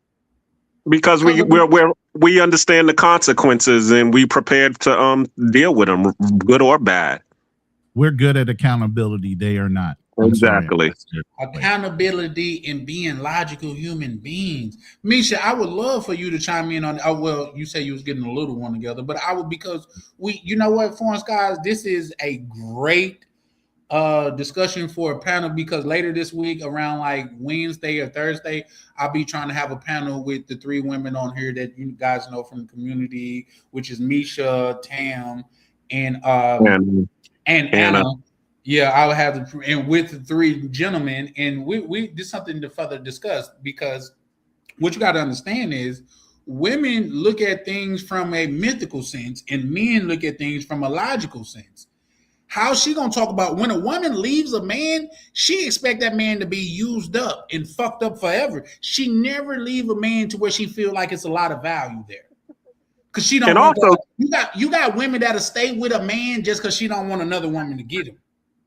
And then on top of that too, there's a lot of women who always will say this: real men just walk away without This bitch don't wanting even know her anything. daddy when she don't even know a real man. You see what I'm talking about? That don't even make sense. But the point is that they expect a man to walk away without doing anything or wanting anything in return. So Yeah, see, we got to stop putting so much importance on shit that women say. They don't even know what they want to eat. Nah, but wait though. But Misha's been cued right with that right there. but we talking about divorce. We talking about when a woman file against a man, that divorce happens. When a man file against a woman, more than likely they gonna hold out or try to figure something else out before they just sign that over to you. we just explained the logic. No. I heard everything you said, but I'm just. So why are we marinating on it? If you heard what I said and we already came up with the answer, I don't want to sit here and marinate with the Raekwon the chef on that. No, there was a period in the story. Let's move on. Right. Shushu putting hands on this nigga, bro. But here's the thing: like the beautiful thing about that is this: women, you can't live with them, and you just can't live with them. The fact of the matter is this: is once you understand the whole dynamic of it and shit like that, why do a P has a place? Why does a P have multiple women lusting after him? You see what I'm saying? Because it's a whole dynamic, bro. You know what I mean? The dudes that bends to a woman every need and things of that nature is not sought after. If that's the case, niggas that go to the strip club and spend thousands of dollars on these bitches, these niggas would be marrying these bitches. But them hoes don't want them niggas. Why? Yep, that's rhetorical. Just dwell on that. Why? I'm sorry, go ahead. Because they're not desired by multiple women. Exactly. And not just that, because these men been to their every waking want. These women will be the leader in their relationship. And that's not what majority of women. Let me say this from experience. I'm gonna tell you this, Foreigner or Foreign Skies. Let me tell you this from experience. I've been married twice. About to get married for a third time. Each time I got divorced, the woman thought maybe grass was greener on the other side. Mm-hmm. Every woman that divorced me tried to come back after they realized what they gave up. Everyone, even my girlfriends, all try to come back. And I'm sure everybody else can say the same thing. A lot of women have left you in your life over the period of time, however long you've been on this earth, and have tried to double back. Men be trying to double back too. Here's the thing, though. Men be trying to double back too when they find out they cold as hell outside. They be trying to double back. They cold as hell. That's a lie. That is the truth. Where's Tam at? I need another female on this panel. We're not going to do that. Men be trying to double back too when they find out they cold and they starving at that chick house that he thought it was going to work out with. No, Misha, there's too many women. There's a difference between wanting to hit it. Special case, and that's why I say that's a lie in Misha's case, and I'll tell you why. Because Men just be trying to double back. Men that Misha's going to attract, the type of men that Misha's going to accept is sought after men. But that's the thing, Misha. Your experience might be different than a lot of other women. women. Is a sought after man. He's a man that get out there and do his thing. He would be wanted by a lot of women. I'd like to say, Misha, you're a unicorn. Maybe Tam is too, and a couple other women. There are unicorns out there where men will double back because they know they gave up a good thing. My man better double back or. Okay, but what I'm saying to you is, there's a lot of other women that men will never double back. They don't know why they got married to him. They fell in love with whatever for a hot second, and then when she showed her true personality, they wanted to go, but they felt trapped. I believe that. I'm not saying all men double back. I'm saying men double back too, just like women double men back. do, and a lot of men have double back on women that were good. And So like what's I the said, percentage out of 100% do you think men double back? I think 75. nah. Not even close. Nah. I'm The gonna look niggas it up that though. double But back, the key is what are they doubling back for? What are they spending the block for? It could be many. A black cleaner. It could be many different reasons why they spinning the block. The reason why is because they need somewhere to I'm gonna look stay. it up. If a nigga's out there doing his own thing, he's not doubling back. For what? Well, okay, prime That's example. not true, Charlie, because let's just look because at you're a man doing your own thing, it could be a main reason why you want to double back to that one girl. Maybe she got something that the other girls don't have. So he want to double back. It don't matter if you being a hoe in the streets. Okay, Nelly and Ashanti. Who doubled back? Nelly or Ashanti? I don't know. And- I don't follow these celebrities and I don't care for what they doing. I'm just using that as an example I because don't know. That's a good does point. anybody know on the panel? No. I think it was Nelly, didn't it? Yeah, exactly. But Okay, why? so who knows? I don't know. Cleaner, that's a good point, but an exception to the rule do not disprove the rule. Didn't Nelly and her break up over the producer guy? Infidelity. Wasn't it over the producer guy that claimed he hit her?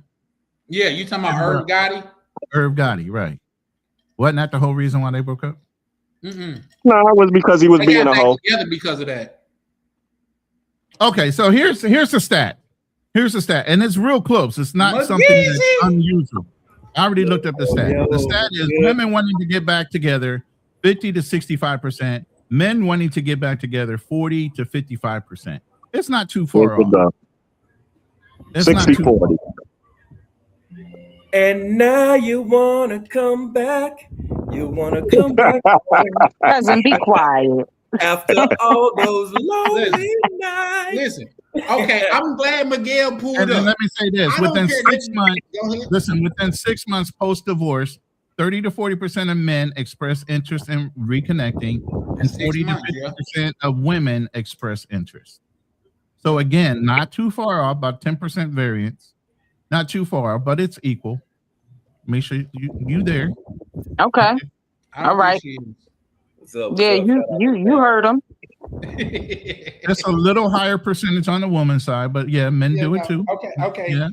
Let's use Miguel's situation. Miguel, can I use you as an avatar in this Yeah, situation? you two situations on my own, but yeah, Okay. let me do this. Miguel could have a good, down-to-earth woman, being the man that he is, but if she walked out that door, he know and she know that another one could be walking in within 24 hours. We already know that. We already know that though. When Kanye West said there's a million yous and only one me, he meant it. Right. Okay. You get a bunch of me's, baby. I said the same thing. Every one of them came back because they realized they couldn't get another me. Exactly. That's all I'm saying. Yeah, that's true. So every woman feel like they got that magic sauce, and believe it or not, and men, please chime in on this. Y'all are not that different. There's But here's little the biggest thing I nuances said. between y'all, but y'all not that different. None of y'all know what y'all want to eat. I got magic sauce, so I don't. Yeah, nah, I got magic sauce. I mean, so does like a lot of different people. Like Holly Berry has that magic sauce. There's other women out there that have that magic sauce. And listen, but the whole Everybody thing is, gets cheated on. this is the thing. How magic Men is the age. sauce? Let me say it this way, Charlie. Men age into their value, and women try to hold on to their value as they age. That was an elegant way of putting it. Other, AKA women age out of their value. Exactly. Okay. While men age put it into so their value elegantly, based on their brother. resources, earning, and everything else, men continue to earn into their value as they get older. While women in their peak, which is their younger years, they're fighting to hold on to their value throughout those years. That's why Vivica A. Fox looked like she Vivica Ada Fox. Now. Oh, God damn. God damn. That's why. You talking about some shit with 50 Cent from 20 fucking years ago. And guess what he said? He said, if this was a man saying this about a woman, y'all would say he's stalking her. How is this cool? Come Come on, man. That's facts. That's all I try to speak, good brother. That's all, just facts. That's all. We gon- Bruh. And 50 Cent fucking with the likes of Cuban Links. Bad as hell. Listen, Vivica Fox couldn't fuck with Cuban Links on her best day. She couldn't fuck with Cuba Gooding Jr. I really want to know why that's. I really want to know why that situation. That's probably the only celebrity like 50 Cent. I really want to know what happened with that. With who? With him and Vivica Fox? No, with him and no, with him and Cuban Link. He said what happened. They said what she asked him for 10 bands, and he said, "Fuck that shit. I don't give a fuck how special you is or how much money you think I got." I didn't know. Okay. 50 Yeah, is credible with his money. He's very tight. He's very smart. He's smart. Yeah, he is. Rich. He rich. Shit. I put your ass in position. That don't mean, goddamn it, you could just. I'm an ATM for you. Shit. That's true. I know dudes out here be putting these chicks on a damn payment plan. It's like, yo, what the hell? Like, what she do? Bro, shout out to bro, and I'm not trying to talk shit about him, but Misha had a brother come up on his channel. That's time I'm on her channel. He goddamn it, click out on chick in Colombia, $1,200 a month. What? Oh my Lord Jesus! Misha, am I lying, Misha? We don't have an intervention. We don't want to open up. From the DR, not Colombia, from the DR. That's even worse. That's right. Yep, he give her $1,200 a month. $1,200 a month in the DR. Let me see what the exchange rate is right now. Hold on. She better not even. Yo, I swear to God, if I ever give somebody $1,200 a month, she better not even wipe her ass without me saying so. Hey, Misha, have dude came back to your panel since or no? No. But we handle selling. Hey, if I'm paying a motherfucker $1,200 a month, I'm buying an organ. Yo, it's the power of the yo, it's the power of the box. Yo, a lot of men fall for it. That's a fact. The box started wars. You sleep with the wrong people, gotta die, yo. All right, so yo, but hold on. Let me hold on. Let me just say this. I wish I knew what live that was on, man. I don't know. I explained this to the Passport Bros. You guys send these chicks money because I lived in Brazil for 6 years, and I seen guys sending money, Western Union Poppy, to these Brazilian chicks. I'm in the house drinking Brahma, minding my business with my girl and her friend, and she living with a whole new boyfriend from Brazil. 75,300 Dominican pesos. She got 3 guys sending her money a month. Yeah, 3 guys sending her money, paying her bills. And he only been to the DR 3 times, I believe he said. Yo, that's all it takes to fill. That's why. Listen, I'm gonna go out on. Hey, Meech, that was like 3 panels ago. I'm gonna declare this, y'all. I don't want no box deck. Give me the regular of boxes before I get some box that good to where I'm thinking about. Yeah, just $1,200 to be nice for her every month. But hold on. I'm sorry to cut you off, Chan, but like, he said I'm sorry to cut you off, Chan. Go ahead, brother. I'm sorry to cut you, bro, but like a lot of these dudes. Let's talk real for a minute. A lot of you ninjas is weak as weak as toilet tissue, wet ass toilet tissue. Because let's be honest. They simps. Go ahead, brother. Be walking around here butt ass naked in the Garden of Eden, and you know why we not? Because Adam was a fucking simp. We still supposed to be walking butt ass naked in the Garden of Eden, not having to worry about nothing. Yo, if you send money overseas to a chick, is what you call a Western Union Poppy.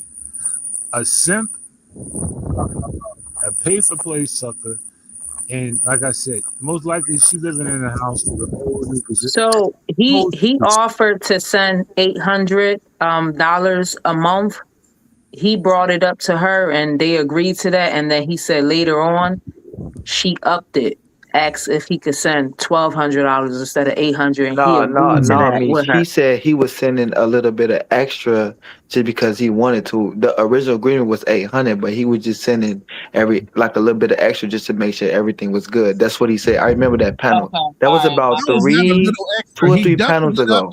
It was a little extra. That ain't a little extra. That's doubled up. Miguel, that's what he said, bro. Ronan, that's what he said, bro. He said the He said that, agreement yeah. was 800, but I sent 12 just to make sure everything was good. Because every time he go over there, he stay at her crib and she makes sure everything is good and all that. I said that still don't mean. And then it was crazy.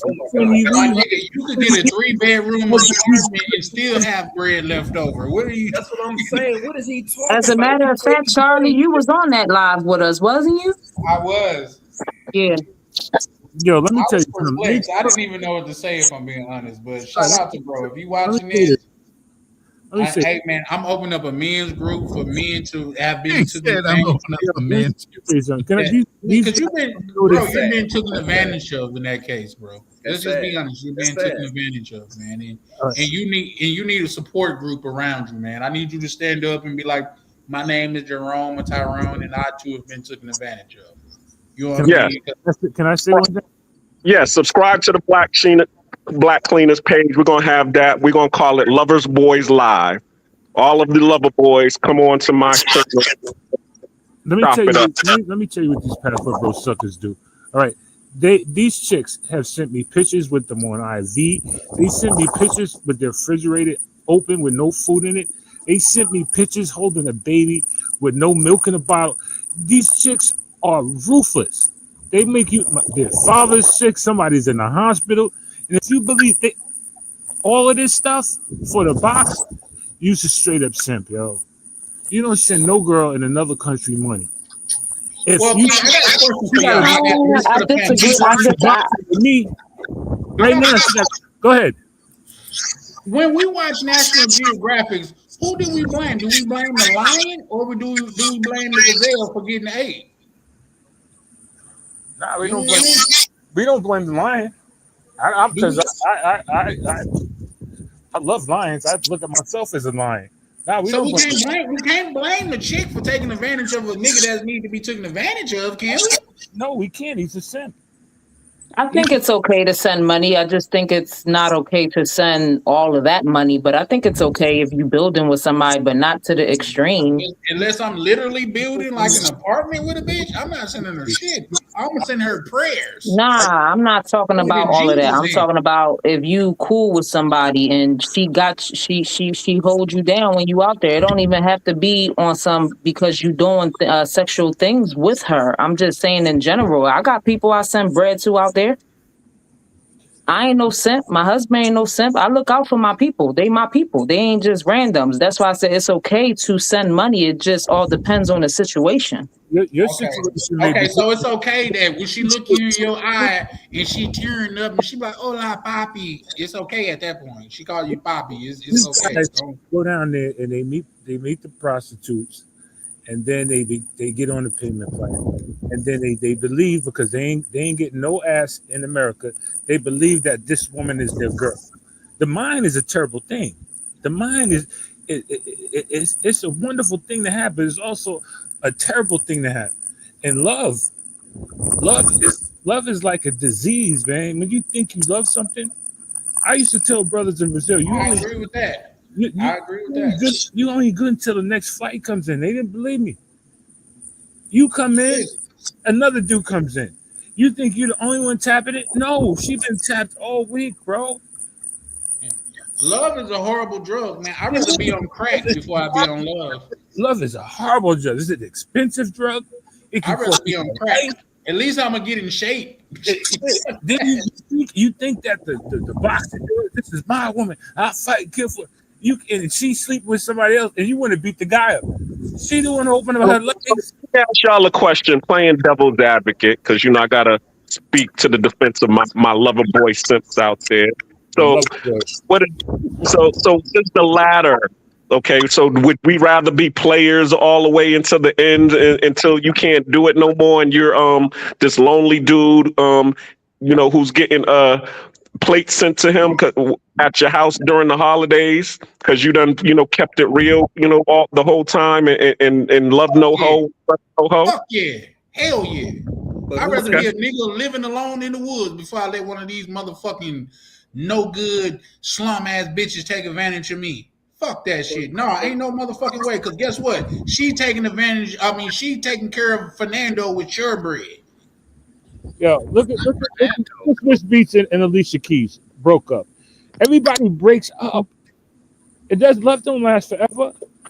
Love is like that brand new Maserati. You love that Maserati, but you had that Maserati for 5-10 years. Now it needs brakes. Now it needs a new muffler, and the engine is shot. This is like a relationship. You keep putting in, and you ain't getting nothing out of it. Then you get tired of driving the car. You get tired of the same old box. Or tired of being some dude on top of you. You get tired after a while. It's the same. Right. Hey, but can I ask a question to Miguel real quick? Hold on.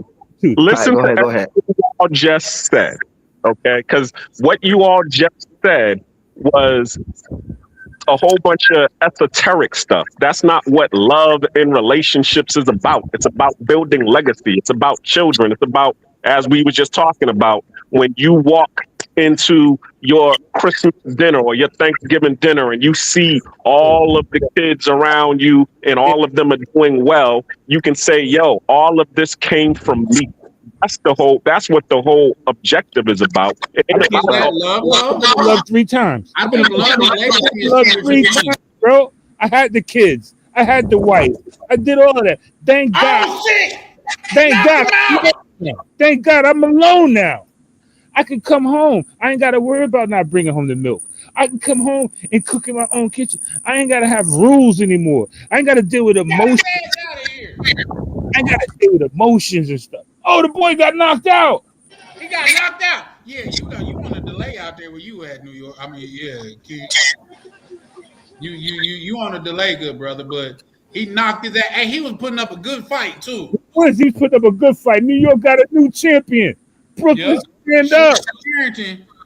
Yo, he can't. Good brother too. Good brother. Brooklyn got a new champion. He from Brooklyn? Yeah, he's from Brooklyn. He came out with the rap group MOP.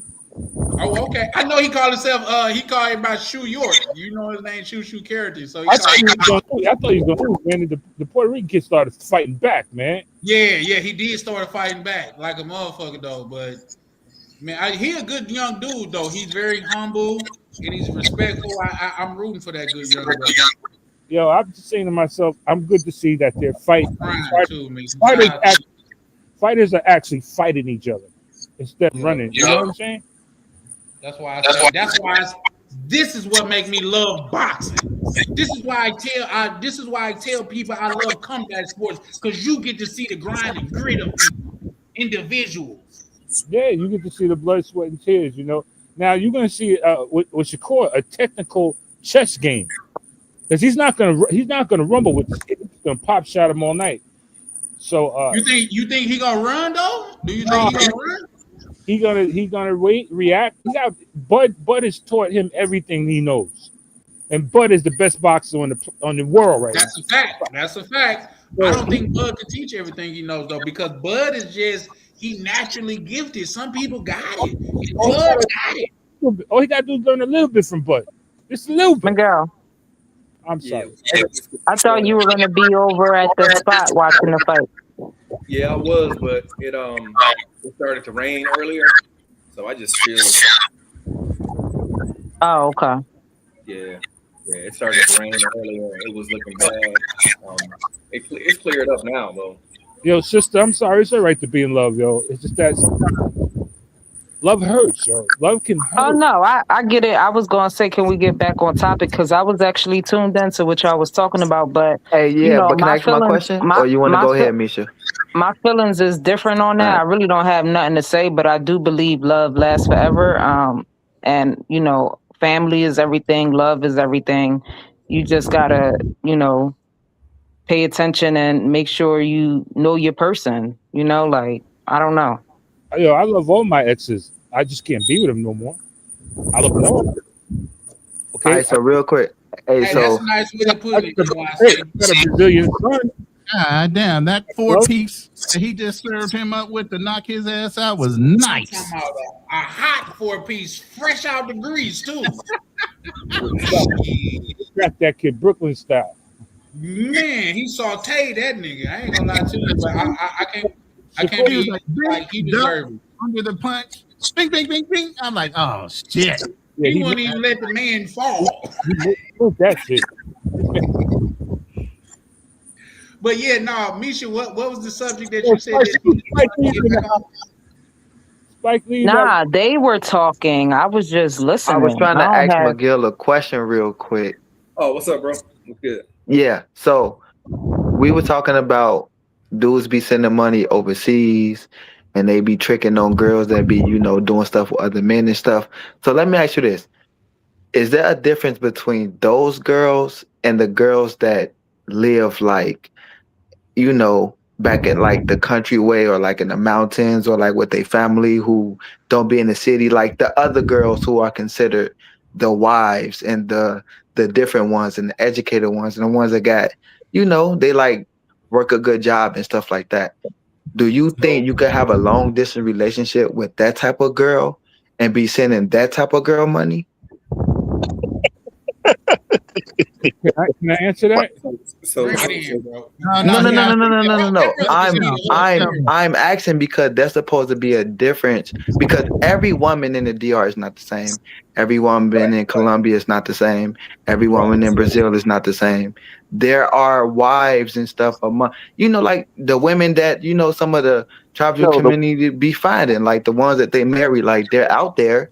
So let's say you ran across that type of woman, but you just not living there yet and you sending money to support her. Is that a difference?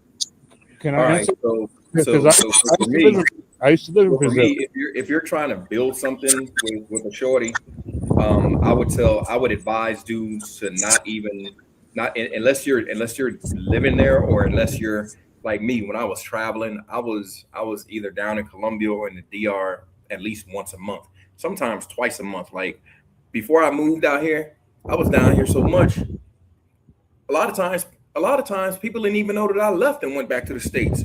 It wasn't, like the people at the airport knew. It was crazy because they was like, damn, you fly a lot. I'm like, yeah, man, I'm all over the place. So I would advise dudes not to even think about like trying to build something. And I mean, it's hard enough trying to build something when you're in the same country as the person. You know what I mean? So like there's just a lot of doubt, doubt and stuff can creep in. All this, I mean, it'll only take for one time. Let's say she's supposed to be asleep or whatever, or she telling you, hey, I'm calling in the early night.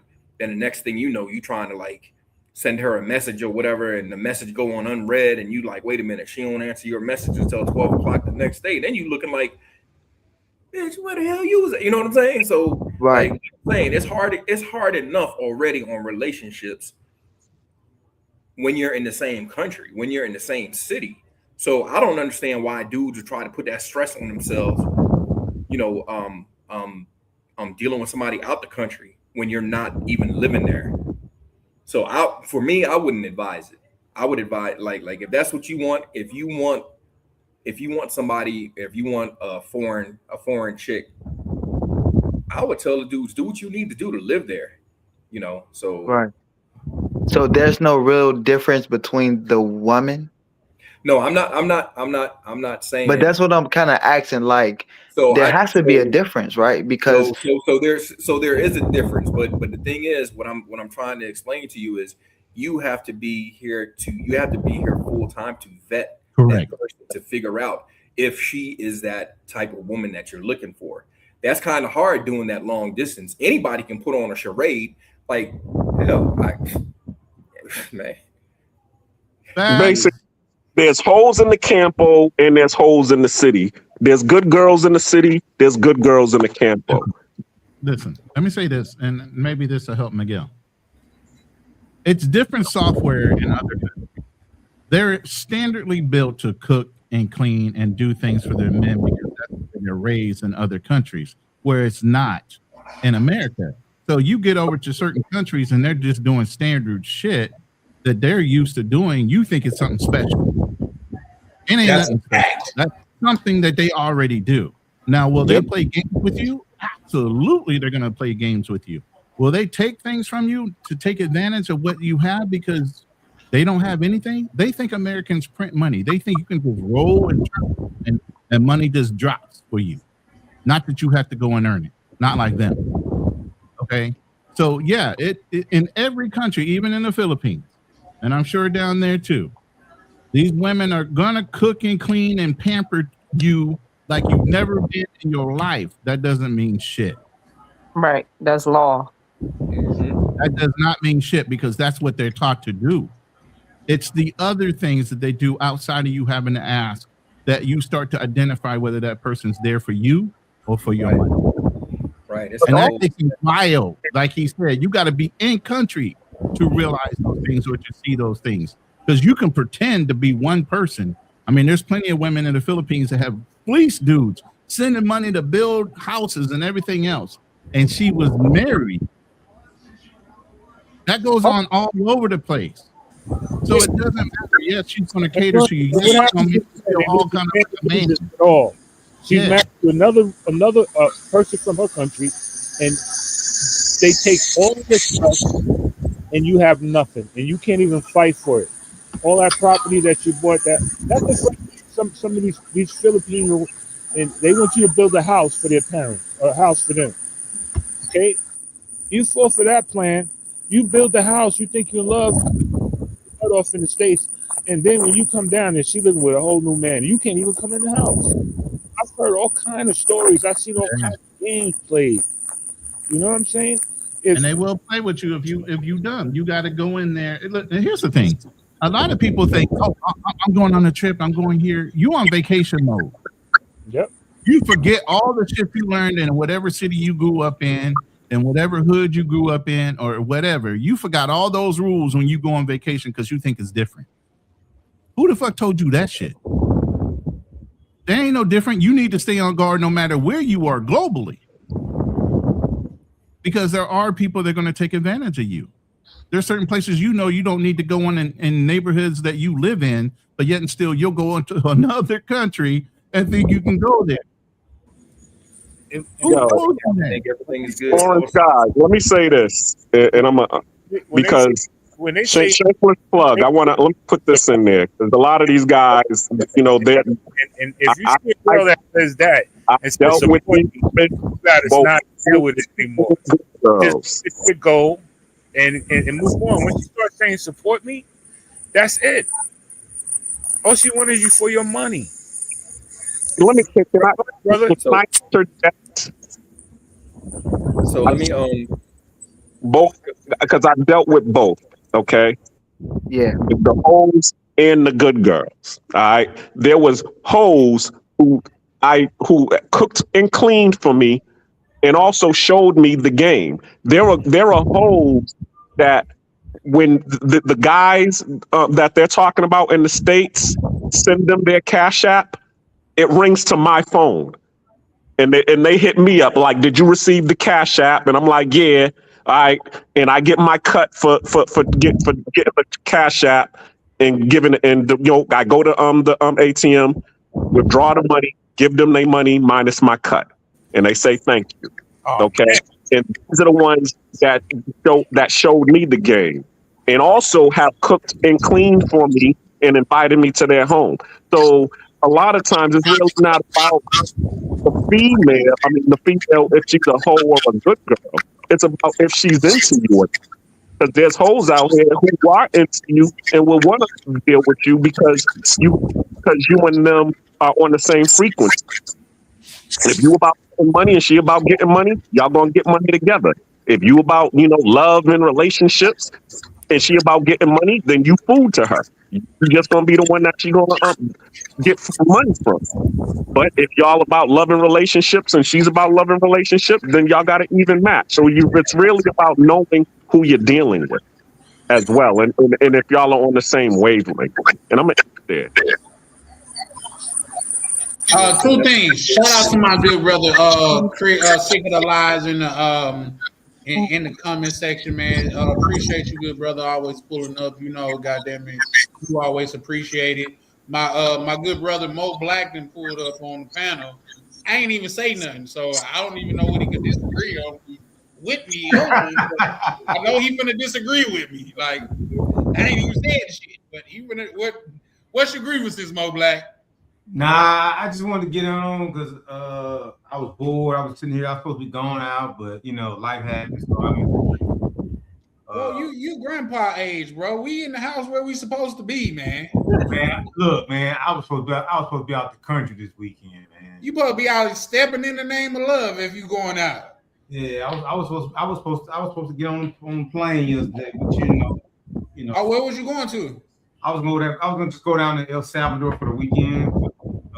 Had to, family responsibilities overruled that. Okay, shout out to you, good bro. Yeah, I'm in the house. Just let me ask you this: why you didn't make it? Well, my at work or whatever, and then my daughter had to go to she got a job, and today was her first day, so I had to take her. So she had to stay with me or whatever. I was supposed to be free, but I stay with you this weekend or whatever. So I was like, damn, I gotta cancel my flight. That's why. That's what's up, though, man. You know when duties as the father's call, you got as a father call, you got to pull up. You know what I mean? So shout out to you. What's in El Salvador? You got something popping down there? Like, man, he keeping secrets, guys. Well, I'm gonna be honest. Somebody opened a El Salvador restaurant by my house, and I had never eaten. I was like, I'm gonna go ahead, and I went there, ate, and I had them pupusas, and I went like a few times. I liked it. And they had like a map on the wall or whatever. The people was real friendly. I was like, I'm gonna go home and just look up and see what the flight's looking like. When I look, the flight's like cheap. And I can just go down there for like a weekend and hang out. That's like going to Galveston. That's what's up. So that's what made me want to go. And I was like, man, I'll just go down for a weekend, just eat the food, and they had some stuff around there or whatever. So that's what made me. Listen, let me say this. Hold on, Mo Black. That's what I'm trying to get us to be as a community. Y'all didn't hear him, so let me re-put it in nigga phrases or whatever. He said he went to a restaurant and he enjoyed the restaurant and figured he would visit the country. Yeah. Like, life don't get no better than that. This food good. I wonder what it tastes like when I actually go there. Like, come on, guys. Let's get on our shit, man. The world is our oyster, man. And it's our story. We're not, who said that? I think that was Oprah Winfrey. She said, I'm not a human being having a spiritual experience. I'm a spiritual being having a human experience. It's all in what we make it, man. So shout out to Mo Black for that. He gonna call Cap for some reason. No, nigga, Cap, nigga, I ain't having a good time. Shout out to him. Yeah, so I went there one place and I got a homegirl I grew with. She half Honduran and half El Salvadorian. So then she tells me about another restaurant. So like where I stay, I never really paid attention. There's like 3 or 4 El Salvadorian restaurants. So I've eaten at a few of them, but I mean the food is good, But they got like them direct flights, 2-hour flights, $200, $250. Can't beat that. You see something different. That's what's up. I will say, I know somebody's gonna ask the question. No, doesn't look like what a lot of people fly around for. And nah, it ain't working for that. Well, to give you some pushback, there was a reel that was going around that said the number one, the top 10 countries that have available single women, in El Salvador was, I believe it was number 7. Now I didn't say they don't have available people. I didn't say that. I said looks. That's 2 different things. Yeah, I'm pretty sure that they have a lot because they locked up all them people down there, and that's where they got that prison called CCOT where they got like 50,000 gang members locked up. But oh, you talking about that's where Trump and them been sending? Yeah, see, that's why I wanted to go. Like, it's supposed to be like the it's They gonna safe disappear as hell your down ass, there. brother. Don't. No, they not, bro. That's the safest country in it's safe. Central. I heard that. You know what? All bullshit aside, I heard that because they ain't been locking up any nigga out there mugging on the streets. You going to jail? Yeah. Like I found like if you go on people like TikTok who got deported or live there, they'll be like showing like how they can walk out of their house at nighttime, and they be like 2 years ago, 3 years ago, I couldn't come outside at nighttime. It's like and then like people who've traveled like the Gringo, whatever. What's the like, airport code out there, Mo Black? What's up? What's the airport code? Give me a second. I should know it, but let me see. I gotta get rid of these dogs, man, because y'all brothers living y'all best life.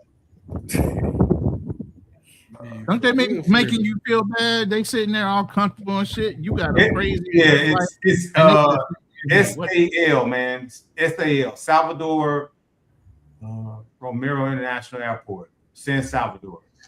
I mean, and it was like SAL? Yeah, SAL.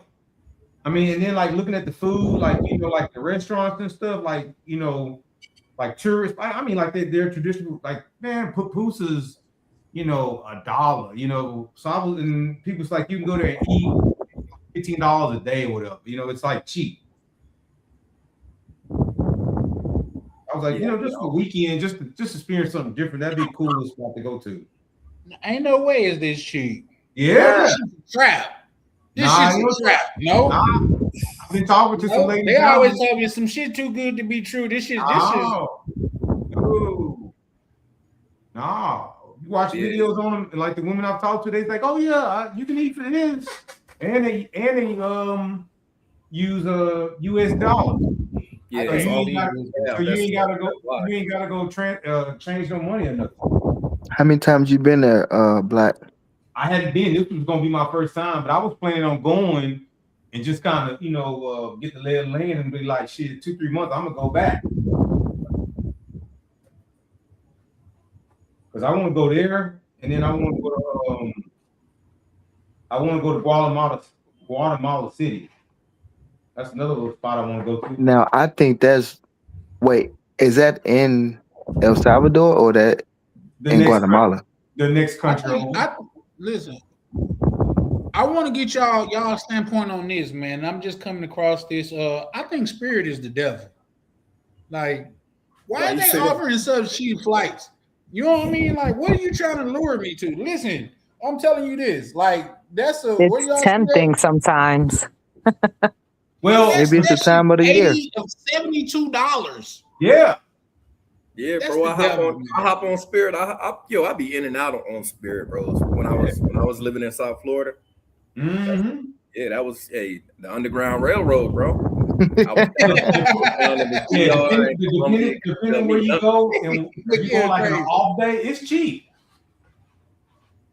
But what they get you is, $75. I'm in the middle of Midwest, up north. Like, the further north you're gonna get from Minnesota is Canada.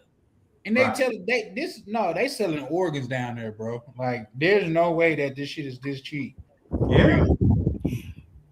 Like when I first looked, I get like a round trip Spirit flight for $203.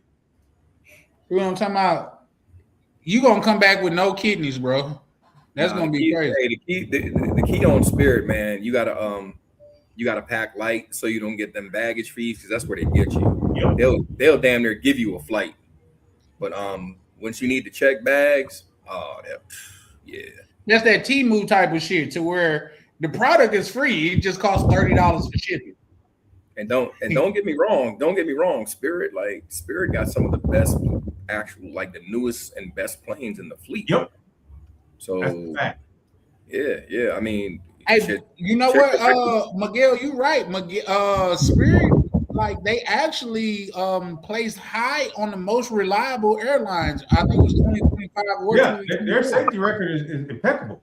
Yeah, because they got some of the newest planes. Yep.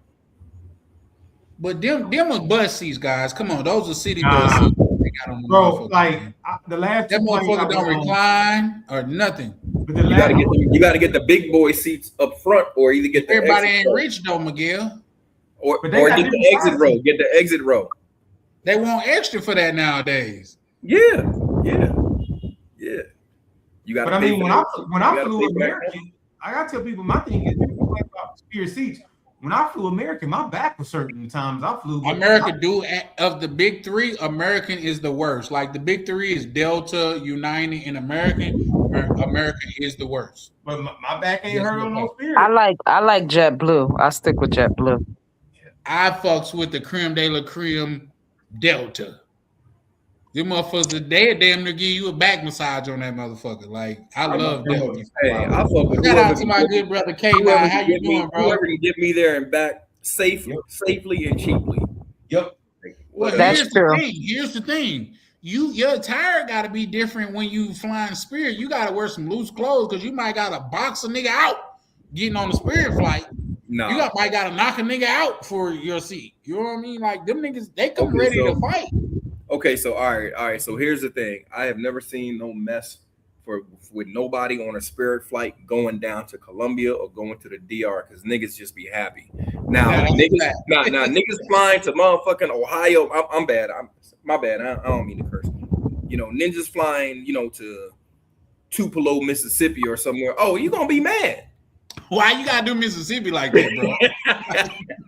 But you know the thing about them flights, like people who be talking about Spirit or whatever, you will ask them, "Have you ever flown Spirit?" No, it's never. I've flown Spirit. No, but I'm just saying. But the people who be like dogging out the internet, they've never flown. But then when you start asking questions about the experience on other flights, they be having issues, but they don't want to talk about it. They biased, bro. Like they put all the big niggas in the same row. Like, bro, we all 250 plus, and you gonna put us on the same fucking row? Like that's crazy. But you, know but what you, I mean? but you pick. You didn't shoot your seat. You gotta pay to shoot your seat. I was trying to get there cheap. Hey, just for anybody that, because this is also a watch party. Shout out to my good brother Ronan. The co-main is coming up. Keyshawn Davis and Ortiz. They're about to fight now. Ortiz is walking.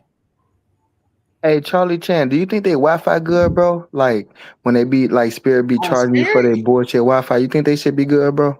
On Spirit, Yeah. the fact that you gotta ask that, you know it's not good, bro. And I was gonna mention that the last plane I went on, this is crazy, and the stewardess, it was a brand new plane. Lady told us like this, like a brand new plane, and it did not have Wi-Fi. Shout out to my brother K9. K9, if you want to pull up, bro, you know you more than welcome, man. We just kicking it, watching the fight over here, so you know you welcome, bro. But yeah, no, Spirit, man. Listen, I took Spirit last time because I was with my cousin, and he liked to save money. You know what I mean? Sometimes I will spend a little bit extra to be comfortable. But he, like, my cousin's so cheap, bro. Nobody's on here was in the DR when we went, but a lot of brothers that go to the DR met my kinfolk. He's so cheap, I've never seen him order a cheeseburger. He feel like cheese is overpriced. That's how he is. That's how he is. He feel like cheese is overpriced. Nigga, I got cheese at home. It don't cost that much. All right. You said how much for a slice, nigga? That type of shit. That's how he is. How much? No, just give me the regular burger, man. Just make it a burger. Like, all right. I'm like, just put cheese on it. It's on me. And they're like, for real? It's like I done did something noble for him. Like, niggas 35 cents, bro. I got you. That's how cheap he is. I'm saying that to say, we took a Spirit flight. He was like, bro, whatever we got to do to get on the Delta, this is going to spend that, man. I don't want to do this no more. Like, that's how cheap he is. He's like, I don't want to do this no more, man. I can't fly on Spirit unless I can get a front row. I can't do it.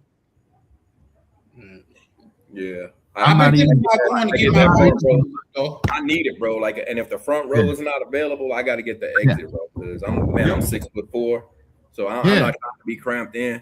But when I get that front row, I hit them up for, man, I need all the rum I can drink. Man, I be like make it a double. Make mine a double. Like, So you saying Spirit is not made for tall niggas, huh? Hell no. Hell no. Them shit is made for people that's like vertically challenged. Like if you can sit in a seat and your shit swing, your legs swing, that's perfect for you. But So foreign, that'll be a perfect flight for you. Yep, hell yeah, Nah, I'm because just I'm kidding. I'm just kidding. You know you my hey, dog. no. You know you my dog. I'm just playing. fired. Misha Hey, bullshit. hey, Mish, all day, YouTube family. No shots.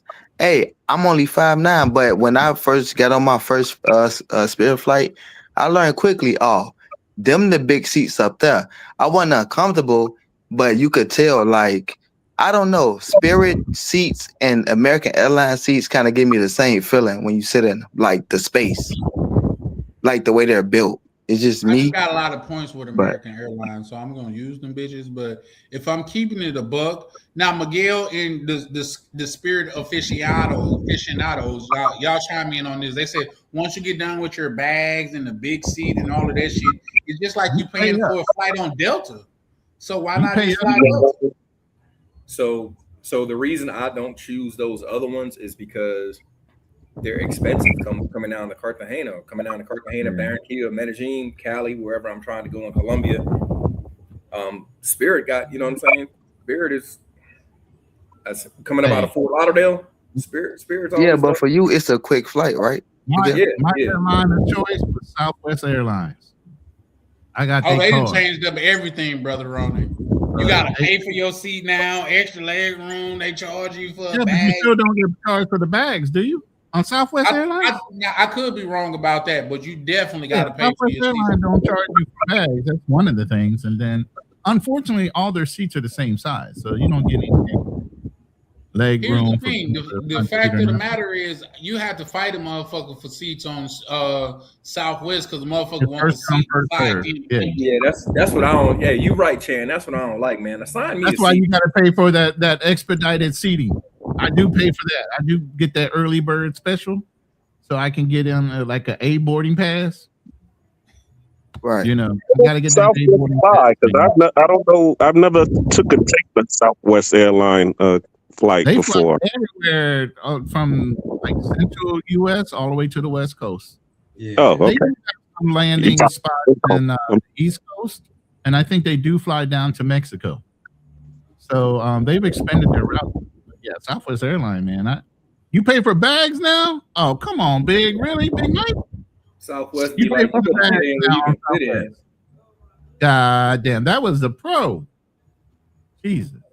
Wait, hold on. So can y'all name an airline that got good prices, decent accommodations, and decent seats to where like your damn back don't hurt if you got to take a 6-hour plus flight? Can y'all name one?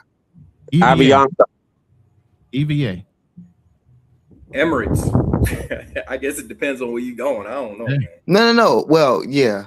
I mean, but you could take Emirates to like short countries and shit, because I don't know. Oh, no.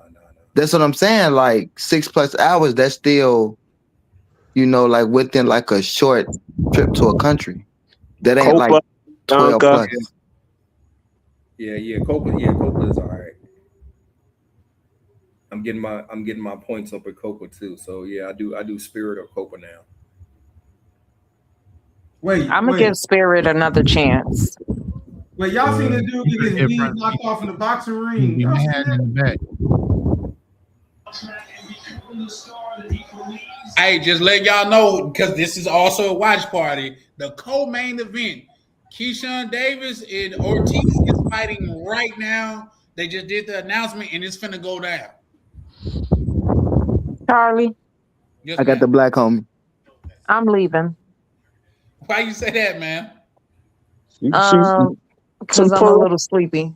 Okay, rest, love. I appreciate it. Was nice talking to y'all. All right, Mish. All right, cuz. Take it easy. All right, cousin. All right, Ronan. Foreign, Black Cleaner, Mo Black. All right. All right, Mish.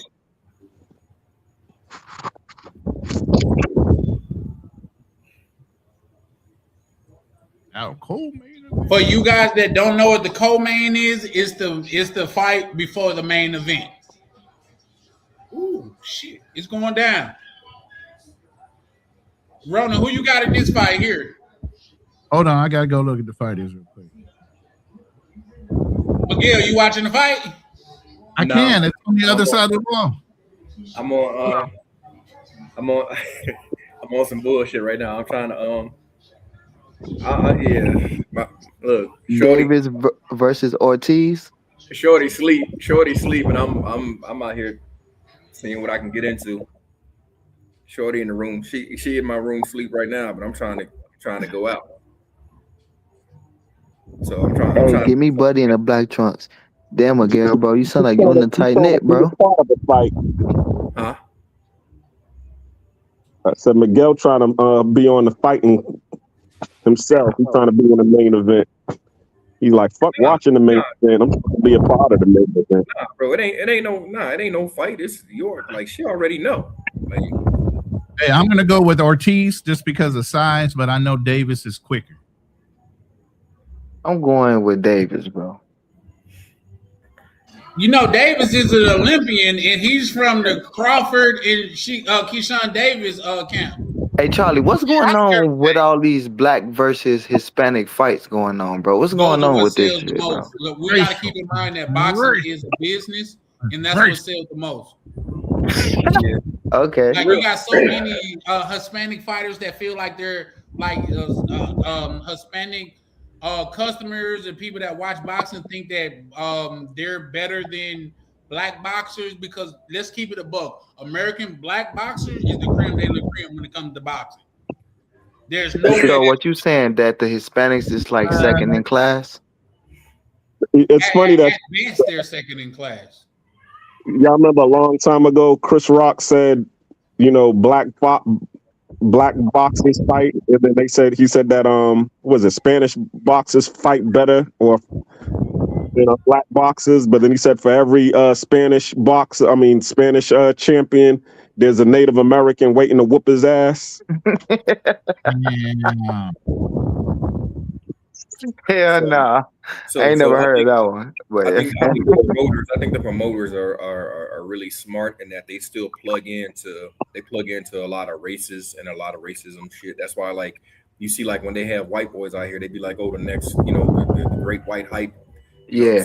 And they low key. Yeah, 100% right on that. Facts. They low key. You remember when what was my man? The MMA dude. What's the white boy name? The MMA dude who fought oh damn. I already know who you're talking about. I just can't. He's a very forgettable ass nigga though. Yeah. What is he? Irish or something? I think the Irish. Conor McGregor. Oh, you talking about McGregor? Yeah, McGregor. Yeah. To fight McGregor with Floyd. You know what I'm saying? You remember y'all remember all the racist stuff that was bringing up? Yeah. But the more I mean, even McGregor was playing his part, like, and he was saying some off the wall stuff, but they was playing a part to get them, to get people hyped. Oh, yeah, boy beat his ass. And it also was about the money too, though, Miguel. Don't forget, bro. Yeah, that's what I'm saying. That's what I mean. They was playing. They cut a big check off that. A big check. Yeah. Hey, that's the exact script from Great White Hype, the movie. Yeah. Yep. Irish guy against a black guy. Yep. Yeah. I'll be right back, y'all.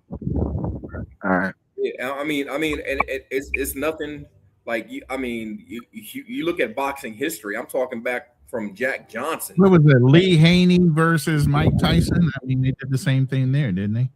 Yeah. But even back further, when Jack Johnson, they got laws on the books still with Jack Johnson because he married a white woman and took her across the state lines. Like that's what I'm telling you, bro. It's still laws on the books for that. The Man Act. Yeah, that's what Diddy got charged for. I was just about to say that's what they got Diddy up under. They got Diddy up under a law that was meant that that was created because Jack Johnson married a white woman, and they ain't like that. So I'm telling you, man, it's crazy. I think they got Bill Cosby for that same one. It's crazy. That Man Act, he picking niggas up. Bro, you ain't never lied. And then the fact that they in New York need to. Oh shit! Seats. But you can't say "oh shit" and not say what happened. Well, Keyshawn Davis is stalking Ortiz. I get like Ortiz looks bigger and stuff like that, but Keyshawn Davis is an Olympian. Not just that. Every opponent that he has faced thus far, he's made it look like easy work. So Hey, that boy quick as hell, Charlie. Say that again. I say Davis, he quick as hell, bro. Like I'm just looking at the way he moving, and it's like even when you get close and you trying to get out that jam, he's still tapping you, little tap. I'm down. Now he got a hell of a pedigree. He got a hell of a pedigree. But Ortiz, even with his losses on his record, he done lost to some Hall of Famers. As a boxer, if the only loss on your records is motherfuckers that is in the Hall of Fame, that's not that bad. Let's just be It look like if Ortiz catch him with one good one, he going down. I ain't gonna lie. He just caught him just then. The boy's ragged, but he's goddamn it rough. But the thing about it is, like I'm rooting for Keyshawn, but he got some screws. If they got a good fight plan for Ortiz, the best thing he could do is work the body for at least 2 to 3 rounds and then start working up top. He not landing though, and you know the body is hard to hit because you got to extend yourself to hit the body. But you got to stay up tight. He's got to trap him. He's got to trap him. Oh shit! They got Keyshawn. Bud Clarissa Crawford. Shields. Goddamn it! One of them motherfuckers is 0 and what? Man, I love me some Clarissa Shields, man. I hope she's on the corner. No, Hey, it's Ronan. just that you can tell like this she's been taken advantage of. Which one you rather have? Quicker, faster, better acceleration with less power, or slower, a little bit more stockier with with more power? Like basically Davis versus Ortiz. Like he can't move as fast as Davis moving. Accuracy equals the speed. Anybody that knows like combat knows that. Accuracy is equal to speed. Here's the thing. From all the combat I know I'm going to take a hit. The thing I didn't tell y'all is before, like I could take a hit because I'd rather take a hit to give you 5. Because I know once I get close enough to you, I'm going to wear you down. Before I would start a fight because of my background, and that's why I said I know I can take a hit, I let a motherfucker take his first swing. And I let him hit me. I wouldn't dodge it. I let him take the first swing. Because if I took his first best swing, psychologically, that motherfucker lost already. He tried to hit me unabated with his first hit, and it didn't do shit to me. That motherfucker breaks real quick after that. I used to do that shit all the time. You want to fight? Because I'm a martial artist. I can't hit you first. So I'm going to let you have the first swing. And I let them hit me. Yeah. And after that, it was fucking over. Yeah. Okay. So I'd rather have the power and be a little bit slower. Because I know I'm going to wear your ass down. See, but that's the thing though. Some people say I'd rather take 100 moderate punches than to take 20 haymakers. Some people say, nah, give me them haymakers because I ain't trying to be fucking tussling with you all night. I'm not. I'm not chasing you around that ring. I'm trying to find a way to slow your ass down. I can share something with you guys just because we online. If I was to ever like fight somebody and they come in the boxer stands, do you know my first thing to do as a person that trained in Muay Thai? I'm gonna kick the shit out of their bottom of their lead leg. See, I was just that's what I was just about to get to, Chan. Like, are we talking like a street fight, or are we talking boxing rules? Like, what are we? We talking a street fight. Okay, so in a street fight, everything is all right. So in a street fight, I would want to get off first. I would want to be a little bit faster and get my shit off first, because I'm not like where I'm trying to hit you at. I'm trying to hit you where it's going to do the most damage with the least amount of effort. I'm trying to punch you. I'm trying to punch you dead in your eye. I'm trying to punch you in your throat.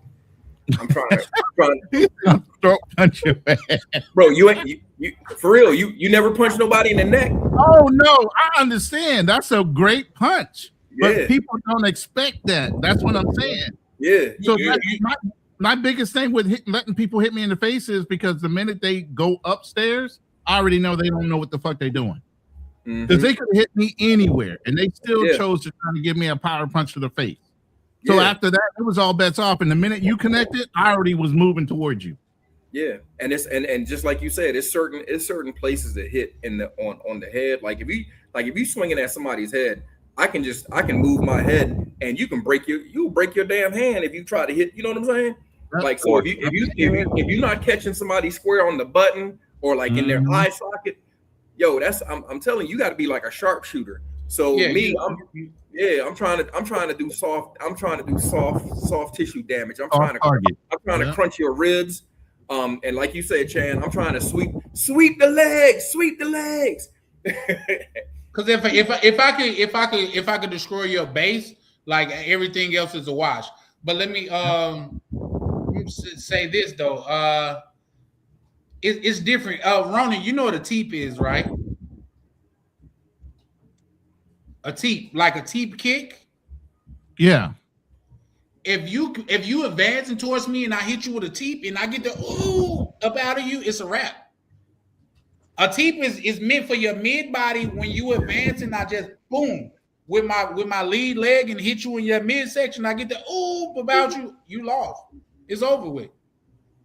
You know what I mean? So it's so that's the thing about Muay Thai, because you're looking at it from 8 different limb standpoint. Do you guys know, like they tell you can't break a skull with your hand because there's too many brittle bones in your hand, but you could break a skull with your elbow. Yeah. You see what I'm saying? I'm about to slide. I'm about to go get into some shit. So y'all take it easy, man. All right, Miguel. Shout out to you, Miguel. All right, man. Tim say, I prefer Charlie. I prefer you too, baby. I prefer you too, love. Shout out to Tam. I'm thinking about just like calling Tam for her to read a book for me to go to sleep. She got such a soothing, feminine voice to where I'll be like, you need your yard cut? I'll come cut your yard right now at 2:00 in the morning. Don't play with me. You know what I mean? But shout out to Jody too. Go ahead, Black Clean. I didn't hear you. Stop the cap. Why you say that, bro? I'm just playing devil's advocate because I know if Tam was on here, she'll be tearing you a new one right now. For some reason.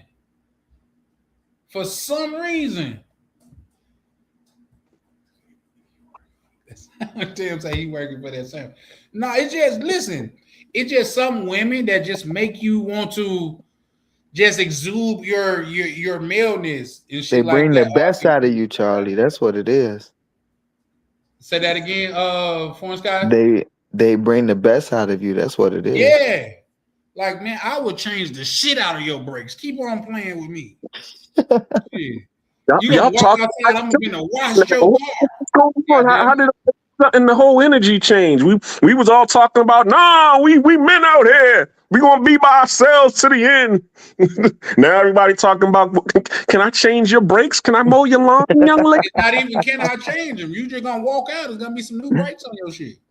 I'm putting the old brakes on your car, so you don't know some new brakes. Hey, Black Cleaner, have you ever met a woman who you just wanted to just do shit for because it's who she is? You never met a woman like that? Yeah, all of them. Take you to dinner, Joe. He said all of You never put your Instagram in the chat, love. But I would love to take you to dinner.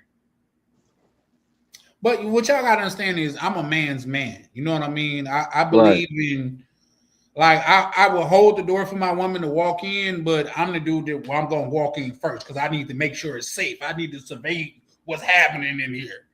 Yeah, you gotta scan the scene.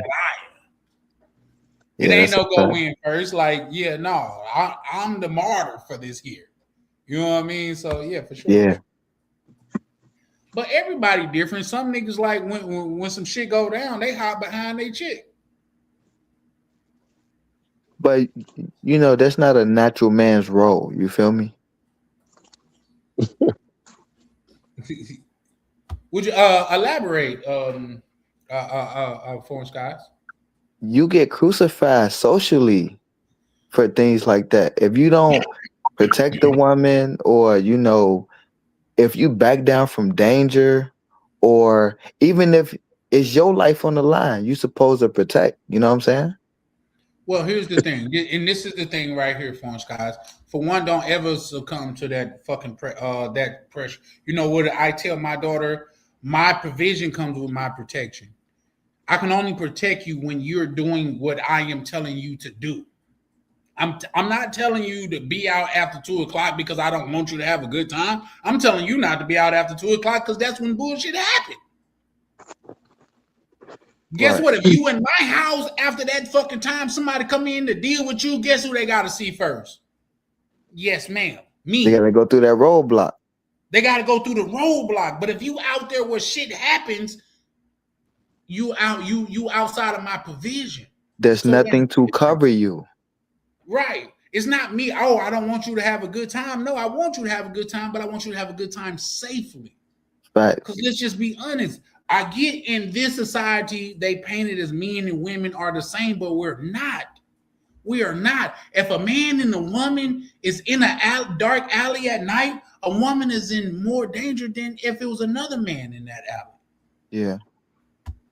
Case in point, if you're at the bar, you sitting down having a drink, and a woman sitting across the bar looking you in your eyes, no matter how she looks, she looking you in your eyes having a drink while she drinking her drink, you're going to be like, damn, she feeling me. Now replace that woman with a man, and he looking you in your eyes while he having a drink. Automatically, the drink tastes bitter. You see what I'm saying? Yeah, that shit is dangerous. Why the fuck is you looking at me, nigga? Do I know you?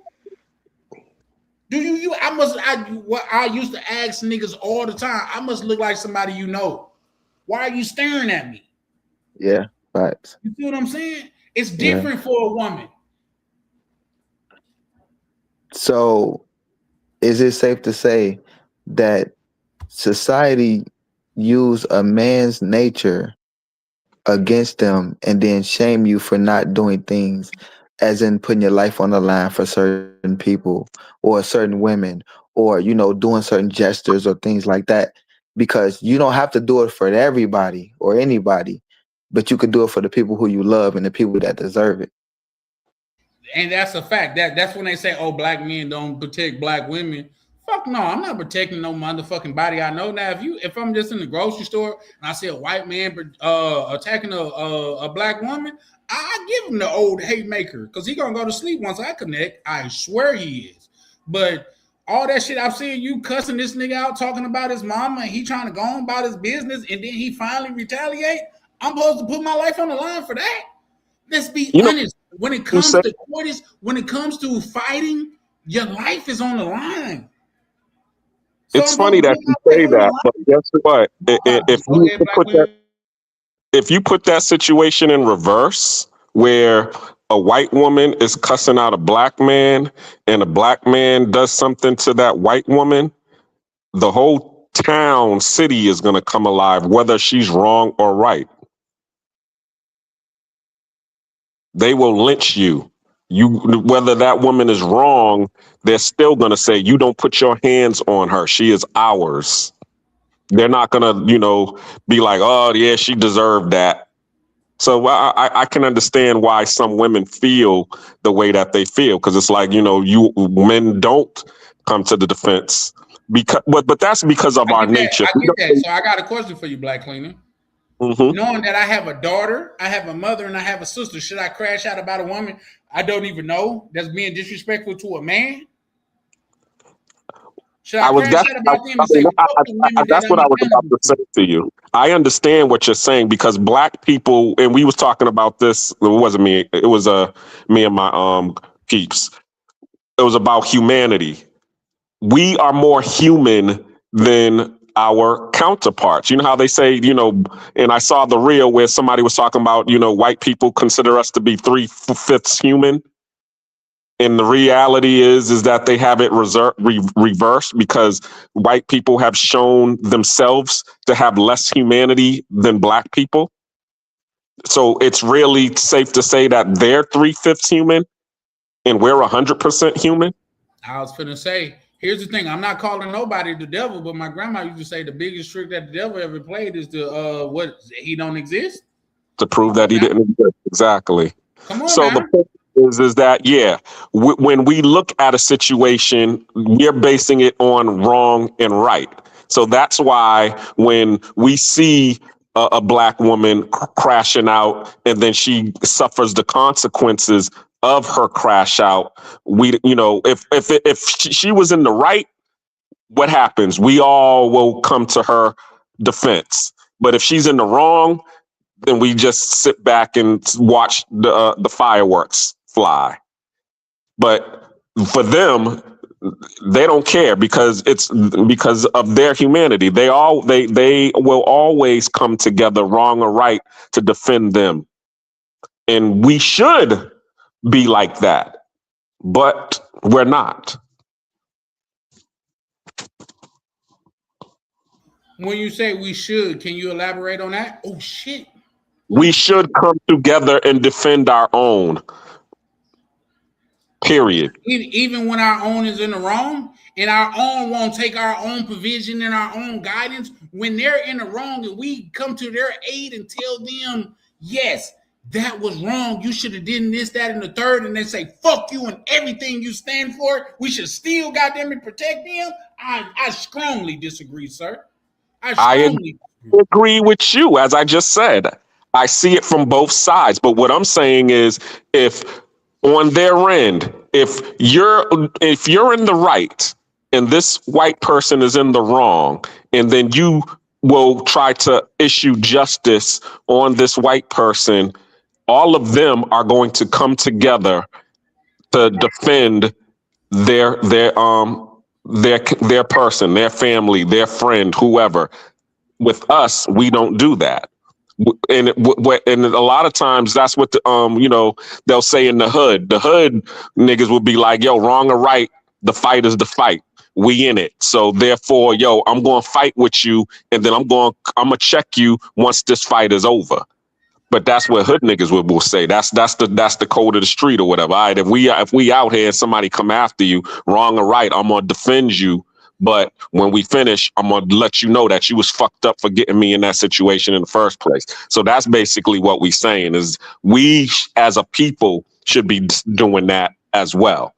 Basically, if she's in the wrong, we should come to her defense. And then once the situation is over, yo, you was fucked up. You was wrong. You lucky that I came, and I'm not going to do this shit no more. Don't let this shit happen again. So if that's the case, we should come to the defense of all black men then, right?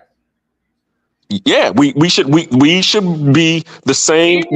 Even though this black man broke into this white dude house and he was defending his family, we should stand up with this black man because he had no right to defend his family when that black man broke in there.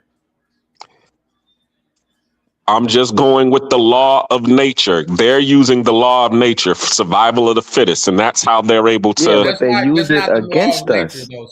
Exactly. That's the point that I'm trying to make. They're using their unity, as their weapon against us. We're using logic, and that's why we're losing. Because we're using logic and justice and righteousness, and we're losing against unity.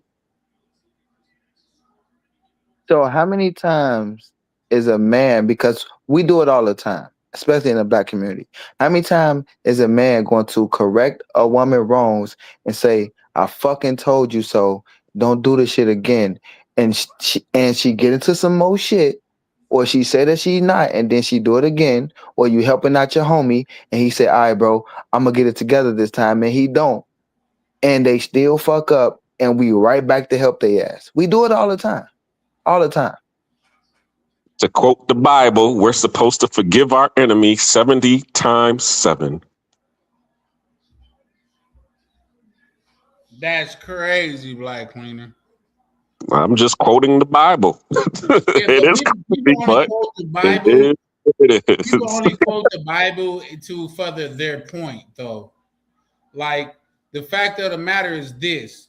If it's something that it's not for what you stand for. And excuse me, I'm very indulged in this fight, so I may not be able to be as elegant as I'm used to being. But the fact of the matter is this: if a person opposed to what you stand for, how can you stand up for them? Ooh, that was a bar. God damn, listen, I didn't even work on that. That's a bar. If a person opposed to what you stand for, how can you stand for them? I mean, but Okay. there's only one way, Charlie, and you know the way. What's going to happen is this, okay? What's going on right now? Because we got the whole ICE raids going on with all of these foreigners that are being deported. And we all know really what's going on is what happened in Africa when they kidnapped and sold us into slavery. And then once their numbers was diminished in Africa, the Brits and everybody, they just colonized Africa and chopped it up like a Thanksgiving turkey. That's where the whole, situation came from. So the same thing is going to happen.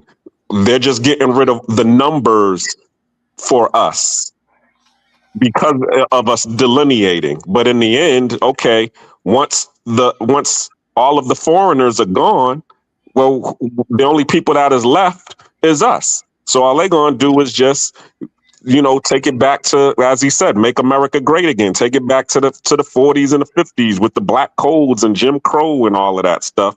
And they have the numbers to be able to institute that. You know what I'm saying? To enforce that. Because they got the ICE, they got, regular police and all of that. So it's just going to become a police state. That's what all of the foreigners and everybody is saying, is that we're losing because we're not coming together. They're together. They're on one. Fuck that shit. I agree with it, but I say fuck it in the same token, and I'll tell you why. Motherfuckers only want to come together with us black people when their ass on the line. Let's not forget, a year ago, they was looking down on us. Let's not forget that. But now that you seen motherfuckers that's on your heels, you looking out to the motherfuckers, y'all beat this shit, come stand with us. No, nigga, fuck you. You know why? Because a year ago, you was saying fuck us. You was looking down on us. You was talking about, oh yeah, no, I'm not black, I'm this, that, and the third. Well, fuck you. That's how I feel about it. Now, the fact of the matter is I am being a little bit more animated because I have been drinking, but I will say where I draw the line is when you can't send kids to school, because school in Minnesota has been closing down, and if you don't send your kids to school, they're not penalizing you. You know why? Because these people with masks on their fucking face could pull up and harass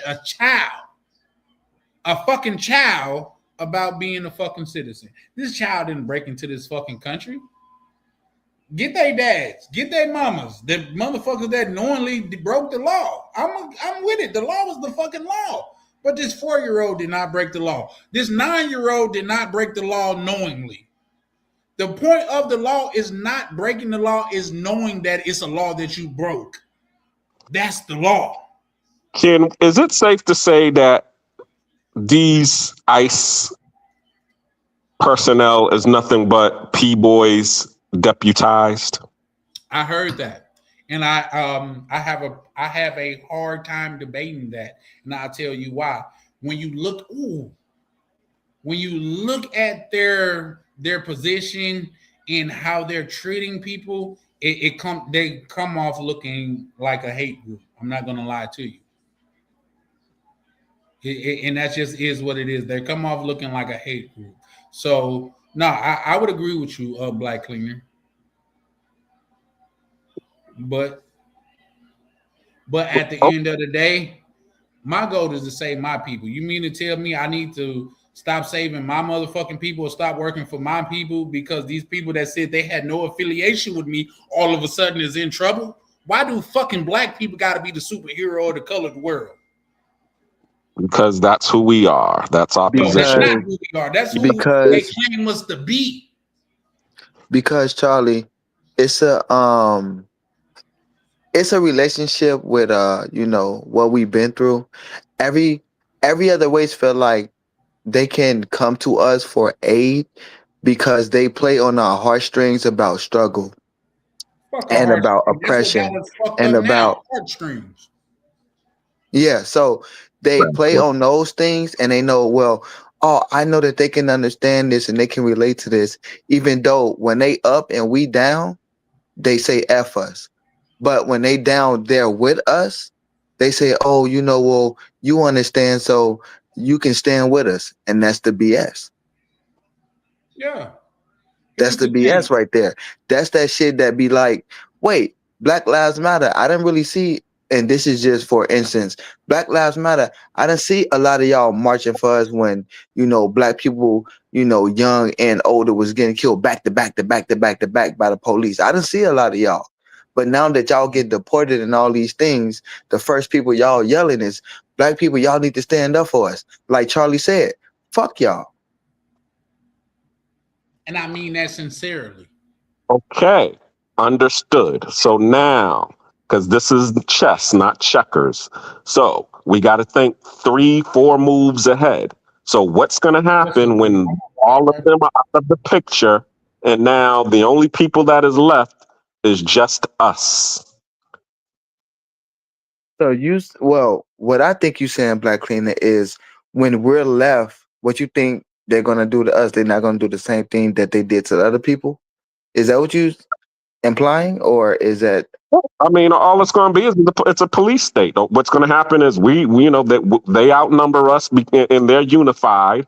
And what they're going to do is start, making us, a part of their prison industrial complex. You don't follow the rules, you're going to be on that, prison pipeline, because now you back in slavery again. I mean, that's really what's going on right now. They're just looking for free labor. So, but the only way to get free labor is to get you in prison. So they're gonna make up something, just like how they making up something to deport these rule breakers out of the country. Okay, well they're gonna make up something to put us in prison. Yeah, which is slavery again. So ever since we got free, like you were saying, Black Cleaner, ever since we got free, the oppressors of us have always had something else in place for us to be secretly brought into, and we didn't even know, to keep us in control. It's always been slavery. It's just been a different form of it. Like from then to now, we still been in shackles. It just looks different and it's more hidden. Yes, we got a lot of Black people who are successful and they live good lives and they quote unquote broke from the racism and all those things. But at the same time, we still got a lot of Black people that's stuck in a certain mindset and they consider us lost. Like we don't know our way. We don't know how to break generational curses. We don't know how to get out of certain things. We don't know how to build for ourselves. And then we just stay stagnant, stuck in their system. And we don't have the mind power to individually break free and then break others free. So yeah, to them, we stuck, and they always got something in place for us to keep a hold on us. Yeah, exactly. So, but my question is, when they're done kicking out all of these immigrants and it's just us left, what are we to do to be able to combat that? I think we Americans, I think we'll be treated more fairly. And I know you're going to give me pushback on that. You can go ahead, Charlie Chan. Now, I was just going to say the same thing that we did. We act like these people have been a part of our struggle as the Black people, as Black Americans. And they haven't. I'm sorry. The same people, and that's what really fucking pissed me off, because the same people that look down on us is the same people that benefited from our fucking struggle. I'm sorry, but when I look at those motherfucking tapes of when Black people got dogs put sick on them, got water hose down, I didn't see these Hispanic motherfuckers. I didn't see these different race of motherfuckers. It was us. Facts. When Martin Luther King was marching, there were no Hispanics. Come together, this, that, and the third. The fact that your people could go to school and be around motherfuckers like that is because of the work off of Black people's back. Y'all get to negate that shit. But my grandmother's grandmother is from this fucking country. Let's keep it a buck, man. Niggas be facts, Charlie Chan. Facts. When Martin Luther King was marching, weren't no Hispanics marching with him. I didn't see not one of them. I didn't see none. If they was there, they was in the background, safe. So these same motherfuckers that's motherfucking trying to shit on us as black people is now asking for our fucking help. Nigga, fuck you. How about that? How about that? Now niggas that got me in my feeling, I'm drinking it and I'm really diving into this shit. How about that? Fuck you. Nigga, when have y'all came together and said, thank y'all, our kids get to go to school in the good neighborhoods now because of the sacrifice that y'all made. Motherfuckers got beat and killed. But fuck y'all, we don't give a fuck about the motherfucking shit that y'all done put up. Facts. Shout out to Tam. We don't give a fuck about the people that y'all done motherfucking lost in the motherfucking. We just gonna come in and reap the benefit of your suffering. Come on, man. Motherfuckers need to quit playing. Because I call a spade and don't give a fuck how. Come on now. Come on now. The fact of the matter is, when I showed my people, I'll see if I can't show it again. When I showed my people, my great uncle served in the motherfucking military. You can't say that. We can't have a fucking conversation. Let's be honest. Let's be honest here. I'm not saying if you can't say your people didn't serve. I'm just saying if you wasn't here then, how the fuck the way you feel about me and the people that was here then, how the fuck does that shit matter to us? Now, the fact of the matter is this, you guys know I am in Minnesota. I know a lot of Somalis. I'm in cahoots with Somalis. I do business with some Somalis. But this is what I will say about that. If you're not bringing no bread to the table, if you're not bringing no opportunity to the table, they're not fucking with you. Point blank, period. Is that a flaw on their part? I don't think so. We should be Charlie, like that. let me ask you one question. Yes, name an organization that that Caucasian people and black people or Hispanic people and black people came together to make for the betterment of more of black people. I can't do that, but I can name an organization that white people have made that black people don't really realize that they hold in high regards. Okay, I get that, but basically you saying you can't name one, right? Not off top. Okay, exactly. Would you like for me to what black people hold in high regards right now? Do you know that it was made by white people? Nah, I didn't. HBCUs. It was made by white people. Look it up. So where's the history of HBCUs was founded by black? Not you guys, but anybody that's in the chat, challenge me on it and I will pull up the proof. HBCUs was founded by white people. What are you talking about? Spelman being named after a white lady? Being funded by white people. Fuck being named after. We're talking about being funded. Where the money coming from? Yeah. All right. Because that's the most important part. Where did the money come from? Fuck Yeah. the name.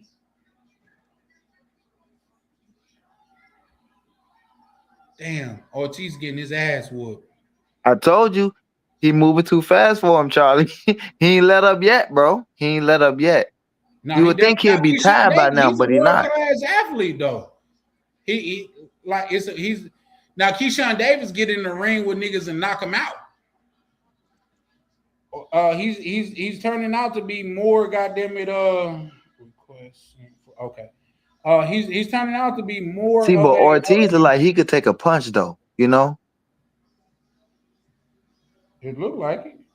And Davis, not saying that he don't got no power, but it don't look like he even hit him that hard. I think he been giving them light taps all night. Oh, that's. I'm like, how the fuck did I get a super chat? I'm not even monetized. Shout out to Dot. Love, yeah, for sure, bro. Gotta pay respect, man, because even if you're not like, I don't receive the super chat, man. Shout out to my good brother Ronan. That's been a tremendous aid to this thing of mine, this thing of ours that we're trying to build over here, this community that we're trying to build, man. So shout out to you, bro. I can't speak for Ronan, but what I will say, I'm pretty sure the love is always appreciated, man. So shout out to you. Oh, and update. I made the 50 subscribers. Thank you very much for all of you all love and support. I'm at 53 subscribers, so I appreciate all of you all. I told you we was gonna get you there, brother. Didn't I say Shout it out now? Black Cleaner. Shout out Appreciate Black Queen. When you going live? I gotta pull up on you, bro. I'm gonna go live in Cartagena. I think that's gonna be my first live once I get everything all situated. Yeah, I'm gonna do the first live in Cartagena. Now, Are you gonna put a notification on it? What I want to tell you is, sign up to go live now, because from your first live, I think it's got to be 24 hours before they release it or open it. So go ahead and sign up to go live, and then shit, he took a knee. This Yeah, I nigga seen took a that. knee Yeah, I seen that. in the 11th round. That boy looking like kind of hurt. But also too, I wanted to answer your question about the holes in the campo and the holes in the city and sending money and all of that foreign, but because there were too many in the pot. It's really about, number one, as Miguel said, being over here and knowing what you can and can't do, and also too, knowing the person that you're dealing with. Because as I said, you got there's a girl here that I was dealing with who I really, really liked. You know what I'm saying? And me and her we had a relationship, and she would come over, she would do all of the good things for me, you know what I'm saying, everything that I was looking for, and that's the chick that I was wanting to be with. But at the same time, she was also the same chick who was hiding things and being secretive, and also the one who was in the most need, asking me for money all the goddamn time. But then there was, and she's supposed to be a good girl, a girl who ain't working, who ain't, who's not a street girl, as they would say. But then there was the chicks that I met that were street girls. I mean, bona fide on the street, but I wasn't sticking it to them. And me and them became friends, and we got to know each other, and they was able to show me the things that the one who I considered to be my girlfriend, who I was sticking to, was hiding from me. You see what I'm saying?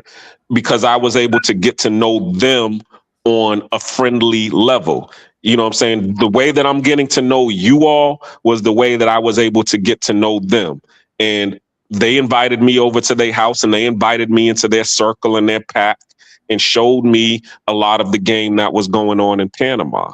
And really, all it was because I didn't come at them as y'all are some hoes. You know what I'm saying? Y'all are just, straight for the stroke type of mentality. Now, if I was coming at them like that, then guess what? They would have treated me like that. But because I treated them like, yo, you know what I'm saying? Yo, I like y'all. I like your vibe. Y'all are straight. They would always come and hang out with me. We would go out, they would dance and drink and, invite me over to their house, and they would cook, and we would all laugh and have a good time. And I would invite them over, and they would come swim in the swimming pool. And then we would go out to the club, and they'd be like, yeah, watch out for that chick over there. It'd be like that Misha, Anna, Tam type of brotherhood, friendship, sisterhood type of situation. You see what I'm saying? So really, the name of the game is really try to get to know the female that you're dealing with. You know what I'm saying? That's really the answer, because once you get to know them on that level, okay, then you can take it to whatever level that you're trying to take it to. But if it's just on some, you get the box, I like you, I want to be with you, that's where the game starts. Because it's like, because once you get the box from the chick, or she gives you the box, it's like, got him, baby, I gave you the box. It's the same game that they got going on in the States. You know what I'm saying? Yo, as soon as the girl gives you some, she feels you owe her the world. That's basically what it is. Now she's feeling entitled, and she's going to use that to her advantage. Hey, I done gave you some, so hey, what are you doing for me? And that's really what it is. Okay. It doesn't matter if she's or a good girl. It's all the same thing. So what you want to do is take that off the table and try to get to know that person and what they about, and get to know them on that level. And then once you're able to do that, then because that's one of the things that you learn in what Charlie Chan is always talking about, reading the book Pimp by Iceberg Slim, because that's one of the things that he always says. He says you play it in reverse with them, with the hoes. You know what I'm saying? No, I'm not a hoe. What did he say? I'm not a freak for the I'm a freak for the money. So in order to get me off, you need to come and give me the money. So it's really the same thing. Go ahead, Charlie. No, I was just saying that's a fact. Like, you dropping gems to where if you haven't read that book and you claim that you want to understand women and the women mentality, you more than likely gonna fall in the simp category. I'm sorry, that just is what it is. Like, to understand that book is to understand the ideology of women. It's not just certain women, it's just women in general. They was just finding a woman and turning her out just because it's a ideology. You see what I'm saying? So Black Cleaner is cooking. I 100% agree with everything he just said. Right. I see Black Cleaner aspect. The angle I'm coming at it from is, I'm pretty sure all the brothers who were looking for serious relationships overseas did not start out with their woman by living in the country. I'm pretty sure some of them were transitioning from, visiting frequently to living there, or some of them still live in the States and they women live in that country and they trying to bring them back to the States, which we do recommend don't do that. But I'm pretty sure all of them didn't start out with the man living in the country, found a woman, he already lived there, and then so forth, so on. So what I'm saying is, some of these women that are married, got kids, who are faithful, who, the men show on social media as their foreign wives, I'm pretty sure all of them didn't start by living. No, you good, Charlie? bro. Bro just got knocked out with 11 seconds left on the clock. Oh, that's shit. Crazy. Yeah, but I'm pretty sure it didn't start out like that. So when I say the difference between the P4P girls, the city girls, the girls who, talk to different men, the girls who got secret boyfriends, I'm not talking about them. We talking about the other ones, the marriage material ones. When we was having a conversation earlier, it seemed like them girls gonna play with you too, just because you don't live in the country permanently. Mm-hmm. That's what I'm getting at. Yeah, I mean, the game is the game. Okay, so when the opportunity, so then there is no difference. Then, Black Cleaner, if the game is a game, what's the and Miguel said there is a difference, but now I'm saying no. What's the difference between that woman and the street woman? If they all gonna play games and one selling it, and let's put it to you like this. Let me explain it this way. Okay, my brother used to always use this analogy. Okay, the person a lock is a deterrent for an honest person, not for a thief, because a thief has something for the lock. They already know the lock is there, so they're going to have something in order to bypass the lock. Okay, so it's the same thing when it comes to these women. Okay, if the reason that he was saying you need to be present is because once you present, the deterrent or the opportunity for them to be able to get away with what they want to get away with is deterred, because you're now living in the country, so they can't get away with all of the anecdotes that they would want to get away with if you were living overseas or you was living back in the States. But if you are living back in the States, well, guess what? They have nothing but space and opportunity, and you're basically leaving it up to the honor system. Hell nah, shoot, because at night everybody's lonely. You know what I'm saying? The bed is cold in the States, and the bed is cold in Latin America as well. So guess what? Everybody's going to do what they want to do in order to stay, comfortable. So nah, you want to be over here. I mean, they might be thinking, oh, I got a man over in the States who loves me and supports me and does all of that. And as soon as you show up, they'll make a choice. And sometimes it might be the dude who's keeping that bed warm and who speaks their language and that they can relate to, versus the dude who's just the dollar daddy. You know what I'm saying? So you got, but sometimes it might be the dollar daddy. It might be you. But the name of the game is, guess what? In order to alleviate, to deter some of that stuff from happening, you first want to establish yourself here in the country, and then try to get to know them. I wouldn't even have a relationship with a chick. Cause like I'm dealing with a chick right now. She lives in Tanzania and she over here talking, about this whole, I want to marry you, this, that, and the other. I'm like, I'm not doing that with you. Cause we already know what the next thing is going to come out your mouth is, oh, I need this, I need that. No, I haven't even been over to Tanzania yet to even know what's going on over there. So let's first establish a friendship, a business, see if we can get money together, if we can do, some of these things that's going to benefit the both of us. Then once we have, some skin in the game, then we can establish a relationship. But if there ain't no skin in the game for both of us to be able to lose or benefit from it, then there's no relationship. And I treat it the same way everywhere. Latin America, Africa, Asia, I do it the same way. And that's how you're supposed to treat it. I feel that, Black Clean. You can go ahead, Charlie.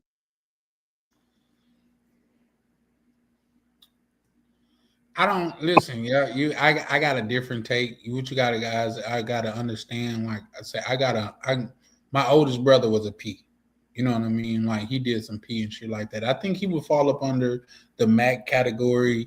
You would have to go into like more deep into it to understand the difference between the P and the Mac. It's fundamental difference in things of that nature. But I feel like he fell up under the Mac category. But the thing that both of those different categories had in common is they didn't pedestal the box. The box is not a pedestal.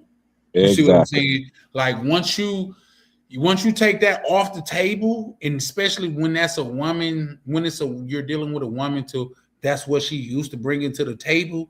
You challenge her to think, oh shit, he don't want this. This is not what get him going. What else can I bring to the table? Because what you got to understand is like just thinking about the ideology, everybody want to be safe and comfortable. And a lot of times women just out here peddling their box give them power. It's dudes out here that, oh, I'm going to protect you because you got box. No, bitch, you like another nigga to me. Mm-hmm. That box between your legs have no bearing on me. That's just like if you was to read the book, it said a pimp ain't nothing but a trick to a whore to his females. Mm-hmm. You see what I'm saying? Just try it. Just try it. Just look out on it. That's why I recommend brothers going to the DR and getting their bearings and understand the ideology of a woman, because I'm sorry, these niggas is lying. The fact of the matter is, when it boils down to it, American women is just the same as foreign women. They're women. They're fucking women, bro. But Charlie, you got people that's gonna argue. Out of the country is unicorns. Charlie, you got people that's gonna argue you down and say, Them is niggas that'll split their wrist behind a bitch, though. I'm not going back and forth with a nigga that's motherfucking gonna do some shit like that. These niggas that's hiding in the bushes to spy on a bitch. Why the fuck? I'm not even having a conversation with them type of niggas. Talking about, oh no, nah, fuck that, nigga. Show me proof. Nigga, your baby mama got you on camera demasculizing you, nigga. That word didn't come out right, but y'all know what the fuck I mean. Your baby mama demasculating. There you go. Your baby mama got you on camera treating you like a bitch, nigga. The fuck you mean? We don't deserve to have the same conversations, nigga. You be around me and just soak up some of this fucking game. Other than that, I'm not going back and forth with you. No, Charlie, because when I done seen your bitch call you a bitch. Charlie, when Hey, people bro, I have travel, never had a woman in my motherfucking life call me a bitch. Maybe one time, and guess what? I looked her in the face. I said, if you feel like that, show me I'm a bitch. Call your brothers over here to show me I'm a bitch. Guess what she said? Oh, now you taking that shit too seriously. They just words. No, bitch, because I'm willing to stand on what the fuck I say. Tell your motherfucking brothers that your fucking mama had to pull up and show me I'm a bitch. Because somebody gonna die today, and I'm okay with it being me. I'm okay with that because a nigga that stand for nothing will fall for anything. I'm not having motherfucking conversation with motherfucking niggas that let they bitch put their hands on them. That's not a real thing in my life. but they also Not a say, real motherfucking thing in my life. Charlie, I'm sorry, but go they ahead. also say a man that stand for anything will fall for less. That doesn't even make sense. Can you elaborate on that for me, please?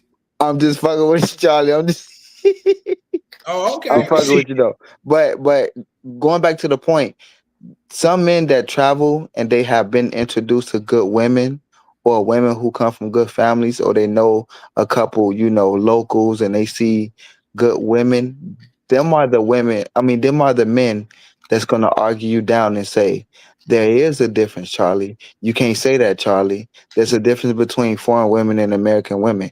Yeah, they're all women, but there are huge such differences between the two. Then hold on. Then they're going to question your stamps. Where have you been, Charlie? How much have you traveled, Charlie? Have you met?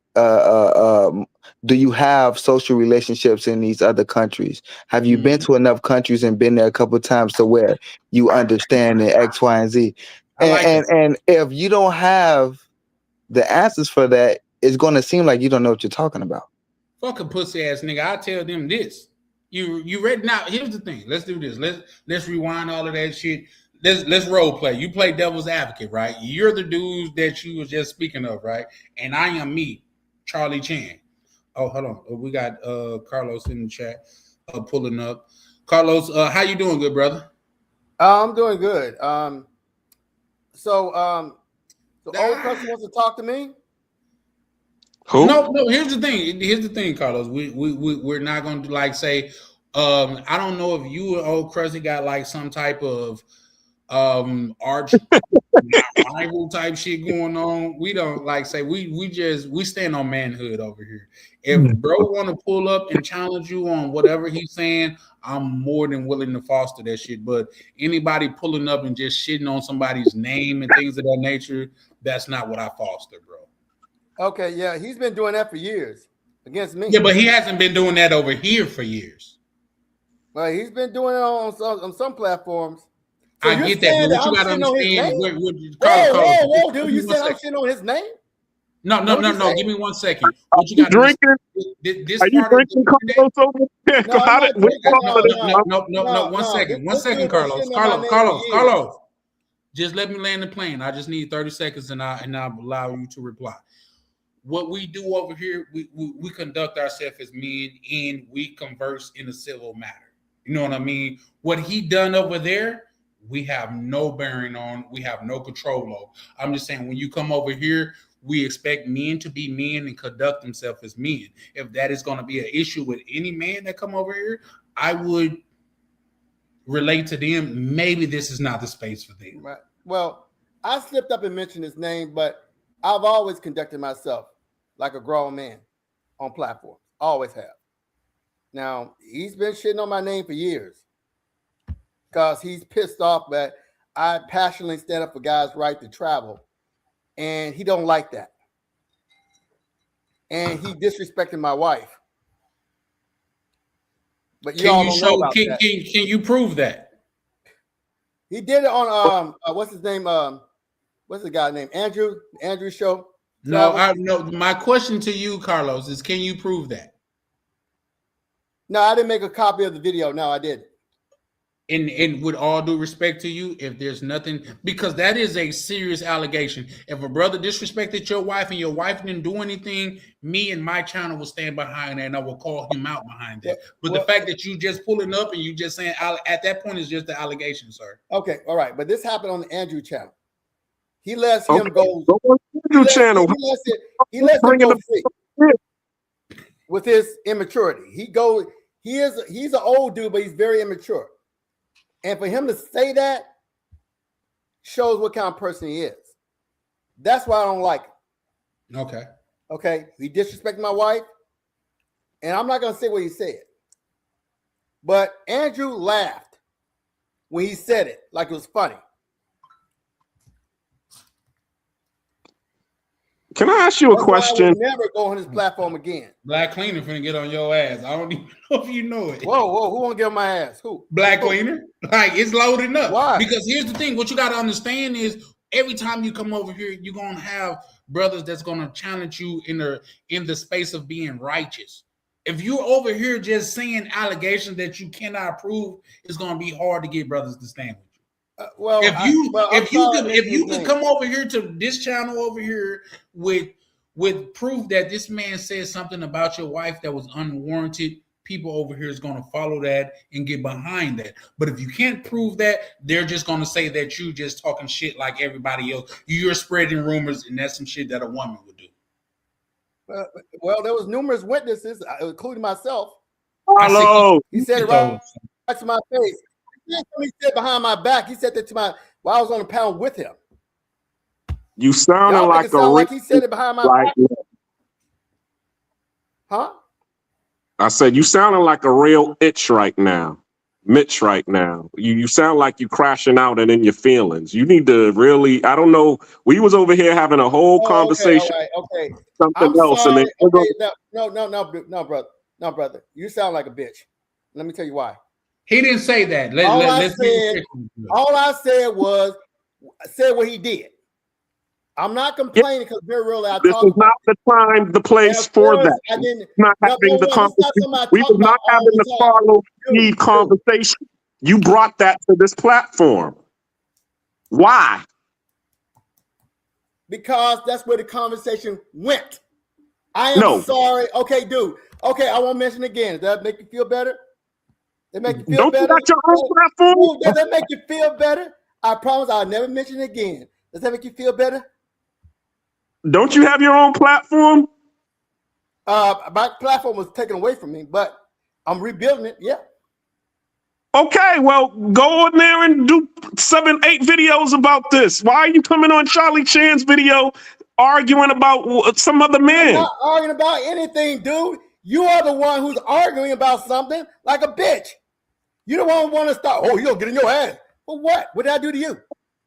Are you that much? Disrupted a nice civilized some other dude. Is he your boyfriend? Cause me, I wouldn't give a shit if somebody said, "Oh, he disrespected my wife." Oh, that wasn't good. You sound like Anton Dan. Allow me, because that's what I said. No, hold on, Carlos. Just allow me to elaborate on that because that's what I said. What I'm saying is coming over here to a tribe of men that stand on men principles. When you bring that type of shit to the circle, you get men to rally around that. If your wife was spoken on in a negative manner and she have nothing to do with what you guys going on, people around here will rally against that. But to bring that up and not have any proof of it, men are going to more than likely push back against that. Why would you bring something up like that if you have no proof? I'm sorry I mentioned it. No, you don't have to be sorry, sir. I'm just telling you to be more conscious. Sir, I think y'all a little bit overly sensitive here. No. This is all I'm saying. I'm saying, like, you don't have to be sorry, sir. I'm just asking you to be more conscious of the things that you're saying. Okay, I will do that. I will do that. But if somebody want to get in my ass over something I just said, and when it doesn't affect them, that tells me there's something wrong with that person. Not necessarily, because they're going to challenge you on your thoughts and your feelings. If he has a problem with what I just said, he needs to go see some counseling. No, you need to go see some counseling. Nobody was thinking about you, Carlos. You came on the platform with this. Dude, Black Cleaner, please. You gonna get up all in my ass? Pause. That's what I heard, right? That's what I Pause. heard. You gonna get all up in my ass, right? All because I said what he did. Antoine Daniels. Get on your ass. Get on your ass. I think that's a different illustration. But we get Hundreds what of you're witnesses saying. heard him say it, including myself. And then you gonna attack me? Nah. That doesn't make any sense, brother. Carlos, I want to be abundantly clear. Nobody attacked you. All of we saying over here, when you say things, when you say things, bring more than what you're saying. Bring facts. Okay, fine. That's cool. I respect your. That's all we're saying. Platform. Nobody's attacking you, sir. Bro. I don't want nobody to feel like they come over here that they're attacked. You can speak candidly over here. You're free to be yourself, but at the same time, if you're gonna put down somebody else over here on this platform, I only ask that you bring proof with you. Don't just try to win people over on how you feel, because us as men, we don't operate out of feelings. We operate out of facts. All right, exactly. And that's why I have no respect for the whole entire anti-passport bro movement, because their whole movement is based on innuendos, rumors, assumptions, like they're in somebody's bedroom and knowing exactly what they're doing. It's ridiculous. We need Casanova right now. I wish Casanova was real men. now. Or Broken Barrel. No, Broken Barrel and Casanova, please come on this panel. He need to go that away. You need to go that way. Okay. Wait a minute. You had a problem with what I just said? Yes, you in your feelings right now, man. And it's just it's messing with the energy over here. We over here watching the fight. We over here dude, you're goofy. You're over here talking about controversy. I'll say, so you said the controversy time right now. Platform is based on facts or feelings? I'm just asking. That's a simple question, bro. It's facts. Based on facts or feelings? Okay. Facts. Well, I disagree. It's based on feelings. So you want those anti-passport bro people, right? Platform. Charlie just said everything is based on facts and logic. Get out your feelings, Carl Thomas. You over here being I'm talking about certain content creators. I'm not talking about you. So you're in your feelings? Why are you taking? Why you not in my feelings? I'm telling you to get out of your feelings and I'm not in my feelings. That's your dumb opinion over there. Dude, that's what I'm telling you. Dude, that's just your opinion. I don't care about your opinion. That away. Dude, how come me saying something about anti-passport bro content being about their assumptions? Why does that bother you? Just a question, bro. We're not even talking about passport bros right now. Now you're trying to duck the question. So no, I ain't ducking no question. I just told you. Why are you in your feelings? Why are you talking about? Saying that you can't over here and change the whole subject. No, and I'm saying, why did me saying that bother you so much? Because you changed the subject. So what? People always change the subject. Well, I don't like when people change the subject. Dude, okay. I know you're in your feelings. Dude, I know you're in your feelings. I'm sorry. I didn't mean to hurt your feelings. I just told you. I hurt your feelings. I know I hurt your feelings, bro. Hey, Black Cleaner, hold on. Well, hold on, Black Cleaner. Hey, Carlos. I hurt your feelings. I'm sorry. Can I ask you one question, Carlos? I hurt your feelings. I'm sorry. Carlos. I really do apologize for your feelings. Carlos, can I ask you one question, brother? Wait a minute. Why are you asking me a question? Nah, I was just curious about something since you on the panel, brother. Can I ask you a question? So when you came over here, were you interested on chiming in on a topic that we were talking about? Or are you actually looking for somebody so you can resolve your issue? I'm looking for somebody so I can resolve my issues. But he's not here though, Carlos. That's why I asked. All right, so it's up to you, Charlie. I'm clearly saying. Okay. All right, brother. Okay. Let me finish. If Old Crusty has a problem with anything I said, he can come to my platform. That's all I'm saying. Okay. All right, Carlos. We got you, brother. We got you. We got you. That's it. That's it. That's all needs to be said. And this dude's on. See, that's what shows how the maturity of these brothers right here that be on this platform. They're over 50 years old.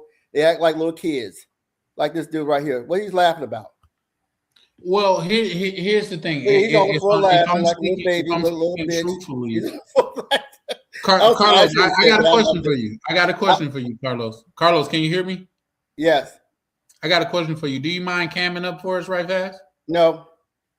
You don't want to cam up? No. Can I ask the reason?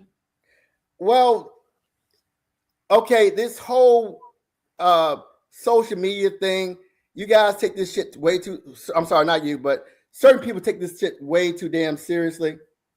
And I don't want any weirdos bothering me in my private life. That's all. That's it. That's all. But okay. With that being said, you have came on and defamed because without any proof, you understand that's defaming. You have came on here and defamed men that have showed their face.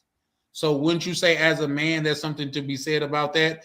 The men that you are defaming has showed their face, but you are that's coming on here and just throwing out wild accusations at this point because you haven't showed any proof. Won't show your face. The reason why I show my face all the time, the reason why you got brothers like Black Cleaner show his face or even Foreign Skies, because when there's something that we don't agree with, you can see the person that don't agree with you. Every platform I go on, I show my face. If it's a person that don't like me, you get to not like my face, the person that I am. So my question is this to you as a man: if you have so much animosity against so many people, why won't you show your face?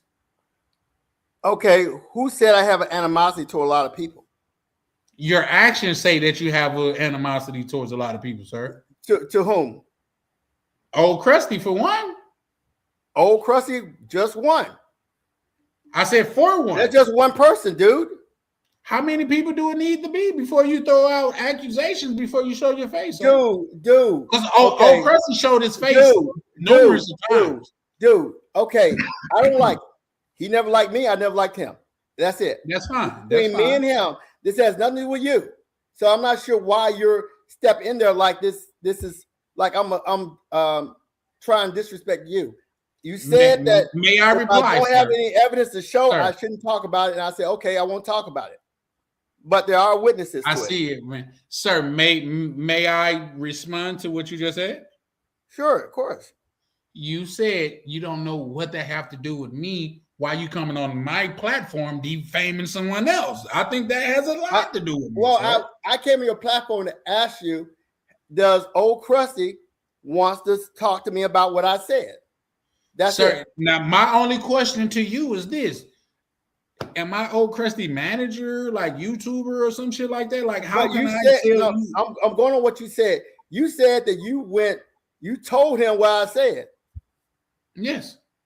Right. So that's when he came on my platform. You told And what when I you said. came on my platform, sir. And my statement to you is, and I said in the private chat, but you didn't respond.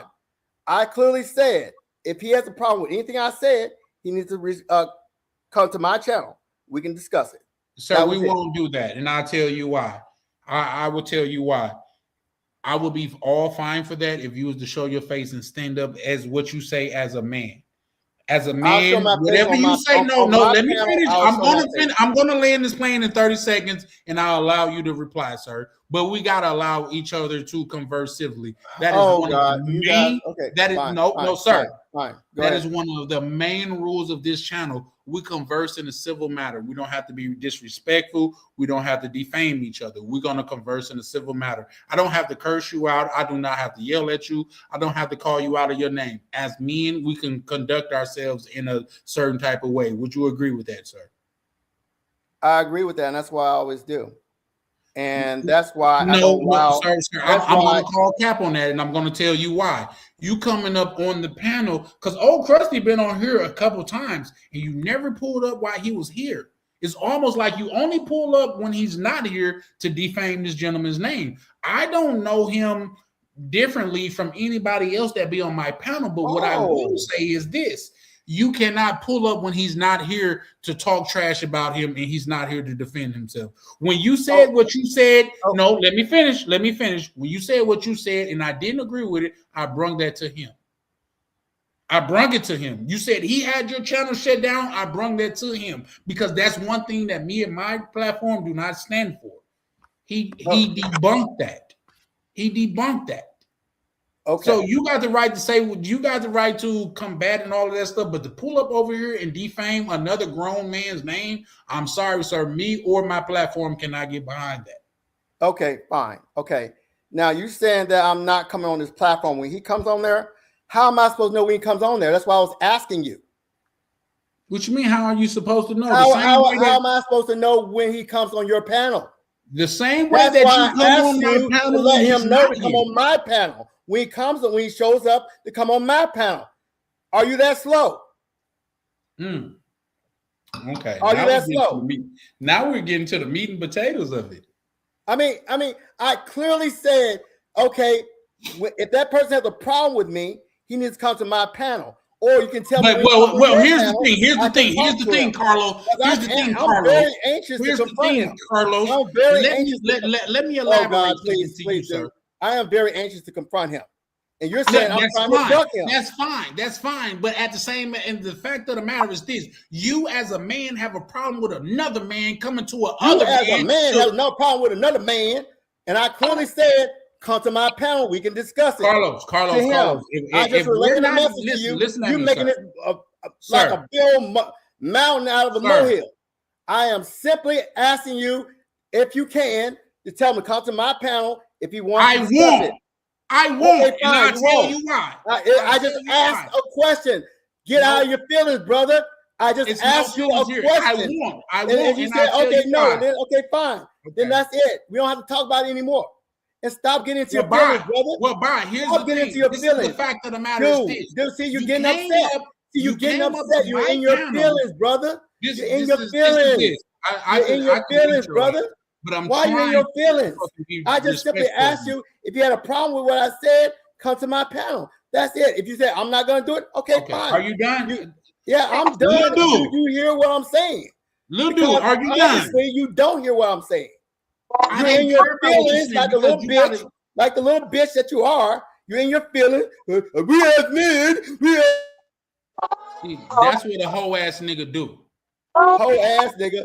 No, that's what a hoe ass nigga do. And I can tell you this. This is what a bitch ass nigga do when he come up and I'm trying to pay him respect and he do all of that shit. This nigga want views on his channel. A little bitch ass nigga that'll come to a panel of men and talk shit about a man that is not even there. How does that even fucking make sense? You hoe ass nigga. Every time you done ever pulled up, you talk shit about old Krusty. Get this nigga nuts off your head, bro. Stand on something. As a fucking man, you talking about he spoke about my wife. I said, okay, well, I don't agree with that. Can you show me proof of that? No, I don't have proof. Well, shut your bitch ass up then. Shut the fuck up then, because the circles that I run in, nigga, you gotta stand on what the fuck you say. You bitch ass nigga.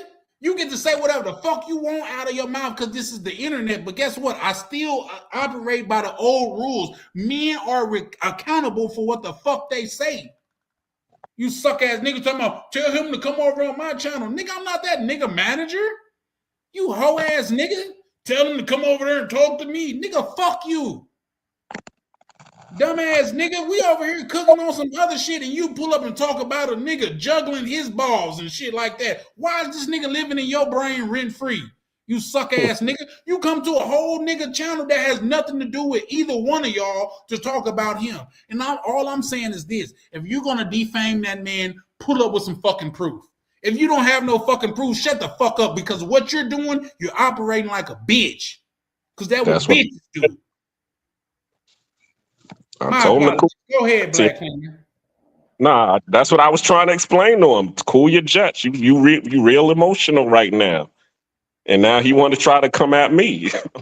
I mean, even Forrest Guy was telling him, yo, he's not here. Why are you, you on here?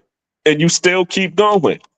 No, see, but come to my panel. Nigga, I'm not his but manager. I asked him real nicely, though. Exactly. I said, did you come over here to talk about the topic? He said, no. I say, so are you looking for somebody? He said, yes. I say, he's not here. What I was going to say was, Black Cleaner. Oh, Shit. shout out to Cleaner. Hey, real shit. I was going to say he's not here, so we were on a certain conversation. So can we get back to the conversation? But that's when Black Cleaner started getting. See, he was looking for a reason to stay. You should have kicked his ass a long time ago, Charlie. But out of respect for your channel, you run it how you run it. You know what I'm saying? Yeah. Big Banger say y'all embarrassing black people. Yeah, no. Here's the thing, man. We conduct ourselves as men in goddamn it, men of understanding. Like I say, I've never until he went to that level and shit like that. I never, because even in disagreement, I can converse with a person. But when you start saying this, that, and the third because of another person, nigga, you in your feelings, bro. He could have And the asked you fact that of shit in matter the is chat, this, Charlie. He could the have fact asked you that shit of in the the chat. matter is this: if you was in front of me talking that shit, I swear to God on my daughter, I will break your fucking jaw.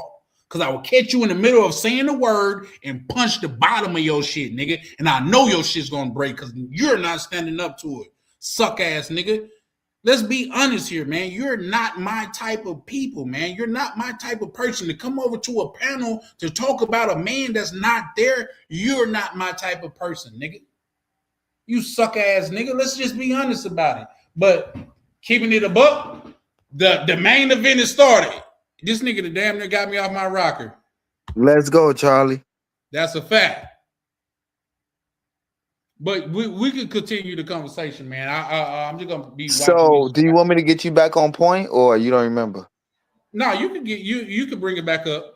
So, what I was saying was like because you say all women are the same, the foreign women and the American women are the same, and I was telling you like there are some men who have traveled, who have been around, these certain women who see because they didn't travel or whatever, and they feel like, nah, Charlie, you wrong because I see something different.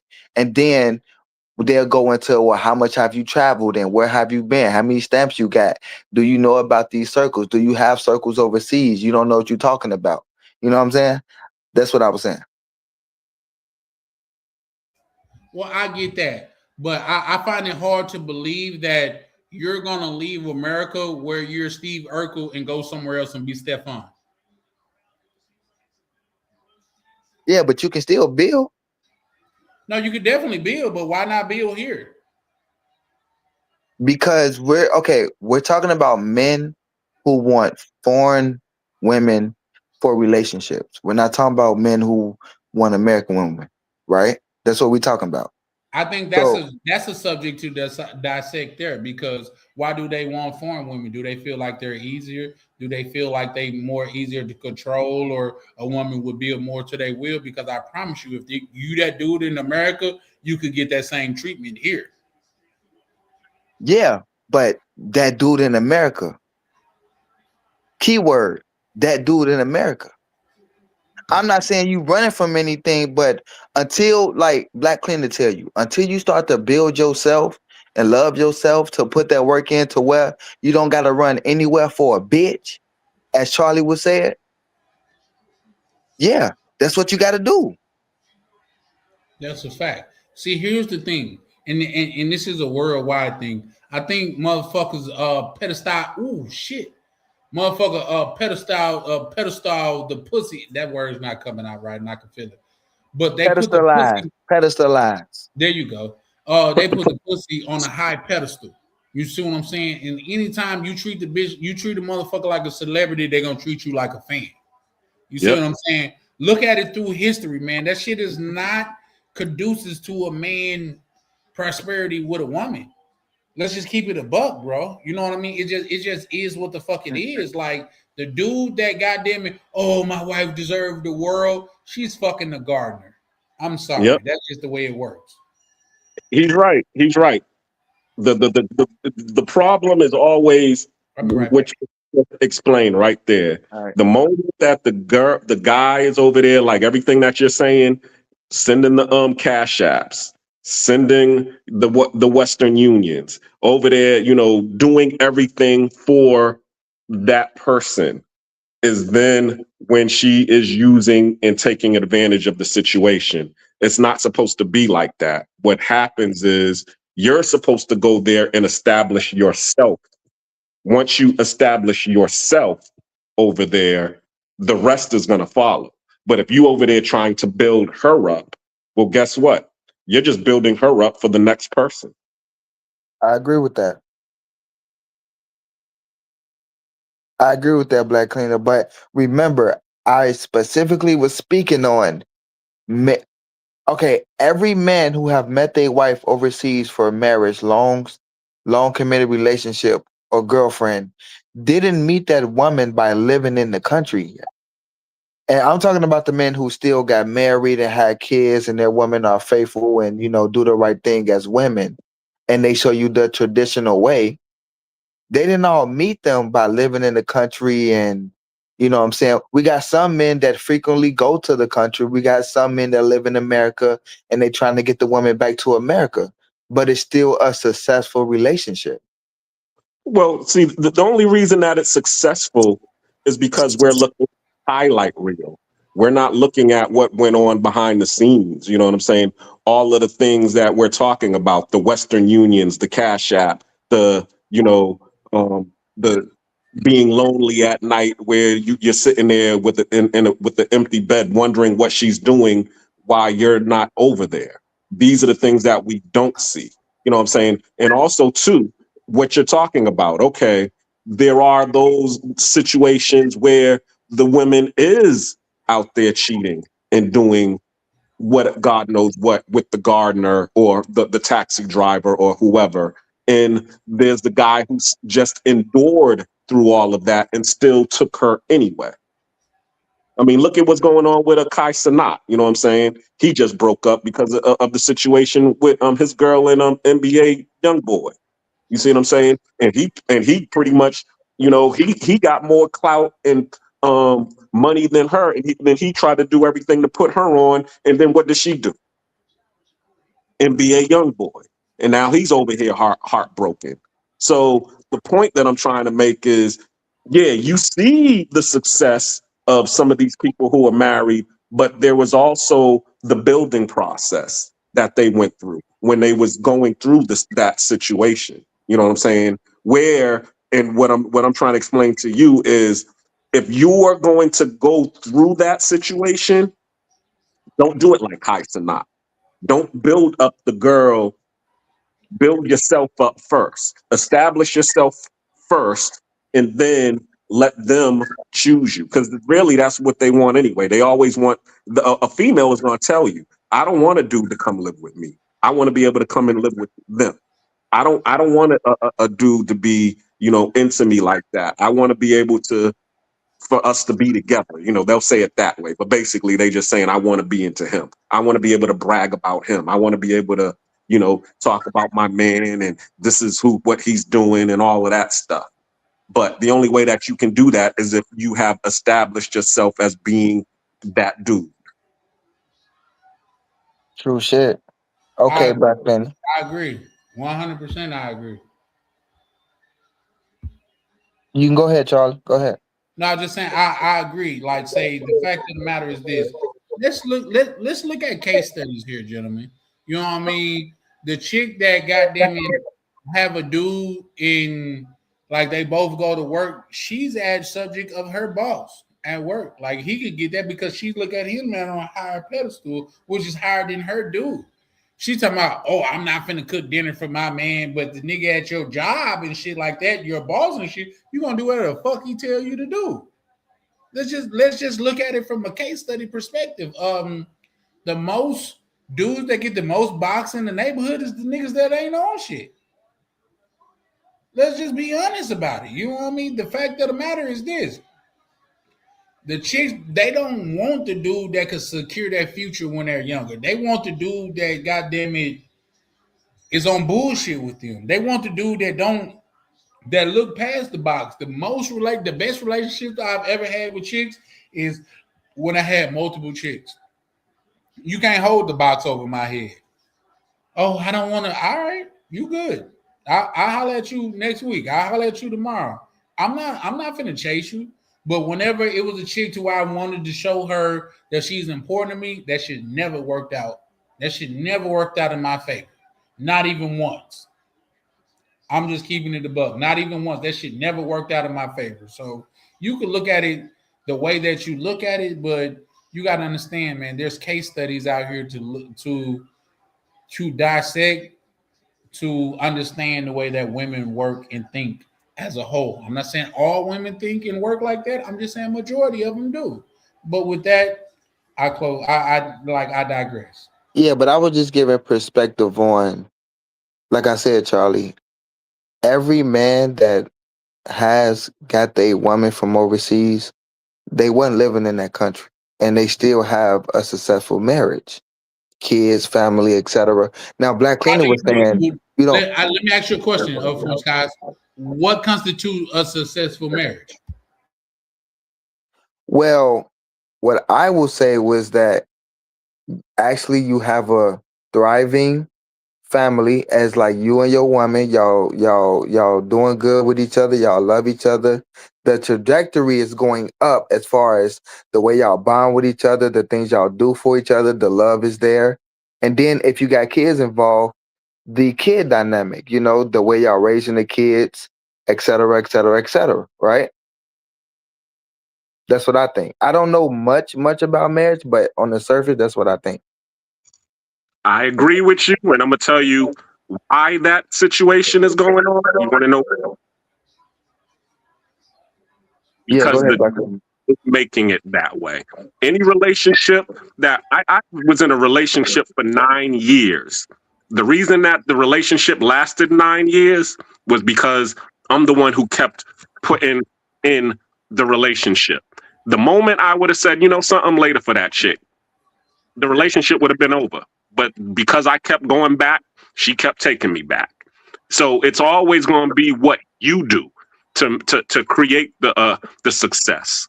You can be with a harlot, and guess what?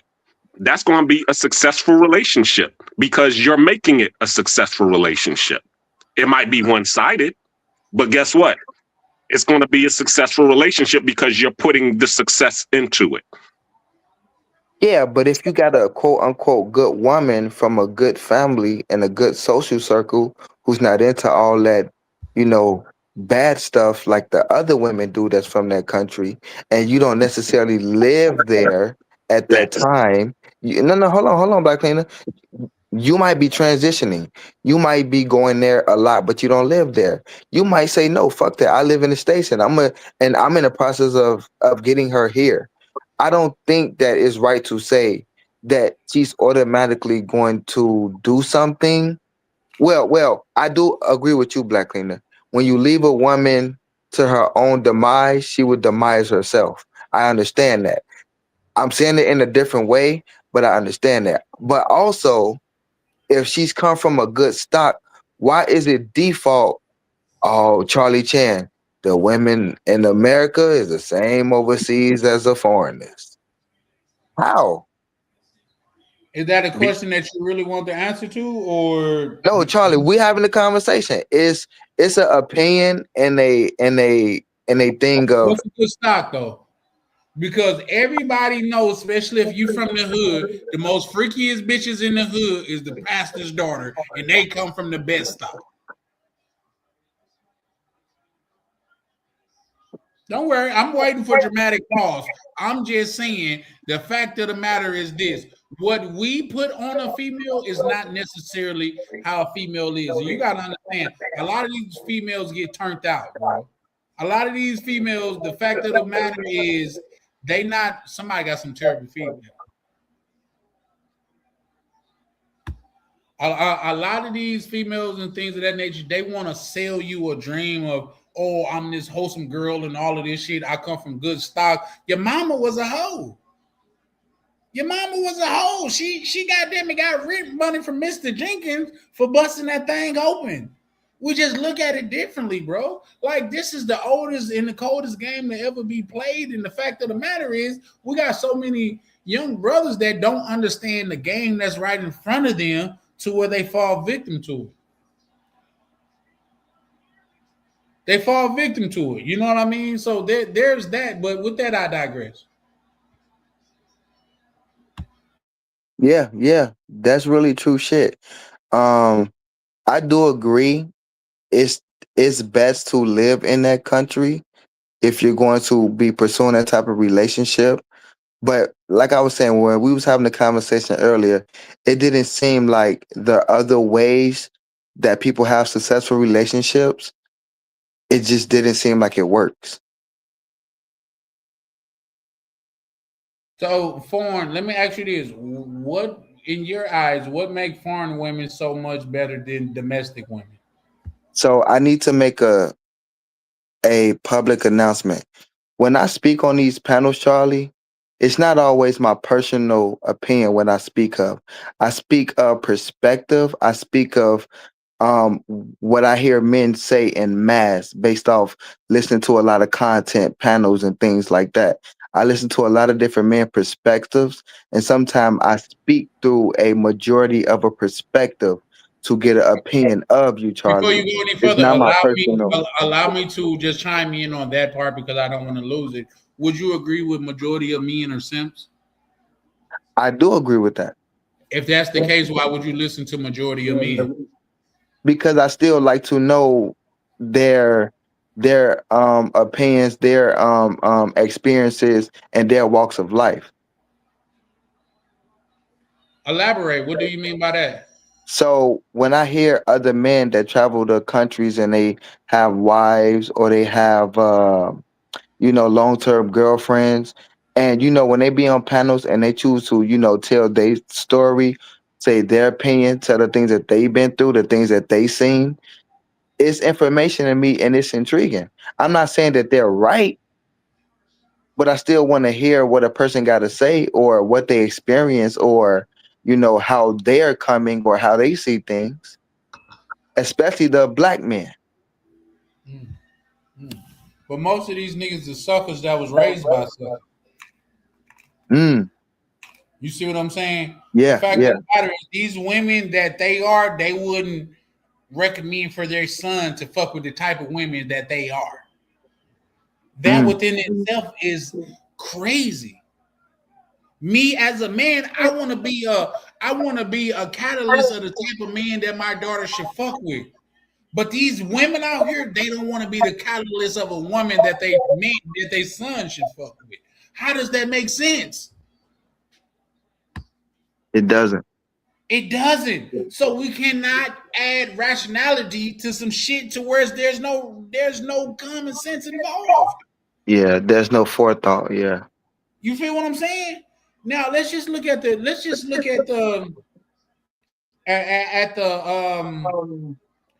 facts and the numbers of it all.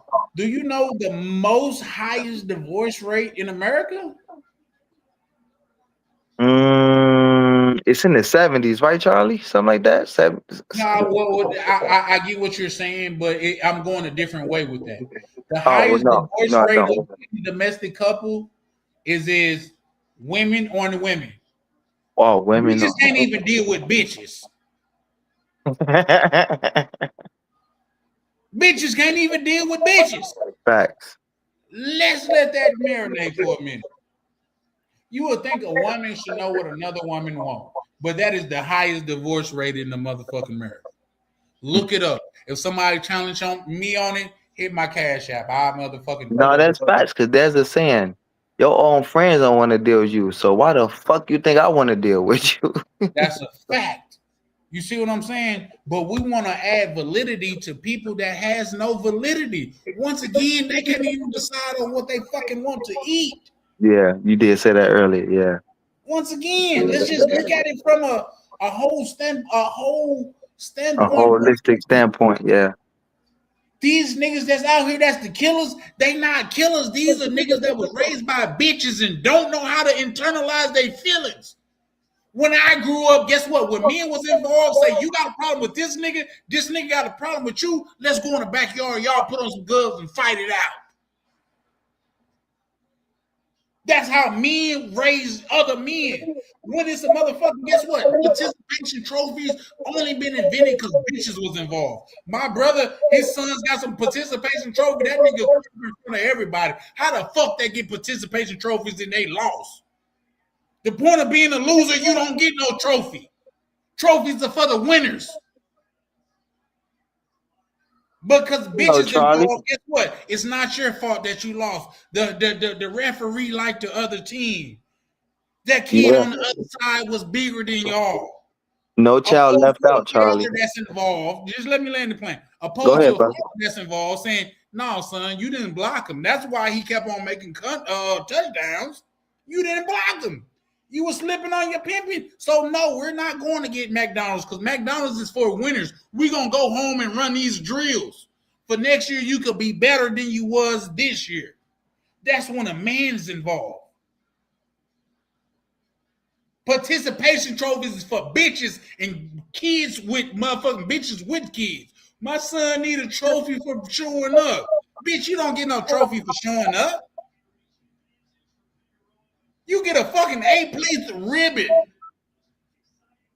Show me a motherfucking room where a nigga got a room full of ace-place ribbons. You don't see it. You don't see it. It's not a thing. Winners do winner shit. They work on that shit. That's just like when Kobe Bryant was talking when he got fucked up. He took a whole summer where he dribbled with his offhand because he lost and he wanted to get better. Adversity makes you better. It's not a motherfucker giving you excuses for you being a loser. And that's what women do. They give you excuses for being a loser. Let's just be honest. These niggas out here that's blowing down shit, shooting shit down, that's because they don't know how to internalize their feelings. They don't have a man in their house. They got a woman that's driven off emotion in their house. So if a nigga step on your shoe, it's okay to delete them. With that, I digress. Facts. We could take it back to what we were saying earlier. Our manhood is used against us.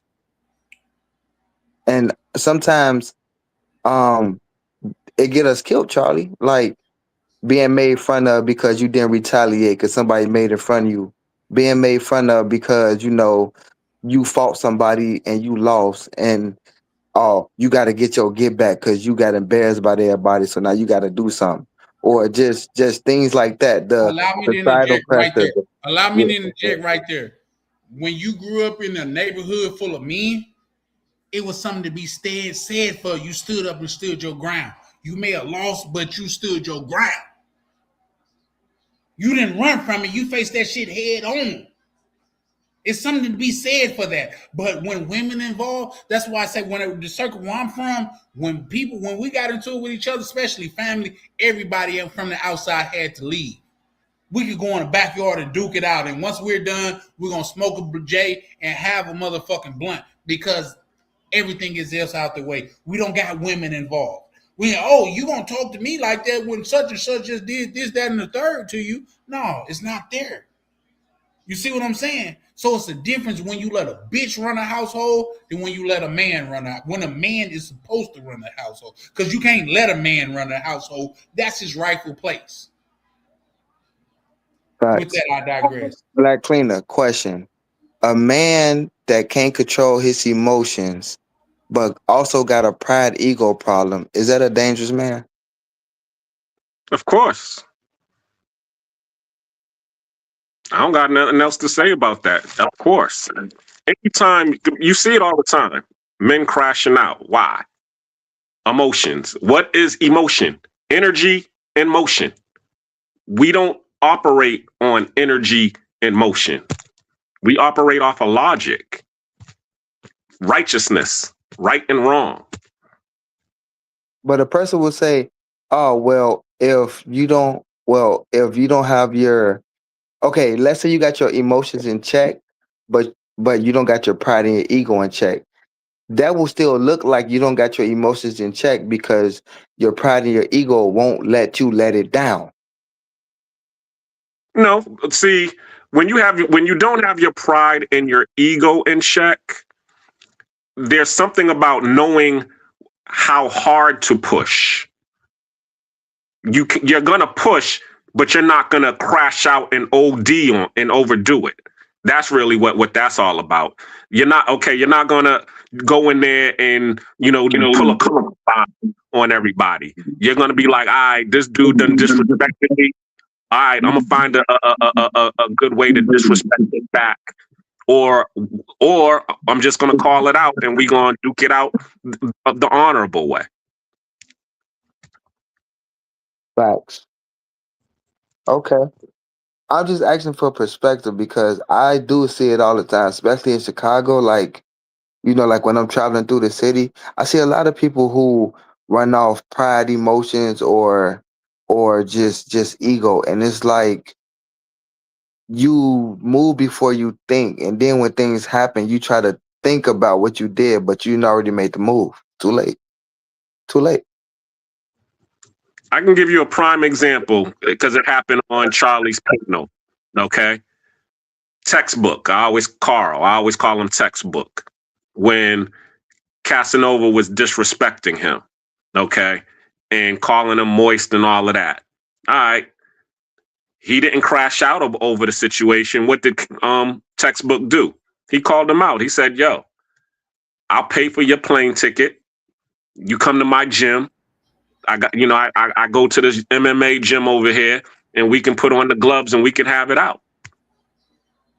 That was him. He had his pride and his ego on the line, so therefore he called it out. He wasn't over there like, fuck yeah, like how Mr. Emotional was, Mr. Red.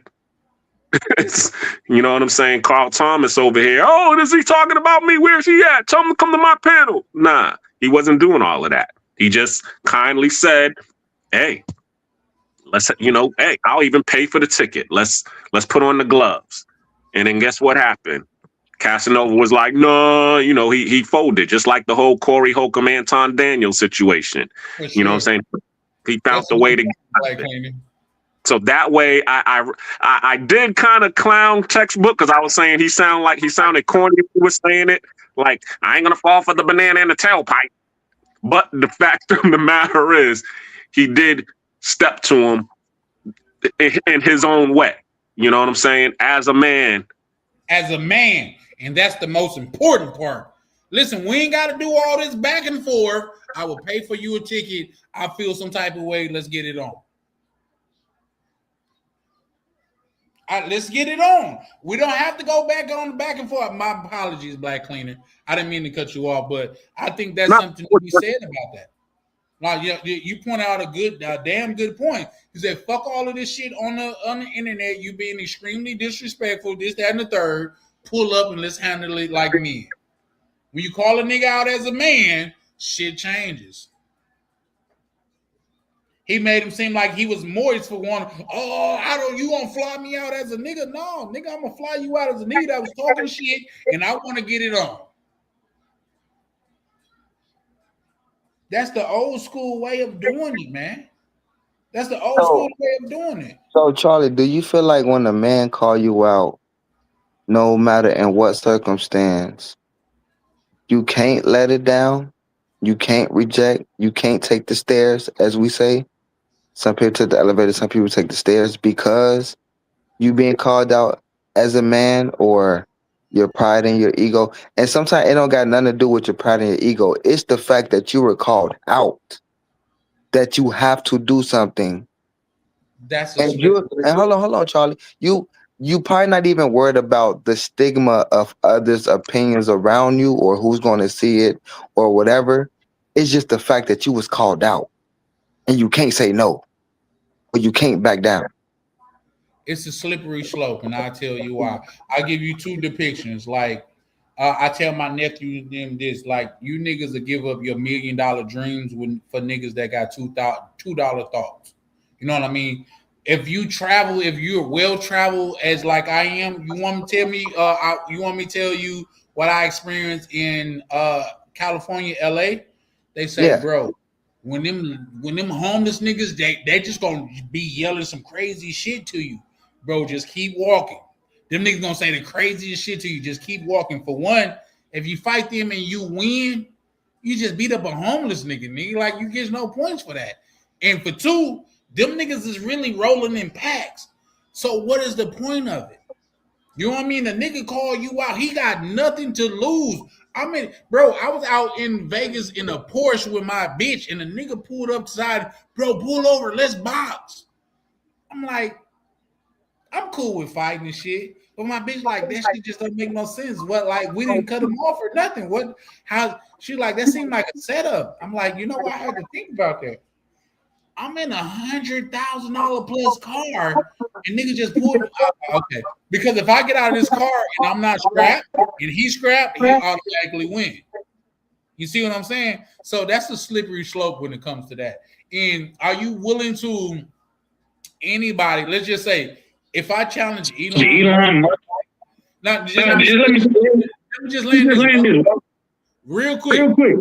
If I challenge Elon Musk to a fight, is he a hoe ass nigga for not taking a fight? This nigga's a billionaire, multi-billionaire, and I'm not even a multi-millionaire. Is he a hoe ass nigga for not taking the fight? I would say no, Charlie. I would say no too. I'm just saying. But Charlie, and I think you're gonna say this, and you too, Black Cleaner. It don't matter what another person say or what they seen and their opinion about what they seen. But if he say no, he's labeled as a bitch. He's scary. He a fruitcake. He probably gay. He can't defend nobody. He can't defend himself. When smoke come his way, he can't handle the smoke. He's not a real man, etc. I'm gonna tell you this, and I'm writing a book about this soon. Okay, that jacket, I wear that jacket. You want to know why? Because there was a situation that happened when I was 30 years ago, around this time. Okay, where my peeps ended up getting smoked, and we went to go get revenge on them cats. It was a couple. When actually we did it a couple of times, couple of failed attempts, and my brother stepped to me because there was a situation where he knew the people who we was warring with, and he was saying, "Yo, what are you doing?" You know what I'm saying? Number one, you ain't built for this. The only end result that's going to happen is jail or death. And I'm like, and I'm over here, with the young rah. Yo, he smoked my fam. We ain't going for that. I'm on that Mobb Deep. You remember that song, Eye for an Eye? We in this together, son. Your beef is mine. The song, that song. That's all in. Time goes by, an eye for an eye. We in this together, son. Your beef is mine. That's what we singing. Yeah, that was back in the days. All right. He was like, okay, but guess what?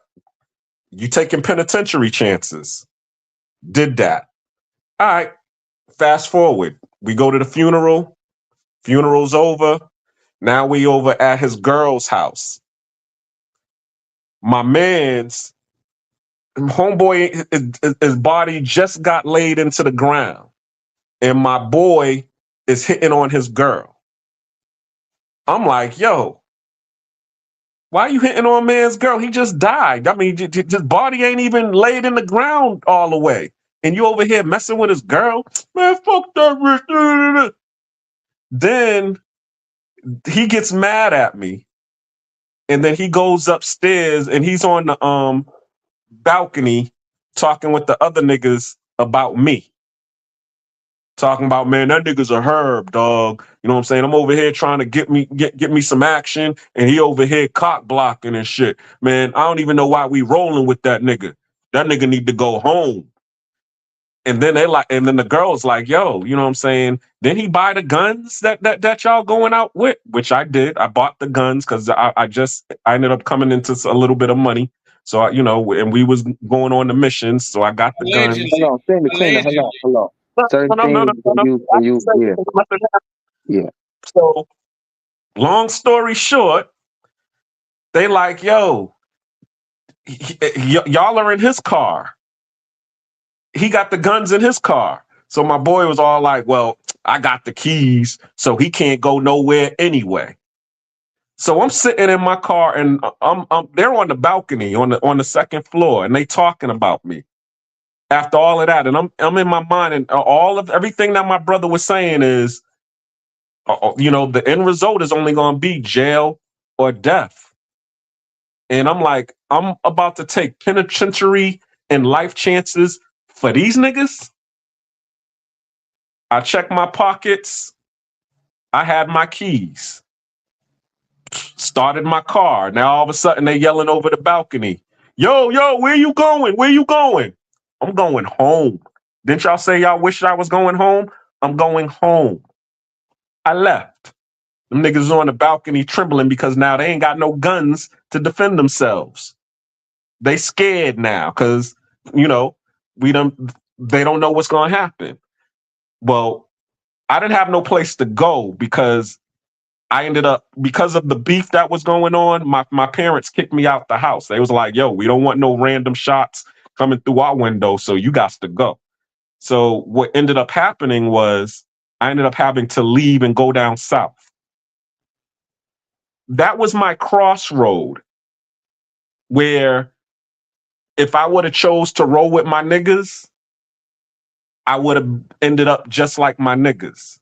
But because of that situation, I ended up leaving, going down south. When I went down south, my brother ended up calling the, you know how they do. They leave the army brochures on your pillow, tell you need to go do something with your life. Well, that's what they did. They ended up calling a recruiter on me. And when I got down there, the recruiter called me and I ended up going into the military. And from there, I ended up getting shipped to Japan, my first duty station. And that changed my life. My niggas who ended up staying in the States, them niggas ended up getting locked up. One of them ended up doing 20 years to life. The one that was hitting on the chick. Everybody else did, small time. But guess what? Them niggas is real for what they did. And and all of that you just said, they put that jacket on me because I left. So let me ask you a story, Cleaner. Huh? That's a powerful story, brother. Yeah, that's why I'm gonna write a book about it. So let me ask you the question. If you was in my position and you had to wear that jacket or go roll with your boys, which one would you choose? So I'm gonna wear that jacket because for me, I'm not an enclosed mindset person. In the words of Charlie, see, if you stuck in your own mind and you stuck with, like, y'all be telling me what people think and how somebody's gonna look at you and all this goofy shit. If you're willing to let your pride and your ego and the stigma of others cloud your brain more than you seeing your future of freedom, you're seeing your future of doing something with your life, you seeing your future of, I don't have to stay in this environment, the world is my oyster, I can move somewhere else and have any life I want. If you can't have the brain capacity to have those thoughts, you're going to stay and let them guys get in the car and then y'all go do a hit. You're not going to have the mindset of, oh, light bulb, it just clicked. This is not for me. I don't need to be doing this. Let me get the fuck away from here. It's not going to click. A lot of us don't have the click, Black Cleaner. They're so deep into it and they're so worried about their pride and their ego on top of not managing their emotions, on top of what people think, that they do it anyway. And when they're dead or when they're finna get a life sentence or they doing 60 years or 40 years or 20 years and they in that judge or they in that courtroom and they smack them years on their ass, you got nothing but time to think. Now all of the things that you should have been thinking about, now you thinking about the what ifs. Now you thinking about the damn well, it was never worth it, and I should have, and da-da-da. And that never comes because when you outside and you free to do your own thing, move how you want to, go where you want to go, do what you want to do. The social stigma of your environment, of others, peer pressure, what seems right, what's gonna happen if I don't do it, what people gonna think about me, all that shit comes into your brain when you're enclosed, when you got an enclosed mind. So I would wear the jacket, because I know me wearing that jacket will save my motherfucking life. Me wearing that jacket will keep me out of jail. Me wearing that jacket can give me opportunity to think how to get away from this so that I can have a better life. And the world is my oyster. I can go anywhere I want to go. As long as I ain't did nothing bad, nothing is holding me back. Blammo. There you go. And that's what I did. And as I said, it changed my life because I would have never thought I would. They ended up going to jail. I ended up going to Japan. Damn, that's a bar. Hey, I like that. Drop I ain't gonna lie that bar, to you. That's Charlie. a fucking bar right there. That's a bar right there. Hey, Foreign Scott, you ain't never lied. That's a jail. That's a bar. They end up going to jail. I end up going to Japan. That's a fucking bar, bro. They both start with a J, huh? Yeah, no, that's gas right there. I ain't gonna lie to you. But at the same time, I think us in the community of black males, we gotta start pedalizing certain things. And black excellence is one of those things that we gotta penalize, like being around the world, traveling around the world, getting different experiences. I got so many brothers that come up under me to where they have got their passport because of me, because I'm telling them this, my nigga, from a people that wasn't able to even travel freely in this country, and now you could travel freely around the world. If you don't take advantage of that, you're doing yourself a huge disjustice. That blue book is a passport around the world.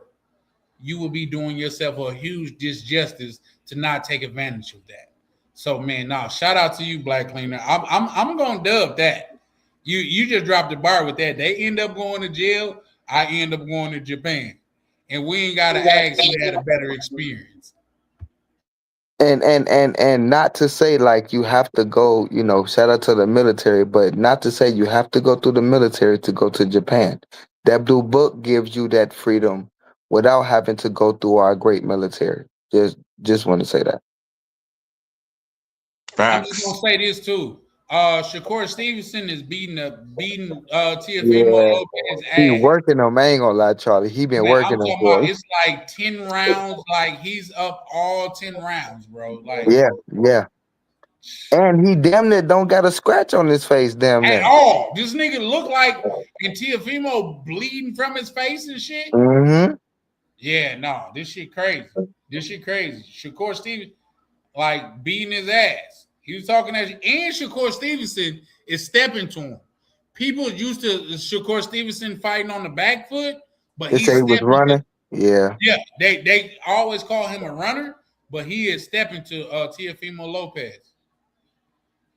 And, so I ain't trying to bring up the who taking sides, Charlie, but the black nigga whooped the other homie last fight, right? Bald head, toupee homie. He was black, right? Yeah, you talking about Big Baby Davis? Yeah, Big Baby. Yeah. And this homie whooping his ass right here, right? Yeah. Black people is winning. Like say, Big Baby Davis won, Keyshawn Davis won, and it looked like Shakur Stevenson gonna win. It's looking like a clean flush around this motherfucker. That's what it's looking like. The only way that Teofimo Lopez could win is he get a knockout. Even if he got a knockdown, it's not enough to win the fight for him. Because Stevenson landed too many times. Yeah, and he landed clear shots and he's stepping to him. He's not running away. A lot of people like to say Shakur Stevenson is a runner. He's stepping to Teofimo Lopez. And this nigga is bleeding out of his face like real quick, off topic, Charlie. What do you think it is like when it comes to the confidence and the mindset when a black man go against a Hispanic in this boxing sport that we call, boxing? What do you think it is when it's like the way he coming at him, like, nigga, I ain't scared of you at all. I'm at you, head up every time. I'm in your face. I ain't going nowhere. But that's normally the confident, no, not confident. That's the persona of the black fighter when they go against a Hispanic opponent. Why do you think it's like that? Like the energy behind it? Well, what you got to understand is this. and this is gonna be controversial, but what you gotta understand, in this country, black people was bred to be the biggest and the strongest. When they was breeding us like dogs and shit, they was breeding the biggest and the strongest motherfuckers because that was that excelled in the fields. You see what I'm saying? The fact of the matter is, you got so many Latin people that feel like, oh, not only are we on the same level as them, we're better than them, and that hasn't showed. It hasn't showed even a little bit. When you talk about American black fighters, it's just not black fighters, it's American black fighters, to where throughout history of the boxing game, they have showed their superiority time and time and time again. It just is what it is. Shakur Stevenson is beating the shit out of Teofimo Lopez, and he's beating them in a different way to where people is used to him being on the back foot, and he's pressing Teofimo Lopez. So do you think that's just him coming into this fight knowing that he gonna have to make some changes, or do you think it's coming about his opponent and who he is? Elaborate. Can you ask that question in a different? Okay, so basically his opponent is Hispanic, right? Yeah. Do you think his reasoning for the way he approached this fight is because of that, like his opponent, or is it because he know that he needs to switch it up a little bit coming into this fight? Doesn't matter who the person was. I think it's the second one. Like, doesn't matter who the person was. A lot of people depict Shakur Stevenson as a runner. With this fight, they have no way to say that because he stepped into Teofimo Lopez, and not just that. He's fighting for legacy, and he got Terrence Bud Crawford in his corner. Yeah. That's like his mentor. You gotta show out. All of these people that's talking about, oh, they're Latin, and there's Spanish, and we're the same. History doesn't agree with that. And that's when Tank Davis had Mayweather in his corner for a while, didn't he? Oh yes, because Tank Davis was signed to Mayweather. Right. Yeah, for sure. You said he said when who? Canelo, he wasn't confident. Yeah, that's a fact. He went into that fight for the money, D. Kirk, in my opinion, because he wasn't. He didn't even show up. Terrence Crawford gonna say excuses. When it comes to Crawford and Canelo, I guess he kind of ridden Crawford off, but Crawford pulled up to whoop ass. You would think one of the Charlo brothers would have did better, but he showed up for a check. And if you're gonna let this nigga just punch on you, make those wide ass punches, of course they're gonna hurt, no matter where they land. You gotta understand, Canelo trained to wherever he hits you, Canelo's a 12 gauge. Wherever I land this 12 gauge on you, it's gonna hurt. If I hit your arm with this 12 gauge, it's gonna take your arm off. If I hit your side with this 12 gauge, it's gonna hurt. But Chang, there's a couple Hispanic boxers who then whoop some black boxers' asses though. Elaborate. No. Well, let me elaborate. That's what I asked, sir. No. Let me say that over. Are there a couple Hispanic fighters who have went against good black fighters and whooped them? I'm asking for okay.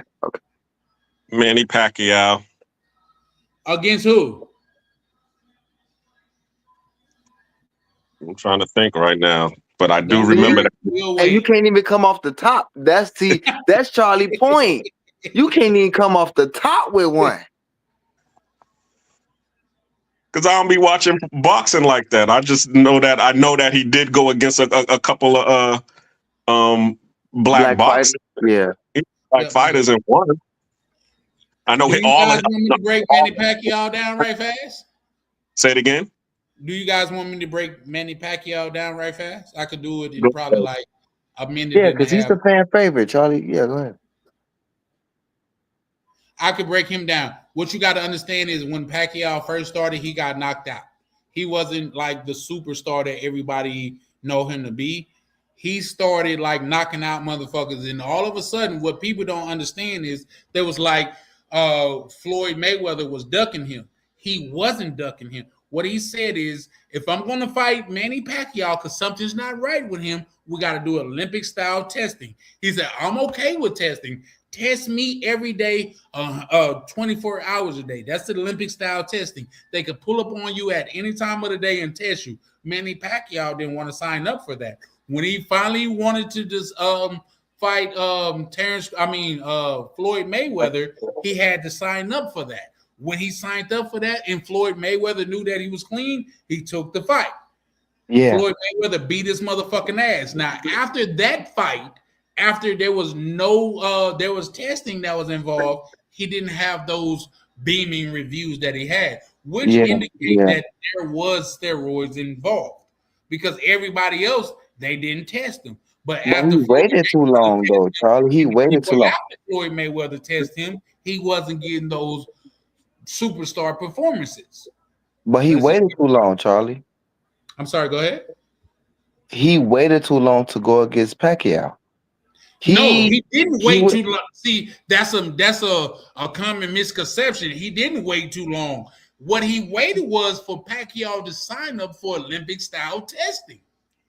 That's different. No, I'm talking about age range, Charlie. Like, okay. When you say that they been had the opportunity to fight for a long time, but when they did fight, the timing of both of their careers and age, that shit was supposed to have been happening. That was fine and dandy, but what you got to understand, Mayweather was willing to fight him at any point. He just had to sign up to show that he was clean. Yeah, I understand. That's the only thing. I could have fought you 3 years ago. You didn't want to sign up to show that you was clean 3 years ago. So now 3 years later, you're ready to sign up that you're clean and you need bread. Now I will fight you. Mayweather was saying, I am who I am, and I will beat the fuck out of him. I just want to make sure that it's goddamn it even.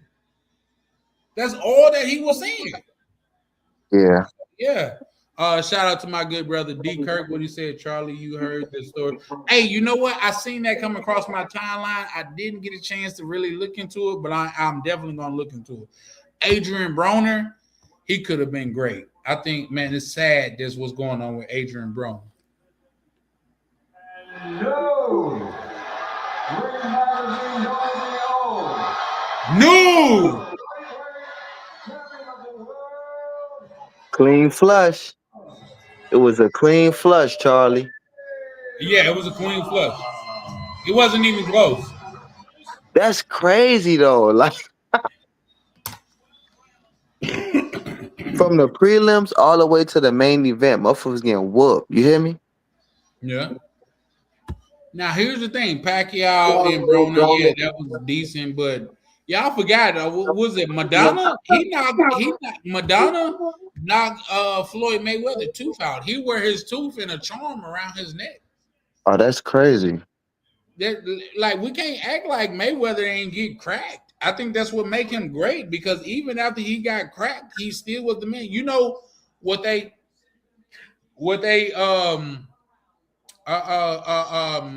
candid Floyd Mayweather is? They was like he was the only fighter that they know he didn't need a corner. He could make adjustments in the middle of the fight and still win. Yeah. I didn't see him do it. Real quick, Charlie. I still don't see how Tyson Fury is a shit, bro. I still don't see how Tyson Fury is a good. I just come on. Like he always been like a ogre slouch to me with some power, and I don't know how he beat him twice. Deontay Wilder. I mean, right? And that's what he went against Deontay Wilder. No, I feel you. I'm just listening at Shakur Stevenson congratulations speech. Give me a second. Nah, go ahead, Charlie. Oh yeah, it says that Sugar Shane Mosley, Pacquiao won against him, and also Adrian Broner, and also Timothy Bradley. Win against But who? count them because they were all unanimous decisions fights. They wasn't in no knock. Well, he did knock down Sugar Shane Mosley, but he didn't knock him out. Who, Mayweather? No, Manny Pacquiao. Oh, yeah. I think Pacquiao got more knockouts on his record than Mayweather.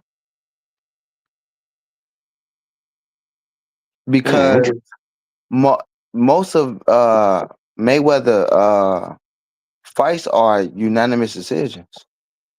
Yeah. Well, in the end, when he switched to Money Mayweather, yes. But when he was Pretty Boy Floyd, he was knocking motherfuckers out. I do remember that. Yeah, but I'm not gonna say that because he is considered the greatest male boxer. But I think that kind of fucked his record up, not by the wins and the losses, but by how he got his wins. Well, it doesn't matter. I mean, I kind of understand it because I do remember him saying, how if he would have stayed with that same boxing style, he would have ended up, like some of the greatest with, concussion, that CTE. He's like, I'm not trying to end up like that. No, I'm trying to, have a life after my career. So I don't care if I'm gonna win just by unanimous decisions and I get to walk away with all my faculties. So be it. It's the same thing with the jacket we were just talking about. You gonna go to jail or Japan? Which one you want to do? Jail or Japan, boy, that's a bar. Switch. You want to wear this jacket or you want to wear that jacket? And real quick, Black Clan, I want to say, it's brothers like you that give younger brothers like me motivation to understand, because I don't have a record. I never been to jail. I ain't never been locked up. There's nothing. I feel like a free bird. There's nothing holding me back nowhere or anything. Anything that I want to do is in my control. All you got to do is put in the work as we speak to other people. But I just want to commend you, because when you see brothers who have experienced something similar, older, and they have, wisdom to kick down to others, I can appreciate it, because you can see when you tell certain stories or you share your insight, I can see certain things inside of you that I see myself, or that I done been through myself, or that I done seen around me. And yeah, we all have our doubts of what's right and what's wrong. But when you can meet people like you that can tell you like, hey, I done seen this, I done seen that, I done been through this, it's just all motivation to know like you can carve your own path. You don't got to be like nobody. You don't got to follow nobody. And if something don't sit right with you, you don't have to do it. And you're a testament to that. Appreciate that, bro. Yeah, that's really what it is. And that's why I try to put my life, as an example. You know what I'm saying? Because number one, it ain't perfect. You know what I'm saying? I'm not out here trying to be all real and, say that I'm the hardest, person out here in the streets and all of that. And, I did it honorably. No. I just say what my life was, and hey, you can choose to follow it or leave it alone and go do it the other way. There's some benefits of what I've done. And then there's some things, like I said, yo, I'm wearing a jacket to wear, yo, that's that nigga that ring. There's consequences to everything, every path that you take. So it's just, are you willing to accept, what's going to be handed to you when you take that path? Yeah, Cleaner, and that's another thing. Some decisions that we make are life changing. Yes, exactly. Like some people make it seem like, oh, it's not that big of a deal, but doing something to land in jail, or doing something to end up dead, or doing something to where somebody want revenge towards you, that can be life changing, because some things you just can't come back from. So, when we speak about these things and we talk about, thinking outside the box, thinking for yourself, not being a follower, not being swallowed up by the social environmental pressures around you, it's hard for us, because through me, you, and well, you don't live in America no more, but I'm pretty sure when you did, you was, you know, seeing shit on the news all the time about black people being killed. I'm just talking about like the violence of like the gang banging and all that stuff. You was hearing it all the time. I'm pretty sure Charlie Chan, same thing. Like, you know, he still hear about it, see about it, probably got certain family members been through it. So we all still see it, but it ain't that few that make it out, you know, and be able to make something of themselves and not be swallowed up by, you know, your very backyard, as we called it. Yep.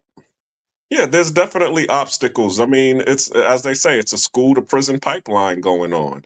That's what this whole thing is set up.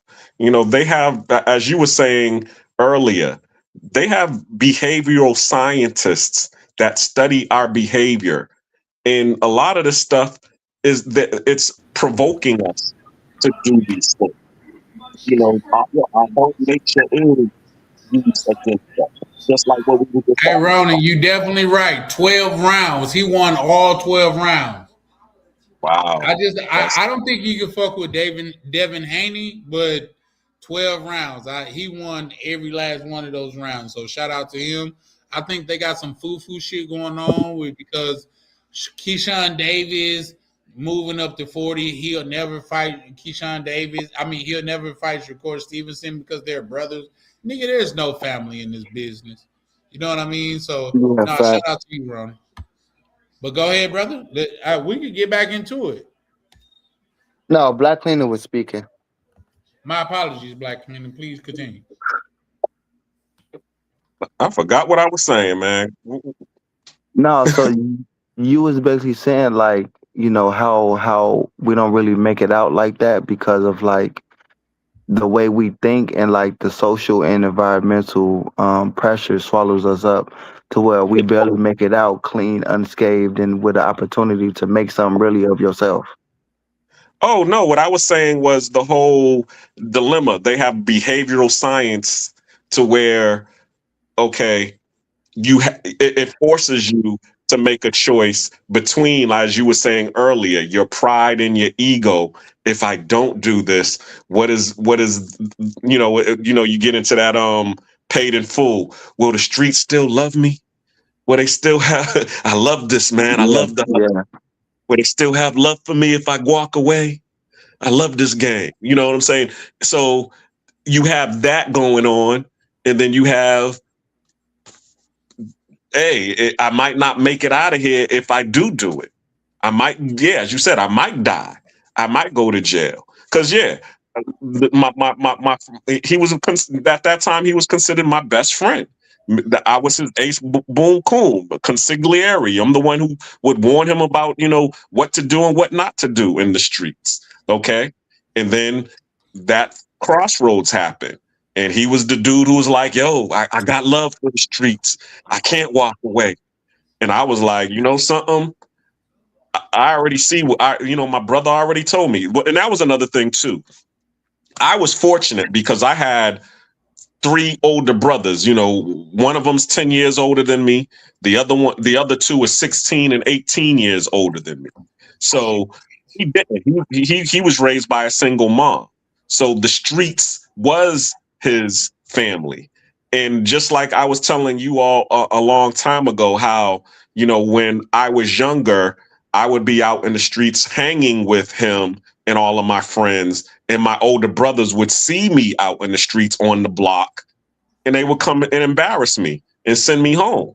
You know what I'm saying? And there was one day they had like a little family intervention who my brothers and everybody called me, kind of like apologizing for, embarrassing me and, doing all of these things, abusing me when I was younger. And they thought that traumatized me. And I'm saying, what are you talking about? I'm not traumatized. I'm not, over here feeling bad about what you all did. That's, that's the consequences of what happens when you grow up. You have brothers that beat you up and embarrass you and do those things. My friend over here, he didn't have that. He had a single mom who raised him the best way she could. And guess what? The streets was his daddy. and he ended up suffering the consequences by going to jail because he didn't have that person to check him when he was doing wrong. Nobody checked him. They was like, yo, you out here, you the man. They bigged him up for all of the wrongdoings that he was doing and made him the real nigga, the cool guy. Right. All that, you see what I'm saying? And because he was that, it gassed his head up, and he had to, go and do what needed to be done that he felt. And guess what? He suffered for it. He ended up doing 20 years. He came out. He still got the jacket as he's the real nigga. Everybody who sees him, they like, yo, what up, fam? You know what I'm saying? You did that, man. You respect the streets. But it took 20 years of his life for him to be able to really enjoy that. And also his health. This dude got neuropathy, barely can walk. He's, most of the time he's sitting in a wheelchair because he was in the fucking jail for the past 20 years. Bad eating, dealing with bad medical and all of that shit.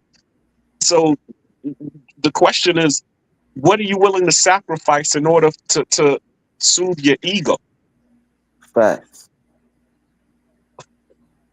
I get that. That's what's up, bro. Like, we got to break out of this stereotype of what we was growing up in the mindset of, just because it's a lot of shit that's going on. The nigga that's dropped out of school and was hanging outside of that motherfucker and shit like that, he's the dude that we look up to.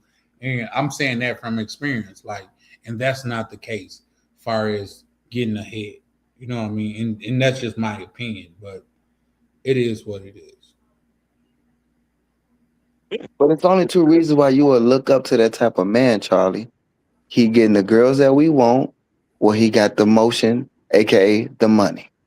Well, what you gotta understand is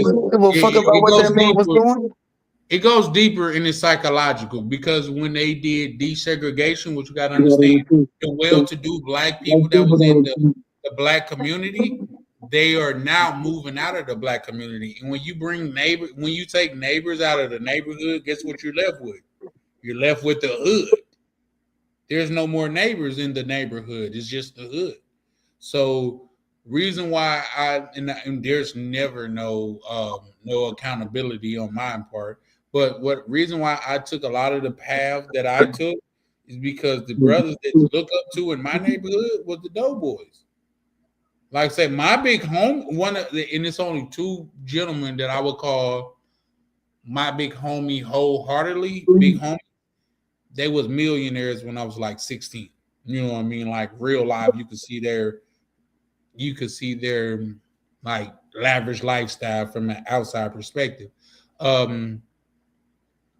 The fact of the matter is, like, say one of my homeboys, like he had one of the dopest cars. Like when Cash Money was speaking about shits on 22s, he had the 22s, and he's riding through the parade on 22s as one of the biggest dope boys in the city.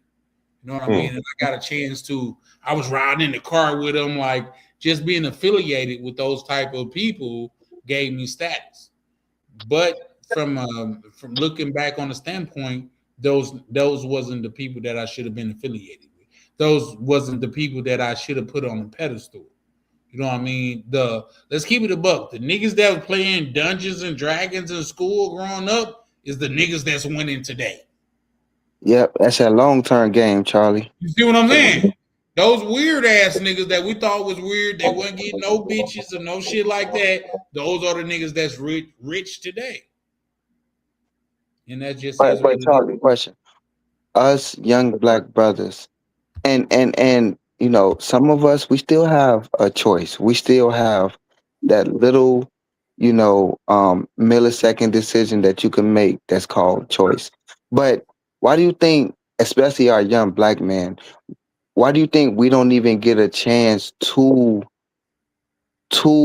think about what we don't care about, or we don't even get a chance to live enough to say, you know what, that shit don't even matter. Selling drugs don't even matter.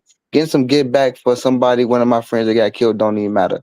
Trying to impress this girl by flashing guns online and this and that, having ops and smoking on all that shit really don't matter. And I need to find something better to do with my life and with my time, because if I don't, I'm probably not gonna be here too much longer because of what I see what's happening to other young brothers around me. Why do you think that we don't rather we have the choice and we just make the wrong decision most of the time, or we don't have the choice and we don't even get a chance to think about what we shouldn't care about? If there's a way, can you rephrase that question in a more The short answer is this. We are raised on what not to do. People are always telling us what not to do. We have plenty of examples of what not to do, but nobody is telling us what to do. That's why the choices aren't there, because the people who came before us didn't know what to do. Our grandparents, they were employees. They had a 9-to-5 job. So the only thing that they know to do is, you need to go to, they don't want you to end up like them, working this 9-to-5 job. It's, hard, back breaking labor. It's like they back in slavery again. So what do? They tell you, well, I don't know what to do, but I know one thing: go to school.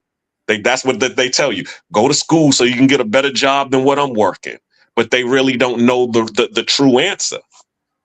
And really, now because of technology and all of the stuff that's going on, and because of history, we have the answers. We just have to look at the history of our parents and our grandparents and see what they did to make them successful. Look, take all of these people who are case studies now. Those are the things, like what you was talking about last live, and you was talking about you wanted to do truck driving, and you wanted to do what's it called? You wanted to do hazmat. That's a great option. That is something to do. Okay, if I go, over the road, it's not. I don't got to do 4 years in college.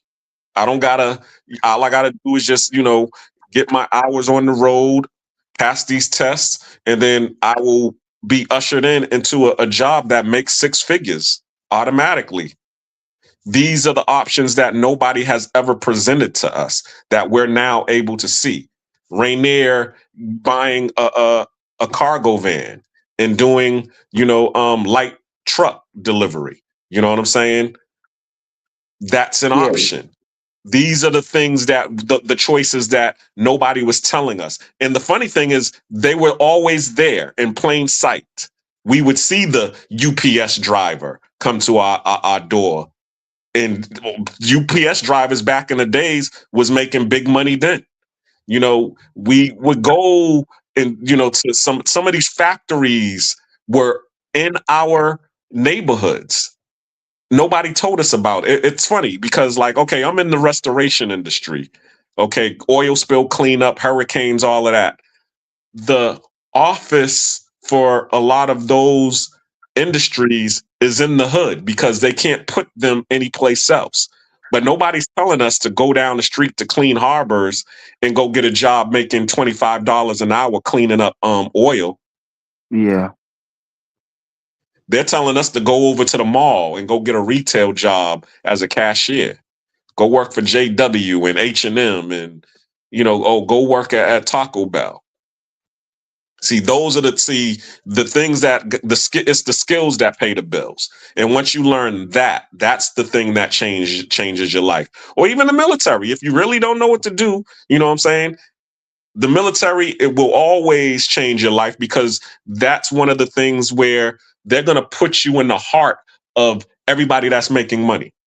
Because all the people that are making millions and hundreds of thousands of dollars and millions of dollars got government contracts. Okay, that's what's up. So you being in the military, you see it from the inside. You know what I'm saying? So when you get out, you could be like, oh shit, okay, well I'm only going to do 4 years, so when I get out, when my 4 years is up, I can go work for Raytheon. You know what I'm saying? Or I could go work for, you know, what's it called? Johnson and Johnson, or I could go work for GE, or I could be a merchant marine. You know what I'm saying? Merchant marines make big money, and they only be on the ocean for like 6 months. Their contracts is 6 months, and they'll make $100,000 in 6 months. Okay. So these are the things that you learn once you're on the inside. You know what I'm saying? That we as black men, once we in the inside, we're supposed to teach to you all, the youth, so that they can do the same thing. And some of us are taking on that task of doing it. But once again, you know, as Charlie was saying, a lot of these niggas out here is simps. They don't want to listen. But you still, you know, put the information out there so that it can be gotten. Yeah. D Kirk, what do KBR mean? Shout out to you, bro. My thing is this, man. Like, say, I don't think everybody will ever be saved. Like, say, what you got to understand is, like, a lot of these guys do a lot of pillow talking, man. A lot of these guys would sell out their best friend for the love of a chick. That's a slower.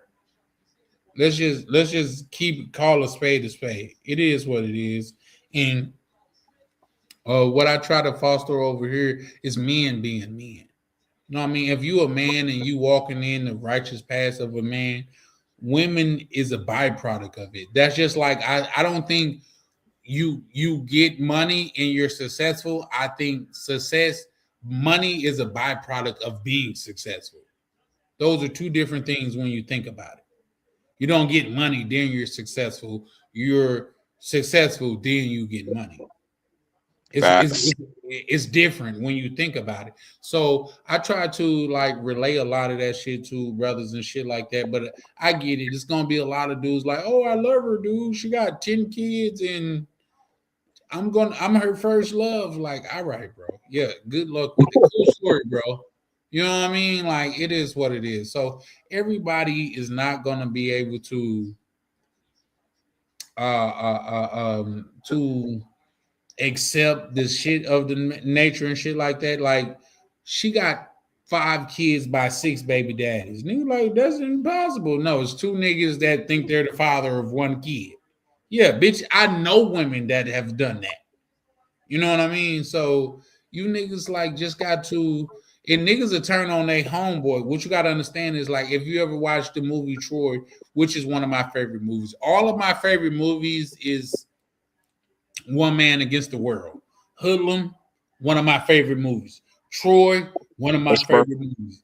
Goodfellas, not Goodfellas. What's the one with God damn it, I can't even think of the name right now. It's only good. It's the one with what's the nigga, Bruce Willis, and he was a gunslinger. He had a 1911 45 and shit like that going into old ass town.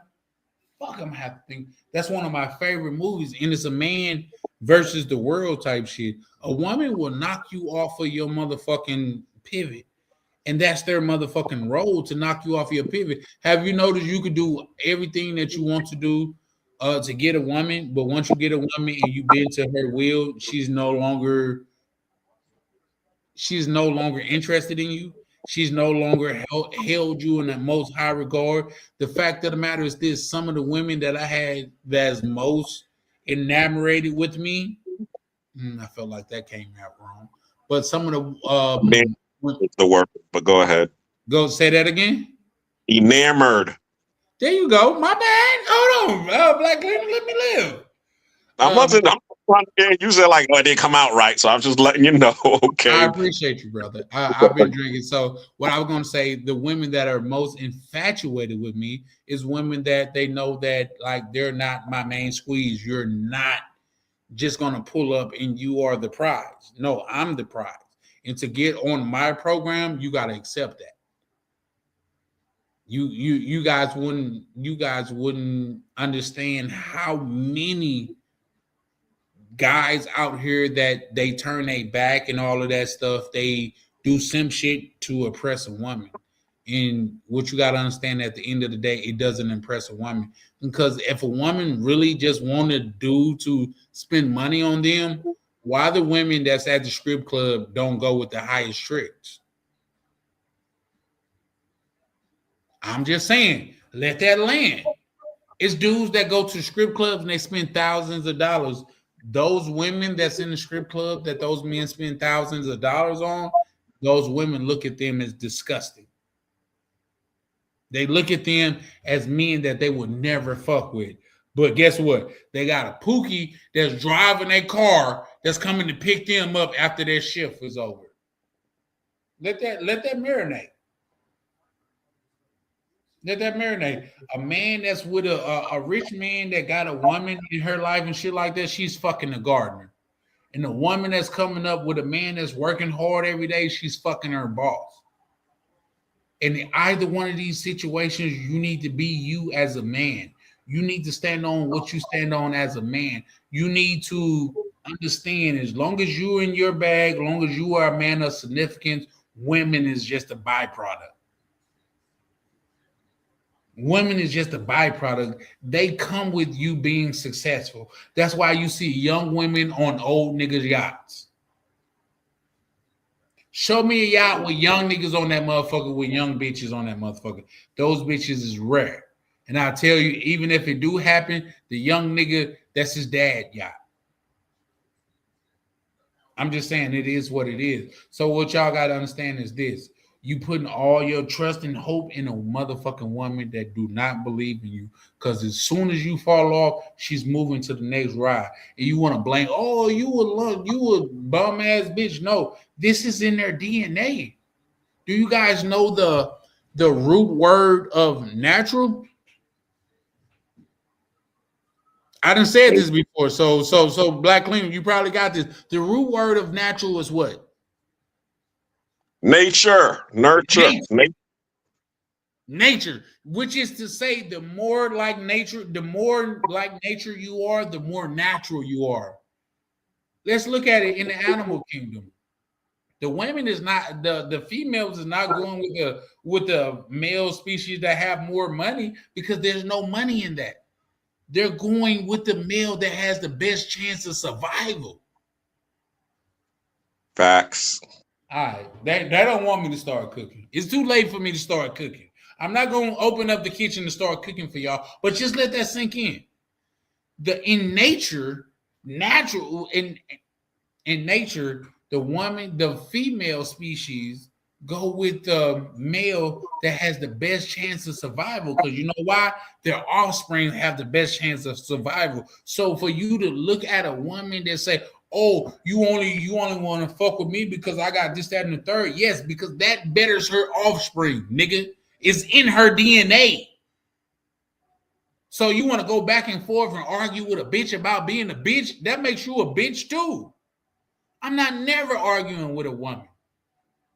A woman get loud and go to talking shit with me, guess what I do? I walk the fuck away.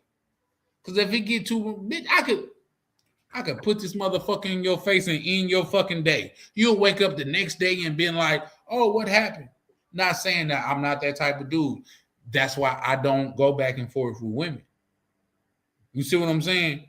A lot of these niggas, oh, I'm going to kill you, this, that, and the third. I had a motherfucking thing in my repertoire when I was growing up. If I can't send my bitch through the mall and she don't turn heads, she not a bitch of mine.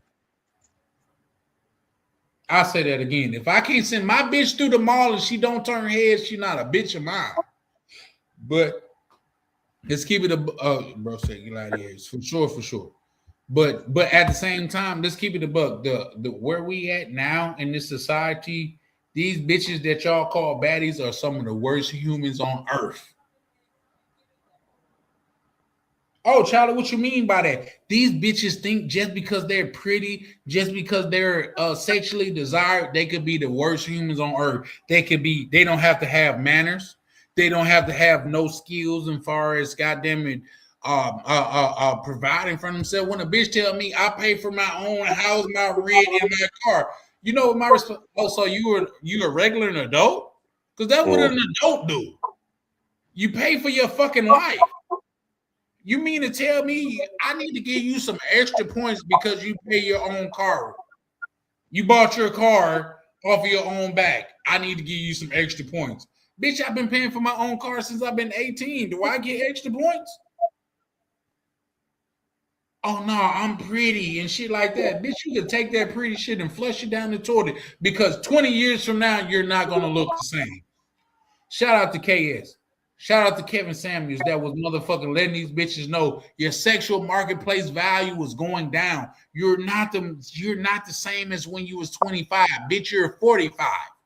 And you want to demand that same price?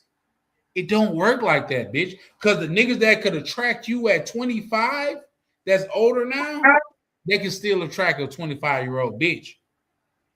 That's why I say, in my opinion, this is just my opinion, the worst people that give women advice are other women.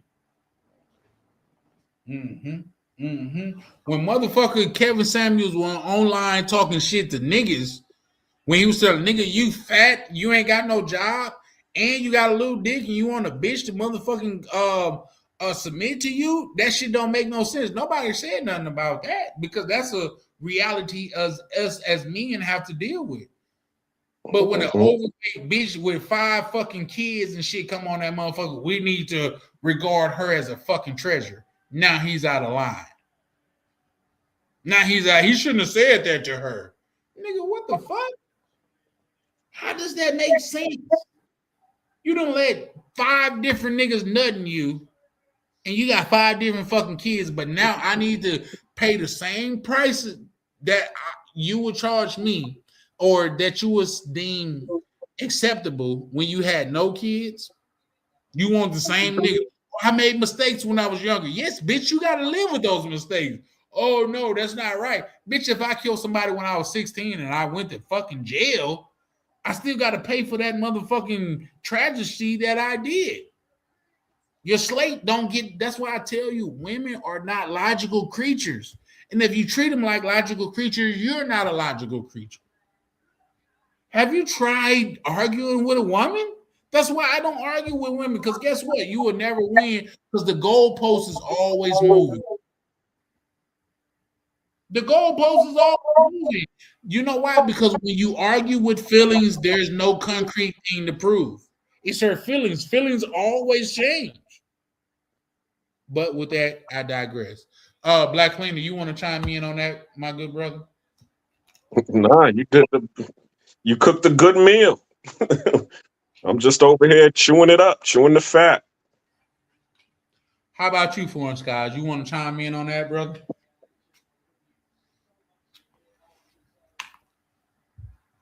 Foreign Skies, you there, brother?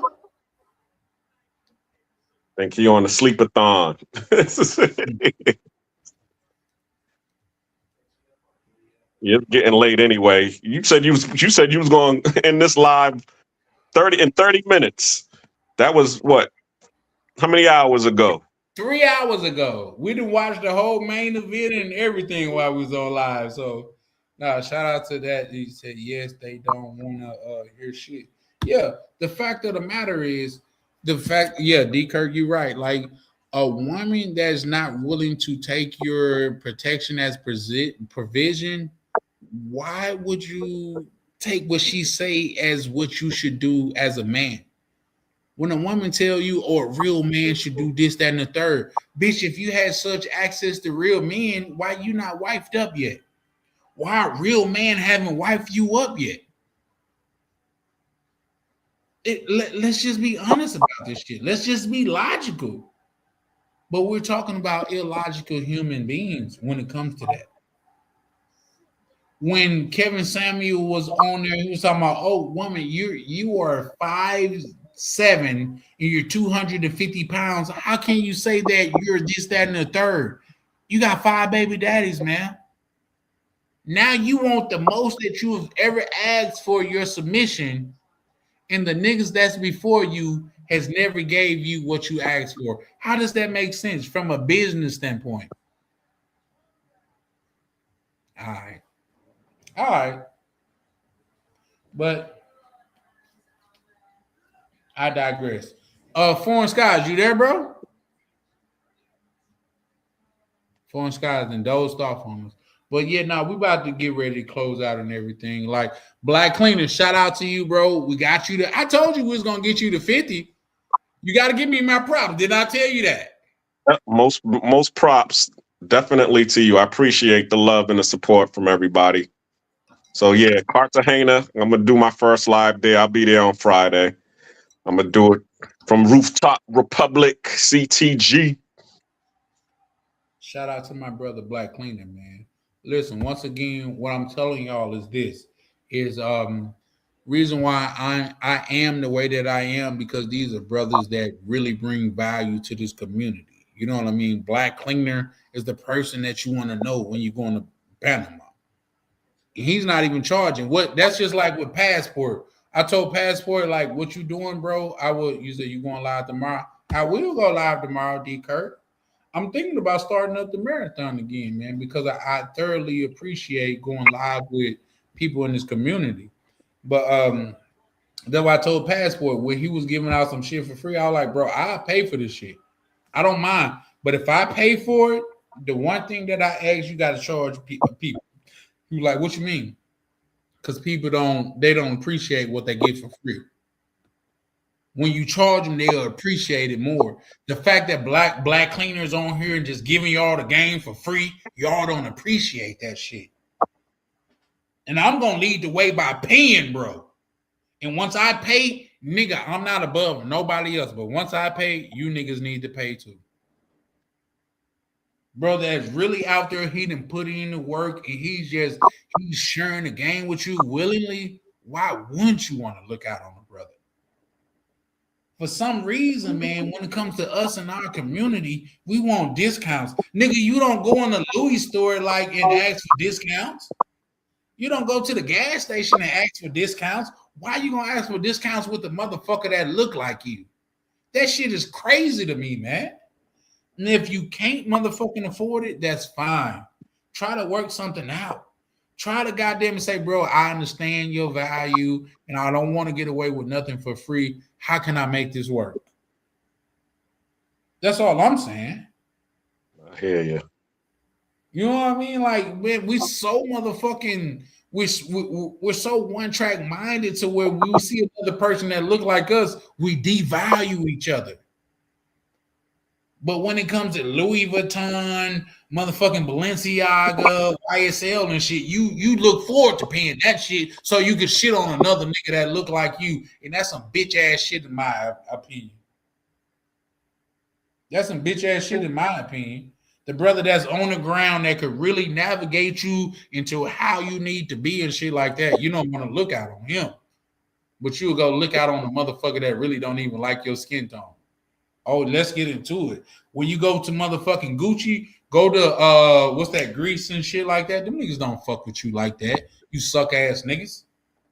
They don't fuck with you like that. Let's be honest. You buying that shit to shit on other people that look like you. I can afford this, so I'm better than you. You a sucker, nigga. You in motherfucking, what's that shit? You in the projects, nigga. You buying a $1,500 shirt to shit on the next nigga that stayed close to you. Niggas don't care about that shit because I done been around motherfuckers with money, and guess what? You can't even tell they got money. The CEO of HCMC in Minneapolis, I met this nigga. This nigga drive a Prius. Y'all ain't hear me. This nigga got to be clearing anywhere from $30,000 to $50,000 a month, and he drive a Prius. But yeah, y'all won't motherfucking take that into consideration because it's not a Hellcat. Nigga, fuck your Hellcat, nigga. When you that nigga and you pulling up, the meeting don't start till you get there. You ain't got to rush nowhere, nigga. We don't need no VA because when I get there, that's when the meetings start. But with that, I digress. Shout out to D. Kirk, man. Always pulling up, showing love. And said, I appreciate all the wisdom that y'all. Yeah, for sure, man. And that's what I'm trying to foster over here. Us brothers sharing and building together. Like, shout out to Shout out to my brother, Black Cleaner. Man, the brother just showed me goddamn the shit from $100 a month to shit to $1,800 a month. Who's doing that? That's why I took it up on myself to say we're gonna get him to 50 tonight. Because to fuck with me is to fuck with him. To fuck with Misha is to fuck with me. To fuck with Ryan is to fuck with me. What y'all gotta understand, man, it's deeper than rap. It's deeper than this surface shit. It's deeper than that's like the nigga that come on here. Oh my God, we should all hate Rico. Nigga, if you can't pull up no paperwork or no concrete proof to say that he did this, because I called him out on your word. Because I took what you said as a man. You said this man did this to you as a man, and I called him out on it. And he said, no, I ain't do that. So guess what? Now the ball back in your court. Because you said that, I'm assuming that you got proof. Oh, you ain't got proof. You just going off of feelings that make you a bitch. Bitches operate off of feelings. Not men. I felt that he did this, that, and the third. And you in your feelings because niggas want to agree with you. Nigga, get the fuck out of here. This is not the platform for you. Go over there to what them niggas do, the rumors and all of that back and forth and shit. This is not the platform for you. You suck ass nigga. That's just like when niggas accuse another person of being a rapist. Like, okay, I'm not with that, but unless you could prove paperwork on that shit, unless you got some concrete evidence of that, let's not do that to each other. Oh, I was raised by a single mom, so I'm used to rumors. Nigga, shut the fuck up. Go slap yourself. Because in a circle of men, you're not going to thrive. When you thrive and when you moving off emotions and feelings, you're not going to thrive over here, bro. I'm sorry. Most of you niggas is going to fall to the wayside. Do I agree with it? No. But when it comes to a circle of men, and you have to stand on your word, a lot of you niggas is not gonna thrive over here. I'm sorry. It just is what it is. When niggas say substantiate your argument, oh no, I just feel some type of way. Nigga, fuck you in your feelings. You want me to tell you something? I got one child. I have a daughter, and what I tell her is never start a sentence off with I feel, because don't nobody give a fuck about how you feel. Mm-hmm. Let's talk about facts. And this is what I tell my own blood child. Yeah, for sure, man. Shout out to you, D. Kirk. But we're going to go and close out for the night, man, because I got to give me some sleep. But I definitely plan on going live tomorrow. We're going to try to go live tomorrow around like anywhere between 5 and 7, depending on how my dog's acting and shit tomorrow. But Black Cleaner, you got anything that you want to add, good brother? No, as I said, great panel. I'll see you all live when I go to Cartagena. Episode 4 for Nate's Odyssey will be coming out this week. Look forward to that. And I'll see you all on the next live. Peace out. Shout out to you, man. Shout out to you, Black Cleaner, for pulling up, man. You know it's always appreciated. And anytime you see me, bro, see yourself. If I'm on a panel and I got rights to it, bro, you know you always welcome to pull up. Appreciate it. All right. One. Signing off. Foreign Skies, are you still there, young brother? I think Foreign Skies probably sleep. But either or, man, we're gonna go ahead and close out tonight, man. I want to say I appreciate each and every one of you guys that pulled up and showed love. If I don't relay anything tonight, I want to relay this, man. As men, we gotta hold each other accountable. We just can't say anything out of our mouth. We can't just operate in any type of way because that's what women do. You know what I mean? Like when you say something, you should be willing to stand on it. And everything that I've ever said on any live or podcast or whatever, whether you see me on my podcast or live or someone else's, I'm willing to stand on it. So with that being said, man, appreciate everybody pulling up and showing love. And we're gonna see if we can't get the live to go live tonight. So hold let's see. When I say that, like earlier tonight, we got a chance to that live. It played straight through the video, so we're gonna try it again tonight. Shout out to you, D Kirk, man. Listen, bro, you're a brother in the chat that I sincerely appreciate, man. And reason why I appreciate the chat so much, or even the people that's watching so much, because when I went to the DR, man, I got a chance to meet brothers that had never said anything in the chat and it was never on the live, but they showed their support. And to me, that means a lot. Shout out to Foreign Skies too, where he couldn't even contest to where like, bro, I want to donate, but I haven't had the chance to. You don't have to donate to fuck with me, bro. Like, I'm cool. I don't need nobody's bread. Let me say that once again. I don't. Is it appreciated? 100%. It's appreciated. I would never like shit on that.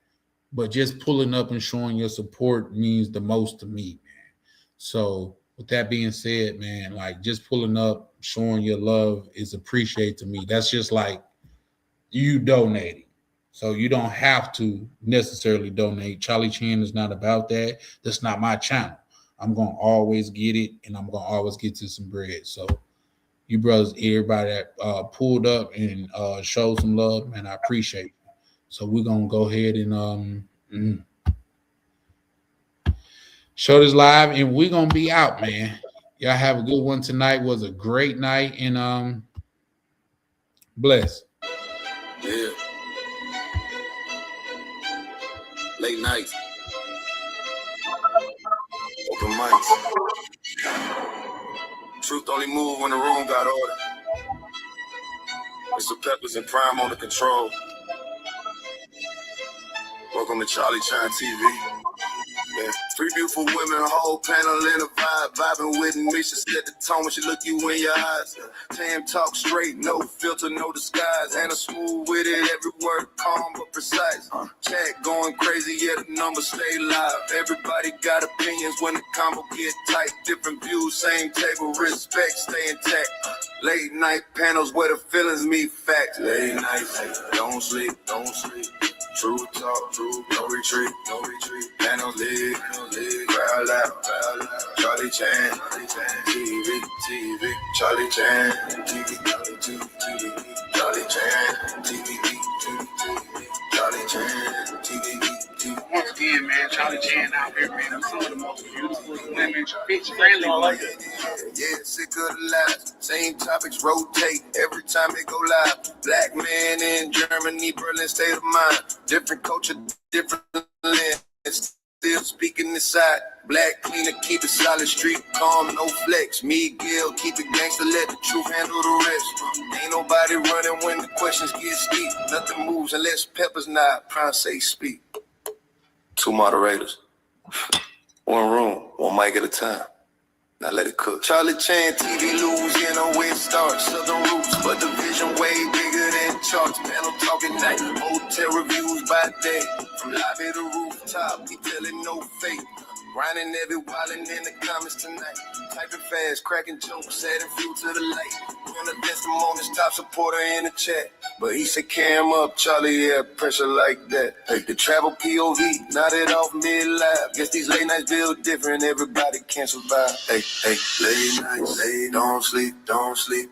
Real talk, real raw speech, Peppers Prime, crowd loud, Charlie Chan, TV, Charlie Chan, TV, Charlie Chan, TV. Shout out to Light Chat. Shout out to Replay Game. Shout out to supporters who keep the lights on. If you're here every night, we see you. Let's talk. Charlie Chan TV. Charlie Chan TV. We out here at Ryan Party, man. It's his number right now, man. Yo, man, that's the end of tonight's live, man. Appreciate y'all. We're going live tomorrow around the same time. So pull up, show love, man. And I appreciate y'all, man. This is Charlie Chan with Charlie Chan TV, and we are over and out.